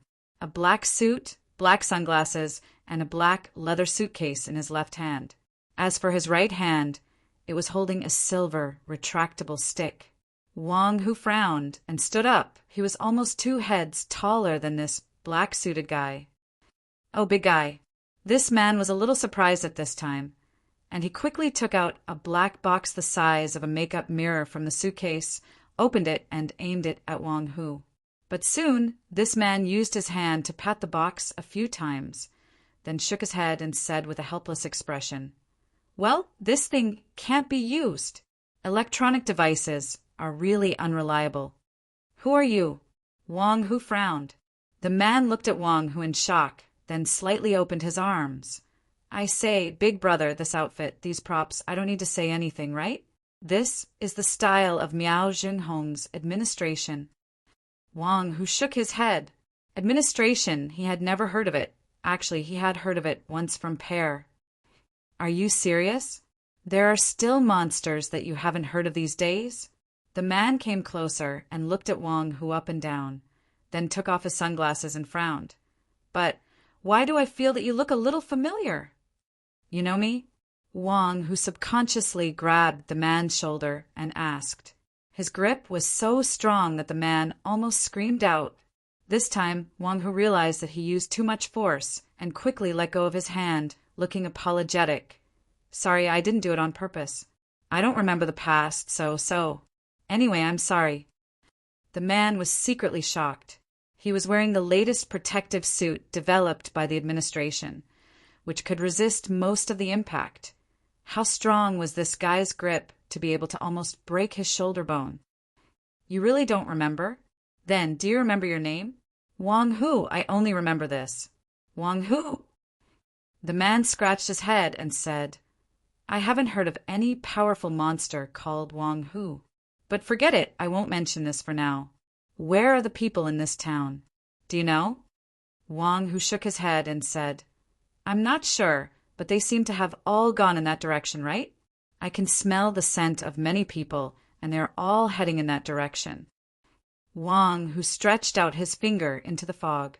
The man pondered for a while and looked at Wang Hu again, confirming that he had never heard of Wang Hu's name before. As a new agent in the administration, he was very hardworking and had long memorized the information of some powerful figures in the demon world and Tao world. However, this guy called Wang Hu looked quite fierce. Could he be some kind of big boss? However, The man quickly shook his head. Those big bosses of the Tao world and demon world were on the front line now. How could such a figure appear in this place? Moreover, this Wang who looked like an idiot. In that case, listen to me. The man said sternly, according to the contents of the agreement, when a major incident occurs in the country has the right to conscript all the people in the Tao world and demon world. Wang who, according to the 7th clause of the 6th chapter of the agreement regarding unusual and dangerous times, I'm now officially conscripting you to help me. Wang who blinked. What was this guy talking about? Don't you understand? I don't understand. The man opened his mouth and then said angrily, I'll say it. I'm now officially conscripting you. Do you know what conscription means? I'm asking you to do things for me. Wang Hu was unmoved. The man patted Wang Hu on the shoulder and said, Don't worry, big guy, I won't treat you badly. Since you helped me this time, I'll apply for a medal for you from the administration. This medal is a good thing. If you commit any crimes in the future, you can reduce some of your punishments. This medal was indeed a good thing. It was a method that the administration had specially developed to manage the Tao world and demon world. It was very popular among some small demons and low-level Taoists. Especially for the demons, if they could get a medal, they would have more authority and convenience to walk in human cities. Of course, for a newcomer like himself who had only been in office for a few days, the possibility of applying for a medal was almost zero. The man silently added in his heart. Wang, who shook his head, I don't want any medal, but if you promise me that you can help me find out about my past, I can consider helping you. As long as it was because Li Zi had mentioned this administration, Wang, who wanted to try to cooperate, no problem. Leave it to me. The man patted Wang, who on the shoulder again. Let's get to know each other. I'm Bu Gao. I'm the man who's going to be the head of the administration. Oh, you forget it. Bu Gao shook his head and then looked mature. Wang Hu, listen carefully. I'm here with an important mission, so you have to help me understand. This is for the people and justice. Oh, my main mission this time is to support the troops and people trapped here. Bu Gao quickly said, for some unknown reason, the thick fog spread faster, so the organization sent me, the Star of Tomorrow, to support. Based on what you said, I guess the troops here should have gathered the people temporarily. Let's hurry over and join them. After saying that, Bu Gao walked straight into the thick fog. But after taking 2 steps, he immediately turned around and asked, Well, which direction were you talking about? It's in this direction. Is it? I know, I'm just testing you. Bu Gao nodded. Okay, let's not waste time. Hurry up. Let's go. This guy, there shouldn't be any problem, right? Wang Hu frowned and finally followed behind Bu Gao. In the hotel, Father Song and Song Ying were anxiously waiting outside a room. The thick fog spread faster. They had already evacuated to a safe place, but it fell in an instant. But this wasn't the worst thing. The worst was Song Haoren. Song Haoren, who originally planned to evacuate again, was warned by the woman that Song Haoren couldn't be disturbed at this time. Otherwise, she wouldn't be responsible if he went crazy. Who knew what Song Haoren was doing inside? At this time in the room, Song Haoren sat cross-legged on the ground. There was a thick fog around his body, and it expanded and contracted rhythmically with his breathing. Princess Chuyang's gaze was solemn. In one day, he directly practiced to the 6th level of the sky, reaching floating diagram, and didn't stop. This kind of talent is unheard of. No, this isn't talent. Chapter 11:17. There was an ancient saying that the emperor was the favorite of the heavens and the incarnation of the dragon. Therefore, he was called the Shinryu, son of heaven. Naturally, this Shinryu was not the same as the Shinryu. The Shinryu, son of heaven, was just an abstract description. But even if it was just an abstract description, it was enough to highlight the nobility of the emperor's identity. There was also a saying that the son of heaven was protected by the Shinryu, son of heaven, and could not be invaded by any evil, and the so-called Shinryu, son of heaven, was actually the dragon vein. Every dynasty had its own unique dragon vein, big or small. The ruler of a dynasty was the carrier of the dragon vein's luck. When the dragon vein rose, the country's luck would be strong. When the dragon vein declined, the country would perish, and the Son of Heaven would also perish. As the former princess of the great Qin Empire, Chuyang, who had enjoyed the pleasure of the emperor for thousands of years, naturally had the most direct experience of the emperor's dragon aura. This was not the ability of a feng shui sorcerer, but her own experience. Naturally, she would know when she encountered it. But because of this, Princess Chuyang felt that it was inconceivable. The evil man in front of her, who had brought her out of the tomb, actually had the faint protection of the dynasty's dragon vein. Just as Princess Chuyang was shocked by the origin of the Song Haoran, the clouds around Song Haoran's body suddenly surged again.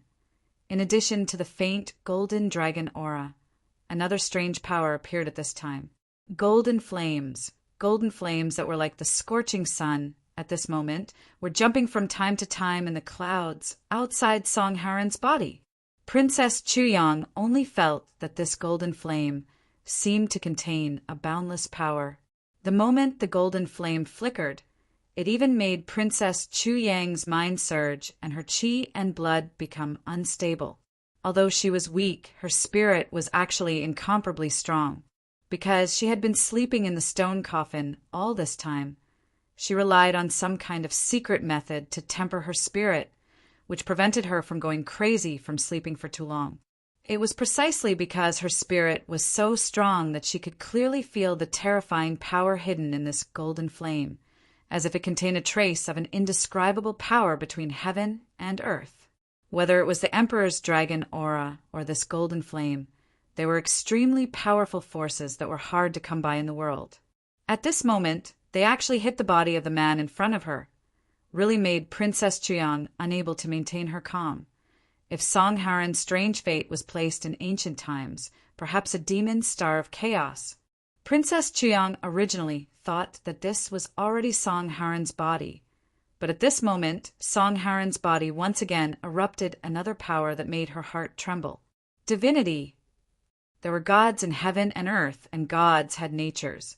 It was called divinity, a characteristic that only free gods had. Although this trace of divinity was weak, there was no doubt that it was real divinity. At this moment, the divinity was also wandering around Song Haoran's body, and the golden flame, as if wanting to devour this trace of divinity, constantly chased after it. And the Emperor's dragon aura that first appeared in Song Haoran's body flowed slowly and carelessly, as if ignoring the golden flame and the divinity, but became a buffer zone between these two opposing forces. The Emperor's dragon aura, the golden flame, and the divinity, these three powerful forces, actually formed a strange and delicate balance at this moment. But Song Haoran's expression was calm at this time. He quietly pushed the towering sky, floating, art to the 7th level. The 7th level of the towering sky floating art seemed to be Song Haoran's limit. Or it could be said that this was the limit of his first cultivation. The white clouds in his body, accompanied by his breathing, were crazily sucked into his body, and the Emperor's dragon aura, the golden flame, and the divinity that were entangled with each other also gradually faded away. Young Master Song sighed and slowly opened his eyes. A flicker of a flame flickered in his eyes, and then it became clear again. Song Haoran twisted his neck, and his bones made crackling sounds. At the same time, there were pieces of hard, shell-like material that broke and fell off his cheeks and neck. Song Haoran frowned and subconsciously stirred up the new and wonderful power in his body, and immediately shook off this layer of shell on the surface of his body. As if he had cast off his mortal body, Song Haoran had never felt like this before. He felt as if every cell in his body had a crazily running engine, full of power. This is the power obtained from cultivating martial arts? How magical!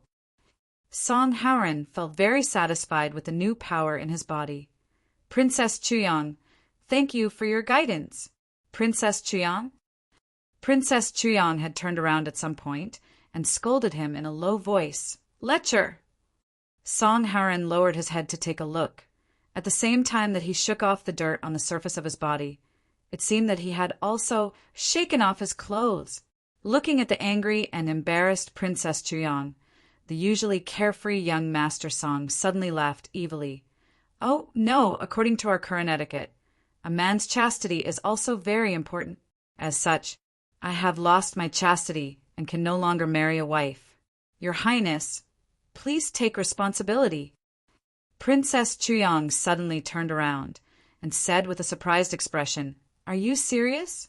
This secular etiquette, you actually dare to deceive this princess?" Princess Chuyang had no choice but to turn around again.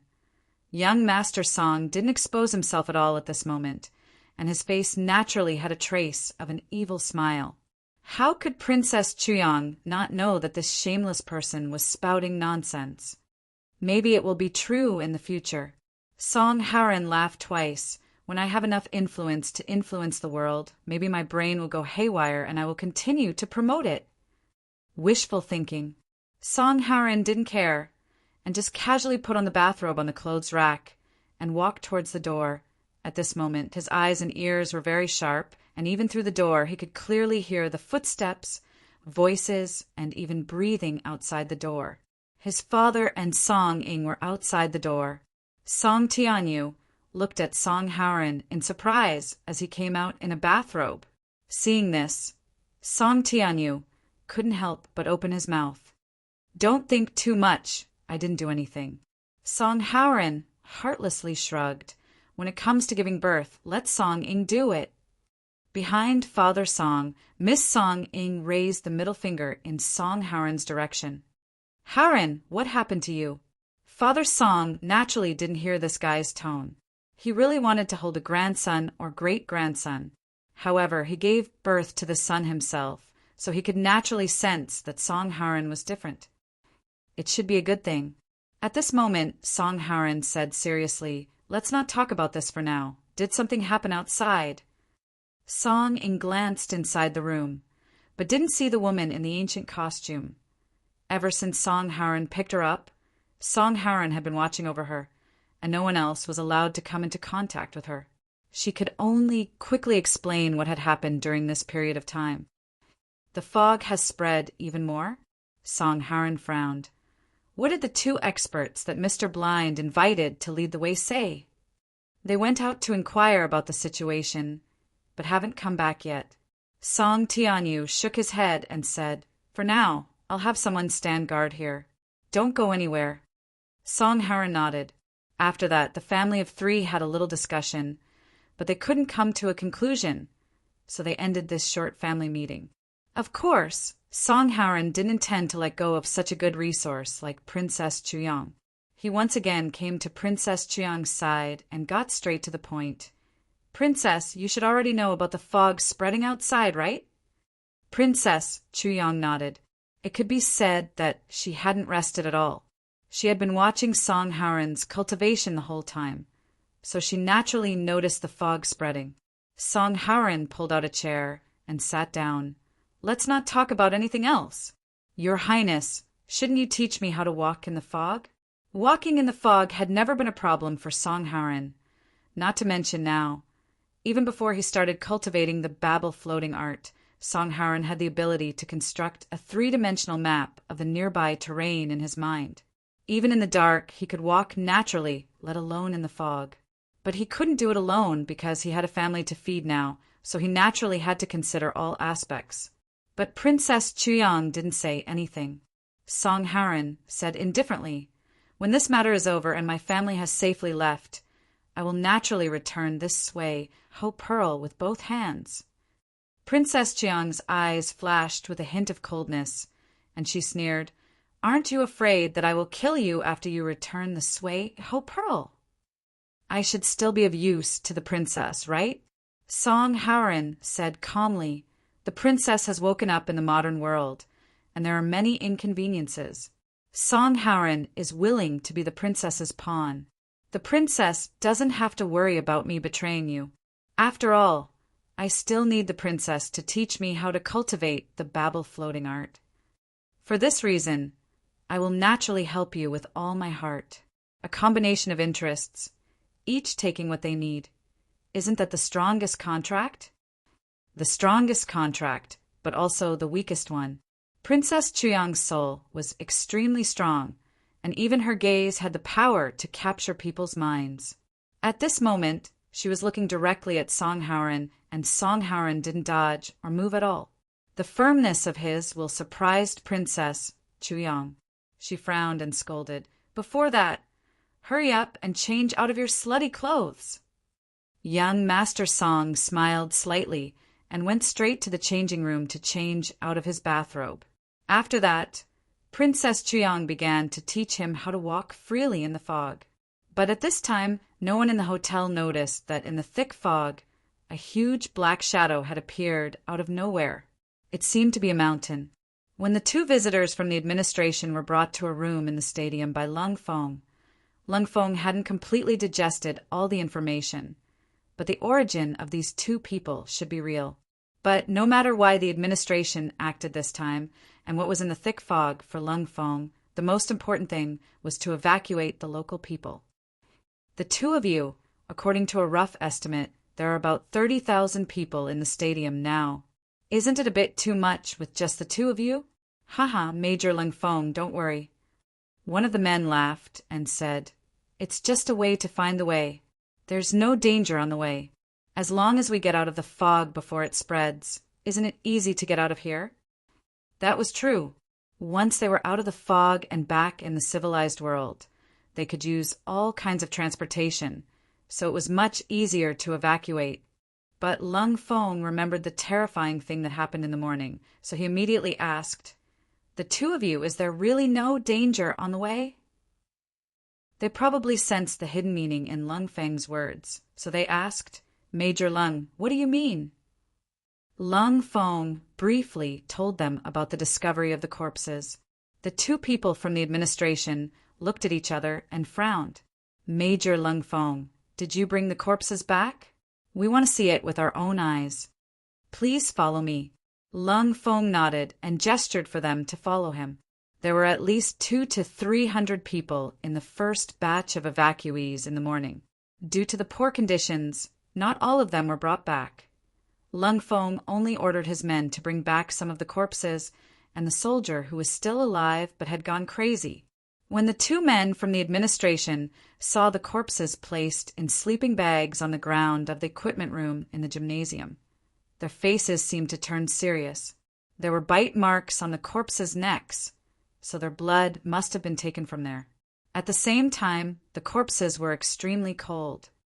What a strong chill! There's still a trace of demon power left.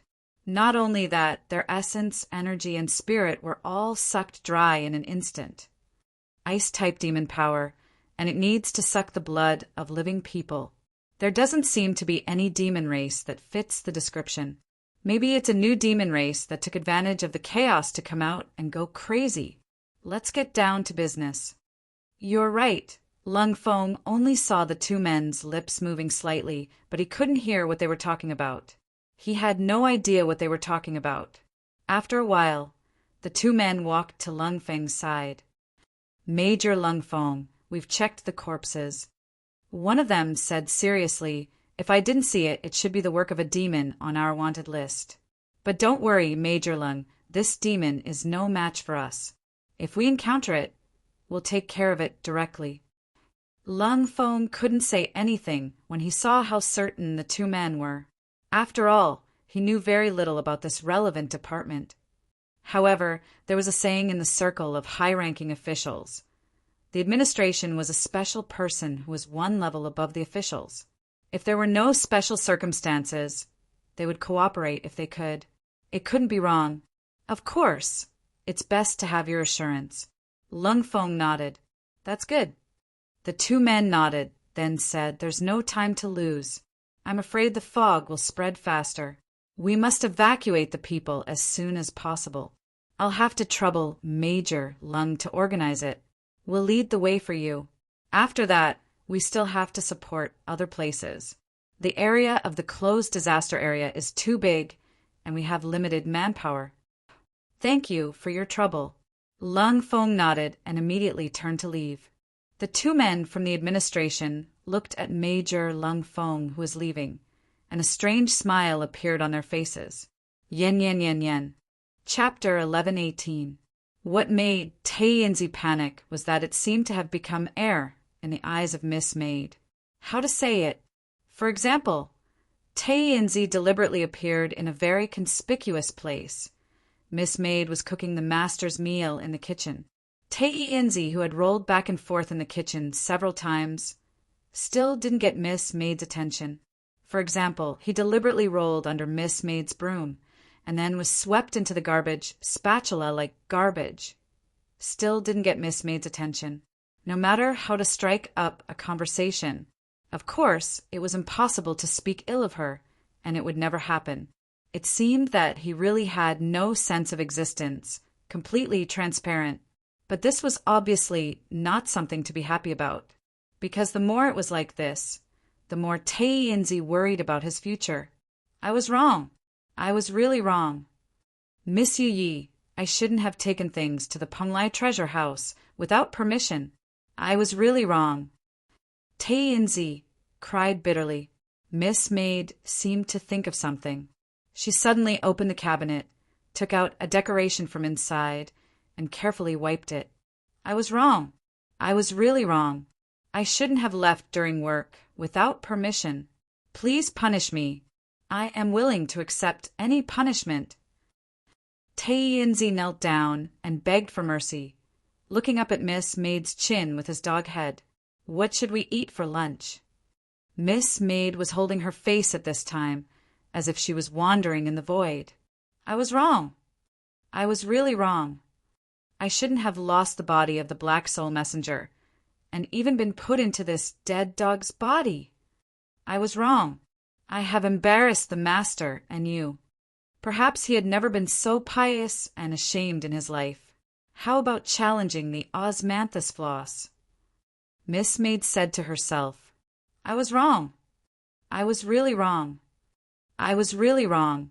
Madam Supervisor, the most beautiful Miss Yu Yi in the world, I really know that I was wrong. I shouldn't have used you as the prototype to join the Dark Maid without permission. I shouldn't have used it as an extension to prepare a mod. So it wasn't just a boss, but an entire mod. Finally, Miss Maid lowered her head with a smile and looked at the lunar dog who was crying on the ground. Tae-Inzi suddenly widened his eyes in horror, his whole body trembling. Ashy, ashy, ashy, ashy. The Tae-Inzi opened its mouth, and its tongue stiffened. It felt as if cold sweat had started to slide down its smooth metal body. It had unknowingly said it. The biggest secret. Tae-Inzi, Miss Maid suddenly called out softly. Here. Tae-Inzi immediately stood up straight. We've been spending a lot lately. What do you think we should do? This. Tae-Inzi took a deep breath and said passionately, facing the situation, I think we should work harder. Strive to find more customers for the master.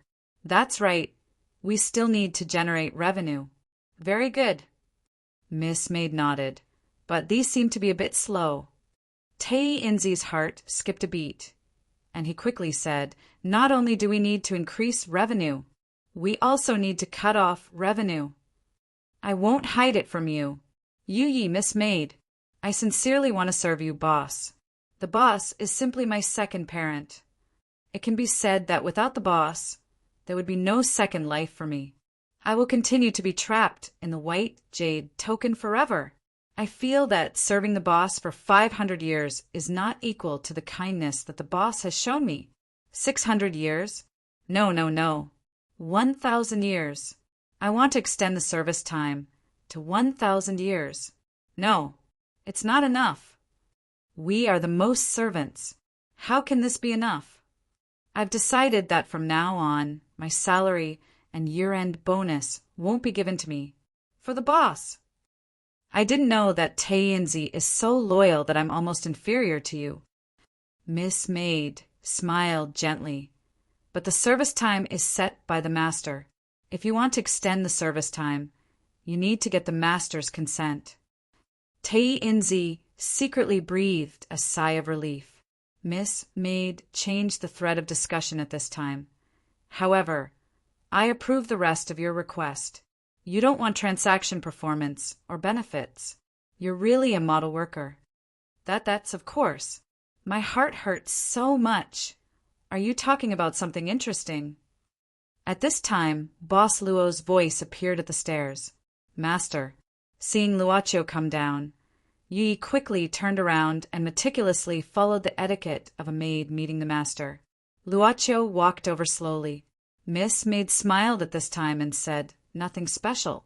Tei Inzi just said that he thanks the master's kindness, so he decided not to ask for performance commission and employee benefits in the future. He also said that, if possible, he hopes to increase the service time to 3,000 years. Tai Inzi raised his head in despair and looked at the maid. Mississippi, 3,000 years? Luocho opened his mouth slightly and looked up and down at Taizi. He smiled slightly and said, It's rare that you have this kind of heart. It's really good. Master, you flatter me. This is what I should do. 3,000 years. I still think it's too short. Luocho looked at Tei Inzi for a while and nodded. As for the service, let's talk about it when your original term ends. As for the performance commission and benefits, well, it's okay. Luocho waved at Tei Inzi. Suddenly, a black fog wrapped around his body and disintegrated his metal dog body little by little. You lost the body of the messenger. Now I'll help you create another one. As for the cost, it will be offset with your future performance commission and benefits. When you pay it off, you can continue to enjoy the normal treatment. The new Black Soul Messenger's body was no different from before, because it was made of the leftover scraps after the transformation of Nero. When the familiar afro hair came back again, Tei Inzi suddenly rolled back to the main engine room with tears in his eyes. He seemed to have recovered some vitality. Looking at Tei Inzi's sad appearance, Luocho sighed and looked at Mississippi Maid. The profit of the God King plan is very high. If it continues, the performance commission will be enough for Tei Inzi to obtain power beyond the limits of this world. Right? Yes. Mississippi Maid smiled and said, It's rare for him to be so loyal. Luocho shook his head, scratched Mississippi Maid's nose, and said with a smile, You! Is Miss Loya awake? Mississippi Maid asked softly. If she wakes up naturally, it will take a few more days. Luocho said casually, Let her wake up naturally. At this moment, the door of the lobby opened with a click. Taisetsu and Nero came back with big bags of things. Nero's mood had been very high, perhaps because his body was relaxed. Boss, we have a big harvest. The supermarket doesn't need money. Taisetsu and I have brought back a lot of things. Is everyone in this town gone? Luocho looked at Taisetsu and asked. Taisetsu said, We walked around and couldn't find a living person, but we found a lot of corpses. They should have died accidentally when they were escaping. Because there was no living thing nearby, it was naturally difficult to find customers who walked to the club by themselves. So after returning from the Penglai treasure house, this place seemed to be very idle. Of course, there were many solutions. For example, moving the club to another place again. For example, restoring this place to its former state. But Luocho was not in a hurry to make a decision, because there was still a large amount of money waiting for him to collect outside. Su Zijuan's transaction had been completed, but it was done by signing the bill. So, it was reasonable to pay the bill. This time, Luocho left directly with Nero. Nero couldn't help but roll her eyes. She walked to Luocho and whispered, Boss, are you jumping crazily on the edge of whether your Miss Marionette will kill me or not? His heart is really not ordinarily bad, huh? Didn't you say you want to be my person? Luocho said indifferently, Then it's my freedom to use you, isn't it? Nero was stunned and couldn't find a reason to refute. She silently watched Luocho walk into the thick fog. Why do I feel that the boss is the most evil? Nero shook her head and quickly followed. They soon disappeared into the thick fog. At this time, Miss Maid slowly closed the door of the club. With her back to the door, she slowly locked the door and watched it gently. Only Taisetsu was left in the lobby. At this time he hesitated and said, "Well, Miss Yi, do you want to go too? I can guard the door." "No need." Yi shook her head and looked at Taisetsu. "I have to take care of Miss But Taisetsu, can you do something for me? This is originally the job of number 18, but she is not here at the moment. Is that okay?" Taisetsu nodded. "No problem." Modern technological products couldn't work in the thick fog, but ancient methods weren't affected. In the thick fog, a huge shadow was moving rapidly. If one looked closely, he would find that it was a huge black wolf. This was a special creature of the underworld, raised by Ghost Baby, Ghost Wolf. Ghost Wolf was born to run in the dark. Obviously, the thick fog didn't hinder its nature. At this time, Ghost Wolf was carrying Long Shirua, Su Zijuan, and Jessica. This bead? Su Zijuan was holding Chichi Kamaya's secret treasure, which was the reason why Long Shirua could still keep part of her combat power. Now that her status had been exposed, Long Shirua didn't intend to hide it anymore. As for the fact that Kelowna and Shinryu needed the bead to show their divinity, Long Shirua wasn't afraid to let Su Zijuan know that it would make people in the demon realm and Taoist realm panic. She took the bead back from Su Zijuan's hand and held it in her hand.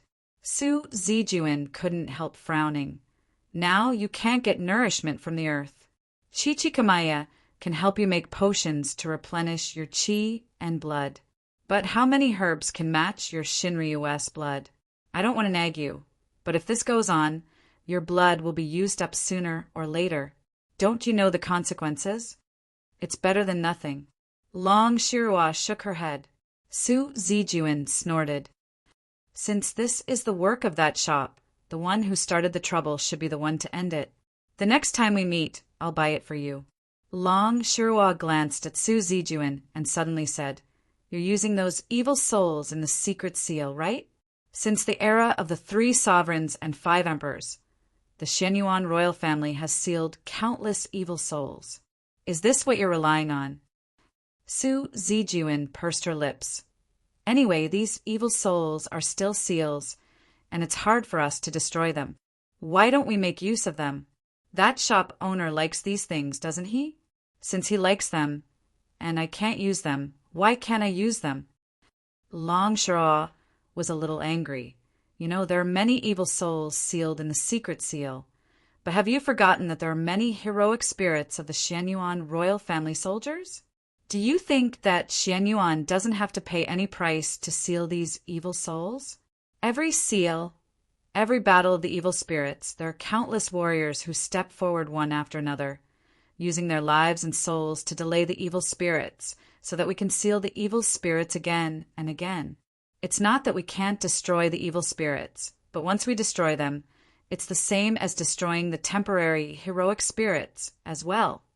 As the princess of the royal family, you don't think about how to save these heroic spirits from the seal, but instead spend them extravagantly. Then tell me, how many years will it take to separate these heroic spirits from the evil souls?" Su Zijuan snorted. 1,000 years, 2,000 years? 2,000 years. Have you succeeded? 2,000 years. You who willingly accepted the inheritance and became the Shinryu. Have you succeeded? This doesn't mean that I won't succeed. Long Shirua also snorted. Su Zijuan laughed. What **T fate of the royal family of Shenyuan? What **T daughter of the emperor? Are we born to bear these? Why do we have to bear these things? Why do we have to sacrifice ourselves for this world? Zijuan, enough! Long Shirua shouted angrily. Su Zijuan wasn't afraid. She looked straight into her eyes and didn't try to avoid it. Noticing the explosive atmosphere between the two, Jessica hurriedly waved her hand and said, "Guys, can you not do it at this moment? Don't you have something important to do?" Long Shirua glared at Jessica and said impatiently, "Don't be capricious. Don't get irrelevant people involved." Su Zijuan didn't give in at all. "Anyway, I've inherited it. I can do whatever I want with it. It's none of your business. If you really want to interfere, then take it away from me. If you don't like me, you shouldn't have." She was interrupted suddenly. "Look!" Jessica exclaimed and pointed to the front. The ghost wolves stopped at this moment. There was a cliff in front of them. They looked around and found that the thick fog in front of them had disappeared in an instant. It didn't disappear. It was just that the thick fog didn't invade this place. It turned out that there was such a spacious place in the thick fog. Long Shiroi and Su Zijuan looked down at the bottom of the cliff. At this moment, the bottom of the cliff was densely packed with people. At first glance, there were no less than 100,000 people. In the center of the ground, there was a huge hole like a sinkhole. At this moment, the hole was emitting scarlet light. Chapter 11:19. It was like a monster's huge mouth, swallowing one living person after another. But the living people didn't know what was in front of them. They didn't look frightened, but rather calm, or perhaps they were delirious. What are they doing?" Jessica asked in fright. "I'm afraid it's a method to refine souls." Su Zijuan frowned. "Something is swallowing the spirit of these living people at the bottom of the giant pit." If one looked carefully, they would see living people walking in from all sides of the thick fog. Among them, there were more than 10 guys in black clothes and bronze masks. Each of them held a bell in their hands. As the bell rang, the footsteps of the living people gradually quickened. Like escorts, they led the living people who were slowly walking into the thick fog to the edge of the sinkhole, and then jumped in. These bastards! How dare they do this? Long Shirwa gritted her teeth. The secret treasure in her hand was shining slightly. Damn it! All of a sudden, a dragon's roar rang out from the cliff. After that, a golden figure rushed directly toward the crater like a falling meteor. "Master?" Jessica was shocked at the scene. Su Zijuan said indifferently, "The people are the bottom line of this country, and also the capital she uses to guarantee the survival of the Taoist and monster realm in Kelowna. Once the government of this country knows about this, I'm afraid it'll be a devastating blow to the Taoist and monster realm." "But Master, the power of the Transcendents is too strong. If the Transcendents fight with all their strength, even if they don't fight to the death as long as they escape," Su Zijuan said faintly, "humanity is in power now. If these guys insist on standing on the opposite side, I'll kill them one by one." While Su Zijuan sighed faintly, Long Shira's roar resounded through the sky. "You bastards!" The loud and clear roar instantly shattered the bells in the hands of the dozen or so black-clothed men. Without the ringing bells, the slowly advancing crowd fainted on the ground. At this moment, above the crater, a golden dragon shadow was glaring furiously at the ground. "It's Shinryu." "Why is she here?" Suppressed by Shinryu's unparalleled might, the 10 or so black-clothed men looked up at the same time in fright. Shinryu was unrivaled. This was the consensus of the entire Kelowna Taoist and Yao realm. At this moment, the dozen or so black-clothed men were enveloped by a golden light and were pulled into the air. "Do you know what you're doing?" Long Shirua's voice was like thunder. "Who gave you the guts to touch these ordinary people? Heaven's Heart 71 generation? Tell him to come out and see me."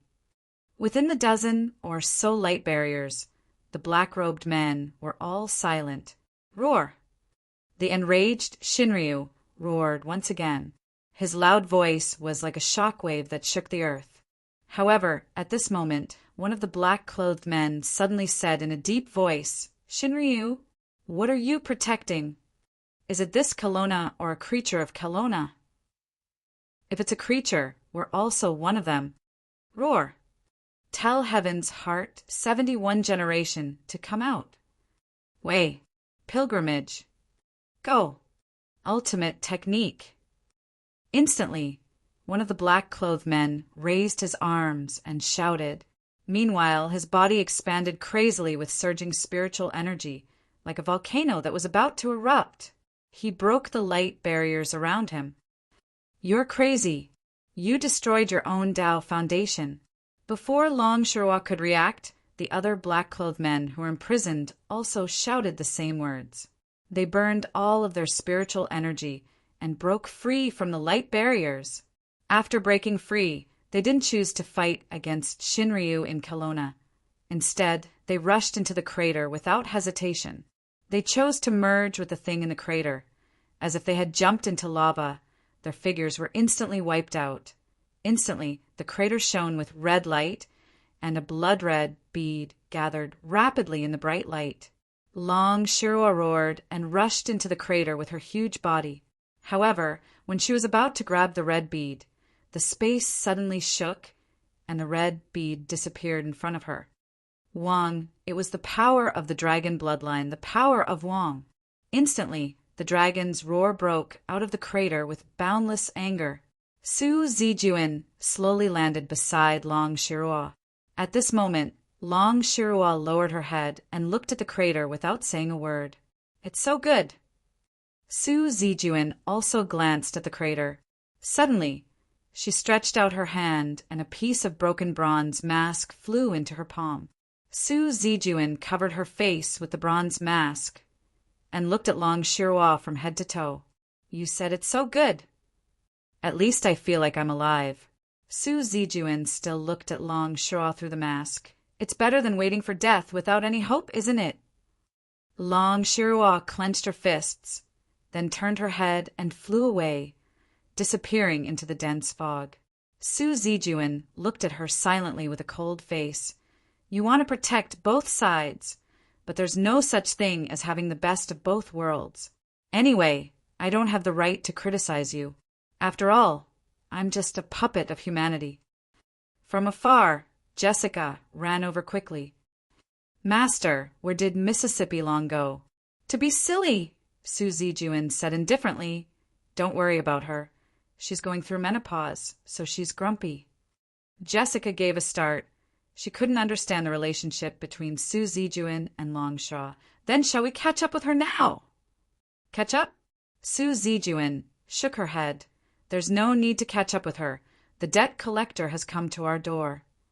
She looked to the side. Luocio appeared on the ground, full of people who had fainted.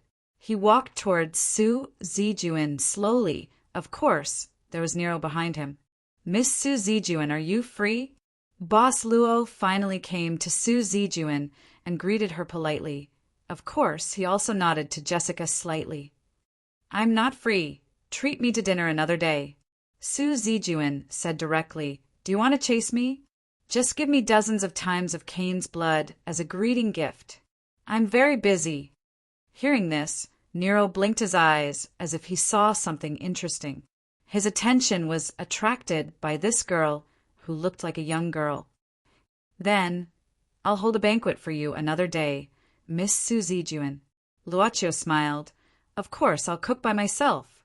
Tut. Su Zijuan snorted and waved her hand. In a split second, light patterns appeared around her. Then they shot towards Luocio. Luocio stretched out his hand and took them into his palm. Su Zijuan said, This is the key. I've told you the location. Hurry up and move it away. The number is correct. Luocio nodded. Thank you very much for your patronage, Miss Su Zijuan. Then, I won't disturb you anymore. It seemed that he only came to collect the debt. When he got the thing, Luocio left with Nero without any hesitation. Su Zijuan frowned. Wait a minute. Excuse me, is there anything else I can help you with? Luocio turned back. Su Zijuan pondered for a moment and suddenly walked to Luocio quickly, whispering something to him. At this moment, Boss Luo, who had a calm heart and the emotional stripping of the club, couldn't help but open his mouth in astonishment. Miss Zijuan, are you serious? Su Zijuan sneered. What? You don't dare to sell it? That's not it. Luocio shook his head. It's just that. Can you confirm it again? What you said just now. Do you really want to make a deal? Deposit. Su Zijuan narrowed her eyes.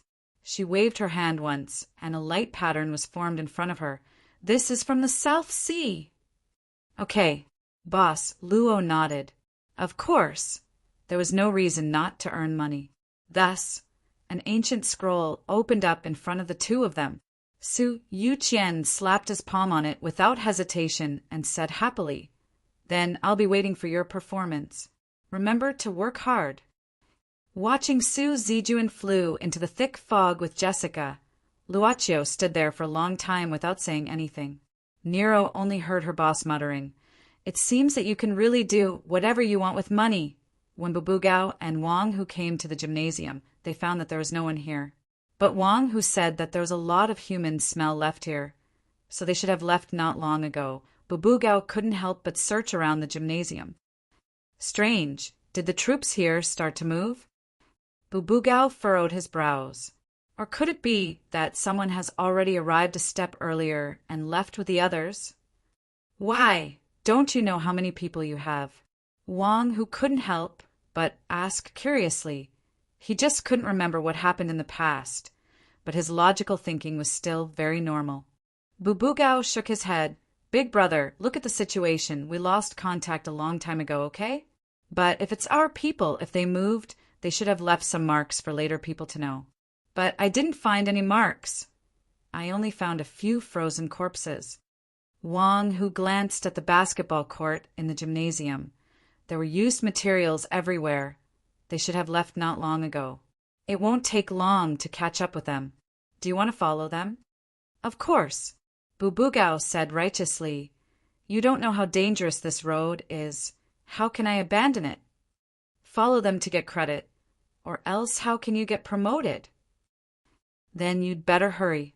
Wang, who nodded and said, I have a feeling that something bad is going to happen. Something bad? Wang, who shook his head. I can't say for sure. It's a kind of uneasy feeling. In front. There seems to be something in front. Everyone, don't get separated. Maintain the formation. Don't mess around. Don't panic. We'll always be here. We'll protect everyone. In the thick fog, there would be the sound of soldiers shouting from time to stabilize the mood of the crowd. Not only that, this team had more than 40,000 people. Originally, there were only 30,000 people, but later the soldiers outside brought back many more. A team of more than 40,000 people could fill up a long street. The team was extremely long, and because there was no equipment, the soldiers could only shout at the top of their lungs to ensure that everyone could hear them. Damn it! Whoever says that our country soldiers are bad, I'll go back and write about them. Sub-editor Rin said emotionally, of course. The way she expressed it made Lizzie roll her eyes. However, this team had already walked for more than 2 hours. To the soldiers, it was naturally not a burden, but to the civilians, 2 hours of walking was hard to say. Perhaps they would only be a little tired normally, but under this oppressive and fearful state, many people were already mentally and physically exhausted. The team's speed was also getting slower and slower. At the front of the team, Lung Feng frowned and looked at the two people from the administration. The two of you, we've walked for more than 2 hours. Why don't you rest here for 10 minutes? There are many elderly and children here, and there are also pregnant women. Hearing this, one of the men from the administration said coldly, Major Lung, I know you're worried. But I'm sorry, we definitely can't stop. You know how fast the fog is spreading. Any stop might cause us to be unable to keep up with the speed of the fog. Do you want to never walk out of here? Lung Feng also knew that this person was right. As a soldier, he knew that speed was the most important thing in war. All right then. Lung Feng nodded. However, he ordered his deputy beside him in a low voice. You go, get the men to put down the unnecessary things first, and get the brothers to carry the elderly, children, and pregnant women who can't move freely. We can't slow down the speed of our evacuation. Make it harder for the brothers. Roger. The deputy quickly ran to the back. Major Lung, you're really dedicated to the people. The man from the administration smiled and praised. Lung Feng said indifferently, the human heart is made of flesh. We're soldiers, and during wartime we have to be tough. But now, when it's time to be soft, we have to be soft. Haha. The other man suddenly laughed. Major Lung, I have a way to make everyone less tired. Oh? What's a good way? Lung Fong was suddenly energized. The man opened his suitcase and took out a bell from it. At the same time, another man also took out a bell that was the same as the one in the suitcase. Lung Fong could not help but ask, "What's the use of this thing?" When people feel tired, it's because they feel tired mentally. The man chuckled and said, "So it's very simple. Isn't it enough to make their minds not feel tired?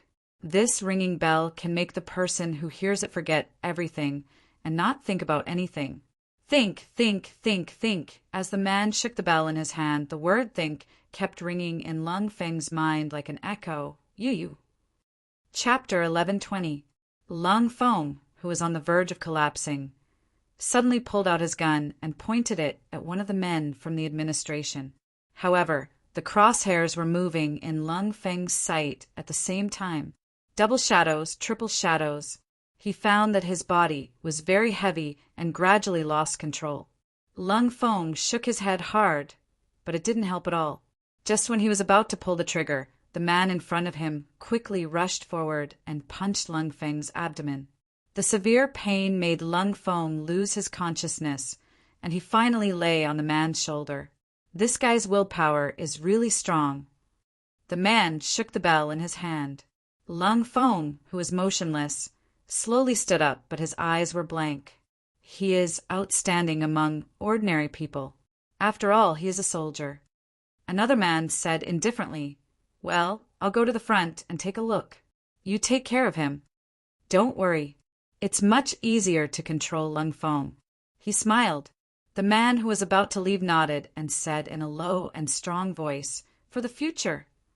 He also whispered, "For the future." The sound of the bell was like spring water gushing out from the ground. It slowly penetrated and spread to every place in the thick fog, to the ears of everyone in the long line. "Is there any sound?" At this time, Yukiko suddenly turned around and looked at Rin Xiling and Riko. She was sensitive to abnormal sounds because she was originally a female soldier trained in the Song family's village. Perhaps she was not just sensitive to sounds, but also sensitive to the arrival of danger. What is a sound? Rin Xiling listened in confusion. Except for the sound of footsteps and people's whispers, she didn't hear anything else. Maybe I misheard. Yukiko nodded and felt that her head was a little heavy. She began to be unable to focus her eyes. Unexpectedly, Ren Xiling suddenly screamed at this time. It turned out that Riko suddenly attacked her from behind and put her hands into Ren Xiling's neck. In this cold weather, Ren Xiling's frozen hands reached for her neck, and she immediately let out a scream. "Lizzie, do you want to die?" Unexpectedly, Riko giggled at this time, as if she was not satisfied with Ren Xiling. She directly turned to Yukiko and put her cold hand into Yukiko's clothes. "Yukiko, you are actually hidden giant beep." Ah! A bone-piercing cold made Akiko shiver, but at the same time, she woke up in an instant, and the dizziness disappeared in an instant. Sorry, it's too cold." Lizzie apologetically begged the two of them. A ball of white fur quietly blended into the thick fog and quickly moved to the front of the group. 3 steps in 2, followed by a few quick leaps, the man from the administrative bureau leaped out of the thick fog in an instant and arrived in front of a mountain village. At this time, the mountain village had been razed to the ground, just like he was in the eye of the wind in the thick fog. There were several streams of people coming out of the thick fog in an endless stream, and then gathered in front of the ruins of the mountain village. The man from the administrative bureau looked serious, rushing to the center of the ruins of the mountain village, in front of a glowing red sinkhole. "How is it?" When the man arrived, there were already 7 black-clothed men wearing bronze masks around the sinkhole. Seeing the man coming, one of the black-clothed men said seriously, "The capacity of the life soul pearl is about 70%. Bring the rest of the people here, and we can almost refine it successfully." The man nodded, walking to the edge of the sinkhole, looking down and muttering to himself, "Million life soul pearl! I hope we can refine it in time."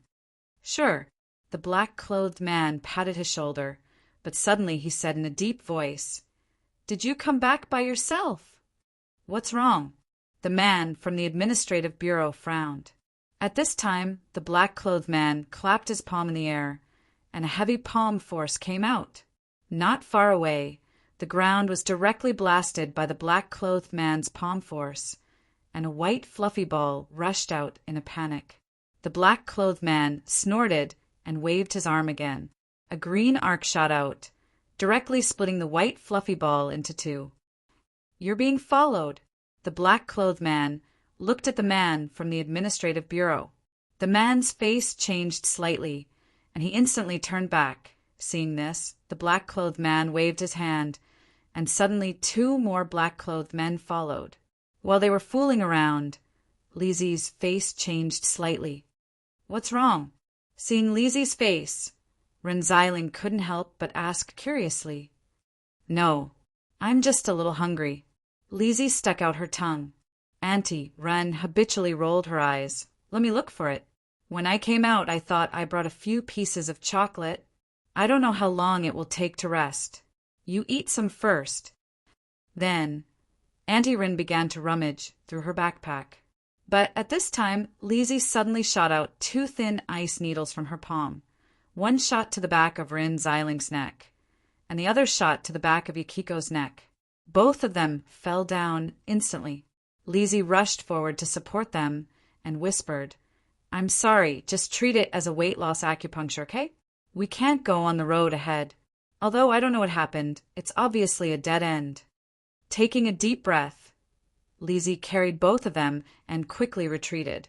With her ability, it was obviously not a problem for her to protect herself. She could barely carry Rensselaer and Yukiko with her. As for the rest, she couldn't help even if she wanted to. But just as Lizzie retreated for a few minutes, a loud noise came from behind her. So fast! In the thick fog, the loud sound was obviously the sound of a bullet. At the same time, a flame instantly exploded beside Lizzie.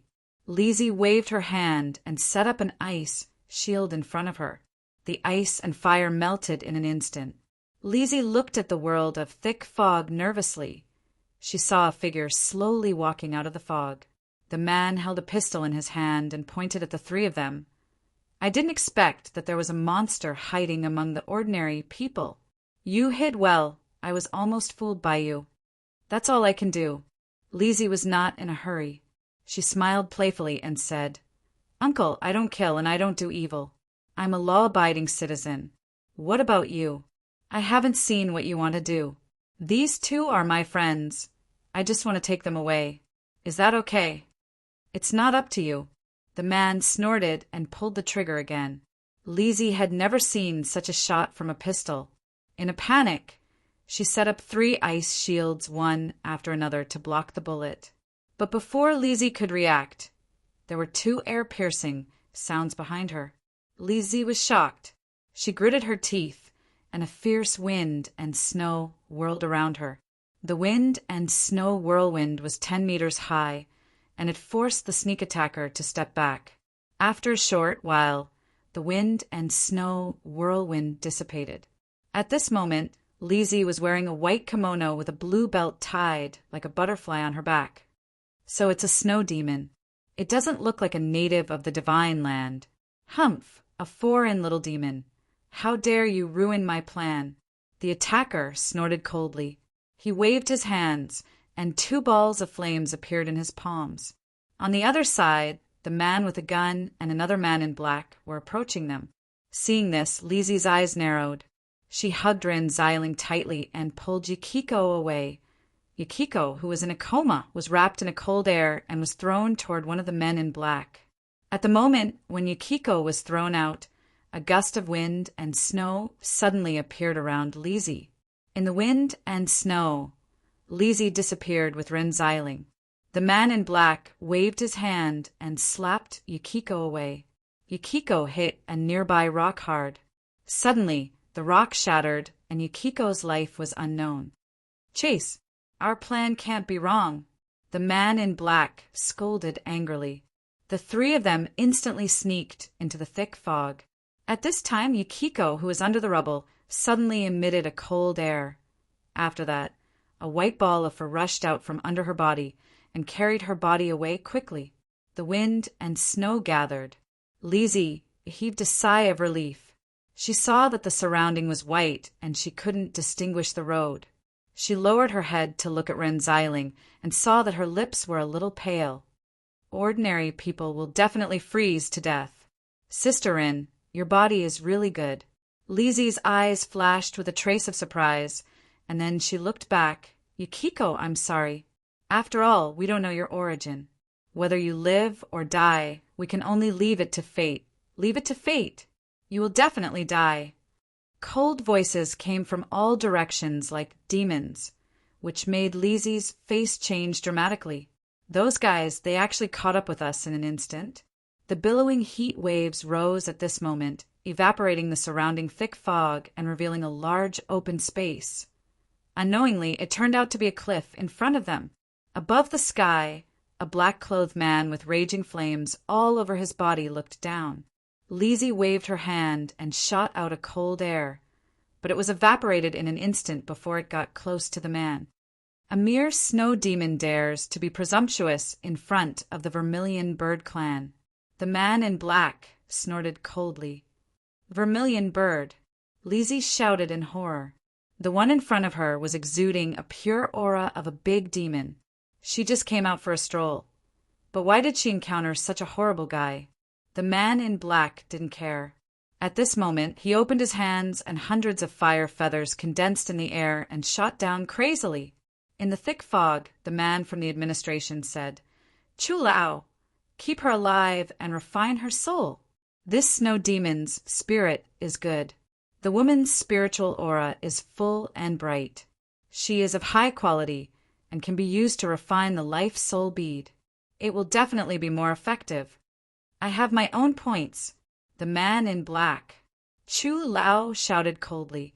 At this moment, a large number of flaming feathers were exploding around Lizzie. Each of them contained a boundless amount of flame energy. She felt as if she was a popsicle exposed to the afternoon sun, and her body was about to melt. Lizzie gritted her teeth, but she didn't expect Chu Lao's fire feathers to be so terrifying. Suddenly, bang! The powerful fire feathers broke through Lizzie's wind and snow. The huge force of the explosion instantly blasted Rin Xiling away from Lizzie. Lizzie couldn't hold on tightly and could only watch Rin Xiling fall down the cliff. "Sister Ren!" Lizzie screamed and desperately jumped towards the cliff. Unexpectedly, Old Man Chu, who was in the air, shouted coldly. 2 fire whips shot out from his sleeves and wrapped around Lizzie's body. The blazing flame power immediately made Lizzie scream in pain. Lizzie was in so much pain that she couldn't get up at once. The man from the administration saw this and couldn't help shaking his head. "I told you not to hit so hard. Go down and see if that woman is dead. If she is not dead, bring her back. Don't waste it." The other man in black directly jumped into the cliff at this time. The man from the administration side lit a cigarette with a lighter and walked to Chu Lao. Chu Lao's fire whips had already wrapped around Lizzie. The flame power kept eroding her as a snow demon. Lizzie, who was in pain, didn't make a sound but just looked in the direction of the cliff absent-mindedly. However, the fire whips that wrapped around her cooled down little by little. They froze and condensed into frost. Instantly, the frost spread all the way to Chu Lao's hands. Chu Lao was slightly startled and loosened his hands. The fire whips fell to the ground and broke into ice shards. "It's not easy to find a place where I can stop for a while." "Why?" Lizzie struggled slightly, and the fire whips that had been frozen on her body shattered instantly. Her hair had turned snow white, spread out. Her eyes also became demonic and pale. In an instant, heavy snow flew. The wind and snow rolled up and dispersed the thick fog around. Then it became a pure white world. The cold air spread rapidly. The man from the administration was shocked and subconsciously pulled the trigger. However, the moment the bullet broke out of the barrel It was frozen and fell directly from the air. He didn't have time to panic, and his body had directly turned into ice crystals. Chu Lao was shocked. At this moment, his demon power was crazily expanding. However, the snow demon in front of him looked at him with a ferocious smile like a demoness. The cliff was not deep. Therefore, not long after the man in black jumped down, he had already found the woman. However, what made him feel inconceivable was that the speed of the woman's fall was a little too slow. It was as light as a feather. Just before it was about to hit the ground, it slowly descended and finally landed softly on the ground. On the ground, lush green grass grew crazily and made a bed for the woman to lie comfortably. The man in black frowned secretly and quickly walked to the front of the woman. However, he felt that something was wrong. It could even be said that it was strange. A feeling of fear and trepidation caused his aura to suddenly become chaotic. He didn't know how many years he hadn't had such a feeling of fear, since he reached the limit of his potential. This woman, finally, he walked to the front of Rin Xiling and planned to take her away. He took a deep breath and forcibly suppressed the feeling of panic in his heart. At this moment, a lazy voice suddenly came from the thick fog. "I say, this old man, I advise you to stop." The man in black had already made up his mind and turned around abruptly. Just as he turned around, a gust of wind blew from the surroundings and dispersed some of the fog. He saw a young man with a long scarf leaning against the cliff at this moment. The man in black narrowed his eyes and quietly stretched his hand to his back. The young man with the scarf raised his eyebrows and said again, "Brother, didn't I tell you not to touch her? Do you have ADHD? Who are you?" The man in black asked in a low voice. This young man's breath was hidden, and he approached him silently without being noticed. If this person suddenly attacked him, he might not be able to resist. However, this person seemed to come for this woman. The man in black quickly calculated something in his mind, and the hand hidden behind his back slightly brightened. The young man suddenly heaved a sigh of relief. "Brother, I'm already being very polite. Can you please behave yourself? Can't you see that she has some kind of protective power? If you touch her, no one will be able to save you." "Is that so?" The man in black sneered. The young man sighed again and said, "Before she wakes up and notices anything, you should leave quickly. Otherwise, if you provoke someone you shouldn't provoke, even I don't dare to think about the consequences. Although I suddenly appeared and asked you to leave, you must be very unhappy. If it were me, I would also be unhappy. Who is this acting cool? But I can't help it. Look at my sincere eyes and trust me this time. It seems to be very serious." The man in black still sneered. "I want to see how serious it is." He suddenly turned around and stretched out his hand to grab. But at this moment, a silver light broke through in front of him, from the top of his head to the bottom of his body. His bronze mask suddenly split into two halves, revealing an old face. He moved his lips, and his body split into two halves at this moment, falling to the left and the right. "I told you not to move, but you didn't listen to me. My eyes weren't sincere enough." The young man waved the ancient sword in his hand, and the blood quickly shook off from the blade without staining it. "How serious is it?" The young man looked at Ren Xiling, who was sleeping soundly on the grass mat, and muttered, "Probably it's not enough to bury her with this world." He couldn't help but fall into contemplation. "But Taisetsu, help me do something. This is the job of number 18, but she's not here now. Is that okay?" "No problem. Help me take care of Miss Rin. She's here. This seems to be the boss's, but she shouldn't need anyone to protect her, right? With the boss's ability, who can touch her? Because of this, you need to go there in order to not make the master angry. Very, very scary. Taisetsu, with the strength of this world, how much anger do you think can bear when the master is angry? I'm afraid that even the master himself doesn't know. This can't be right."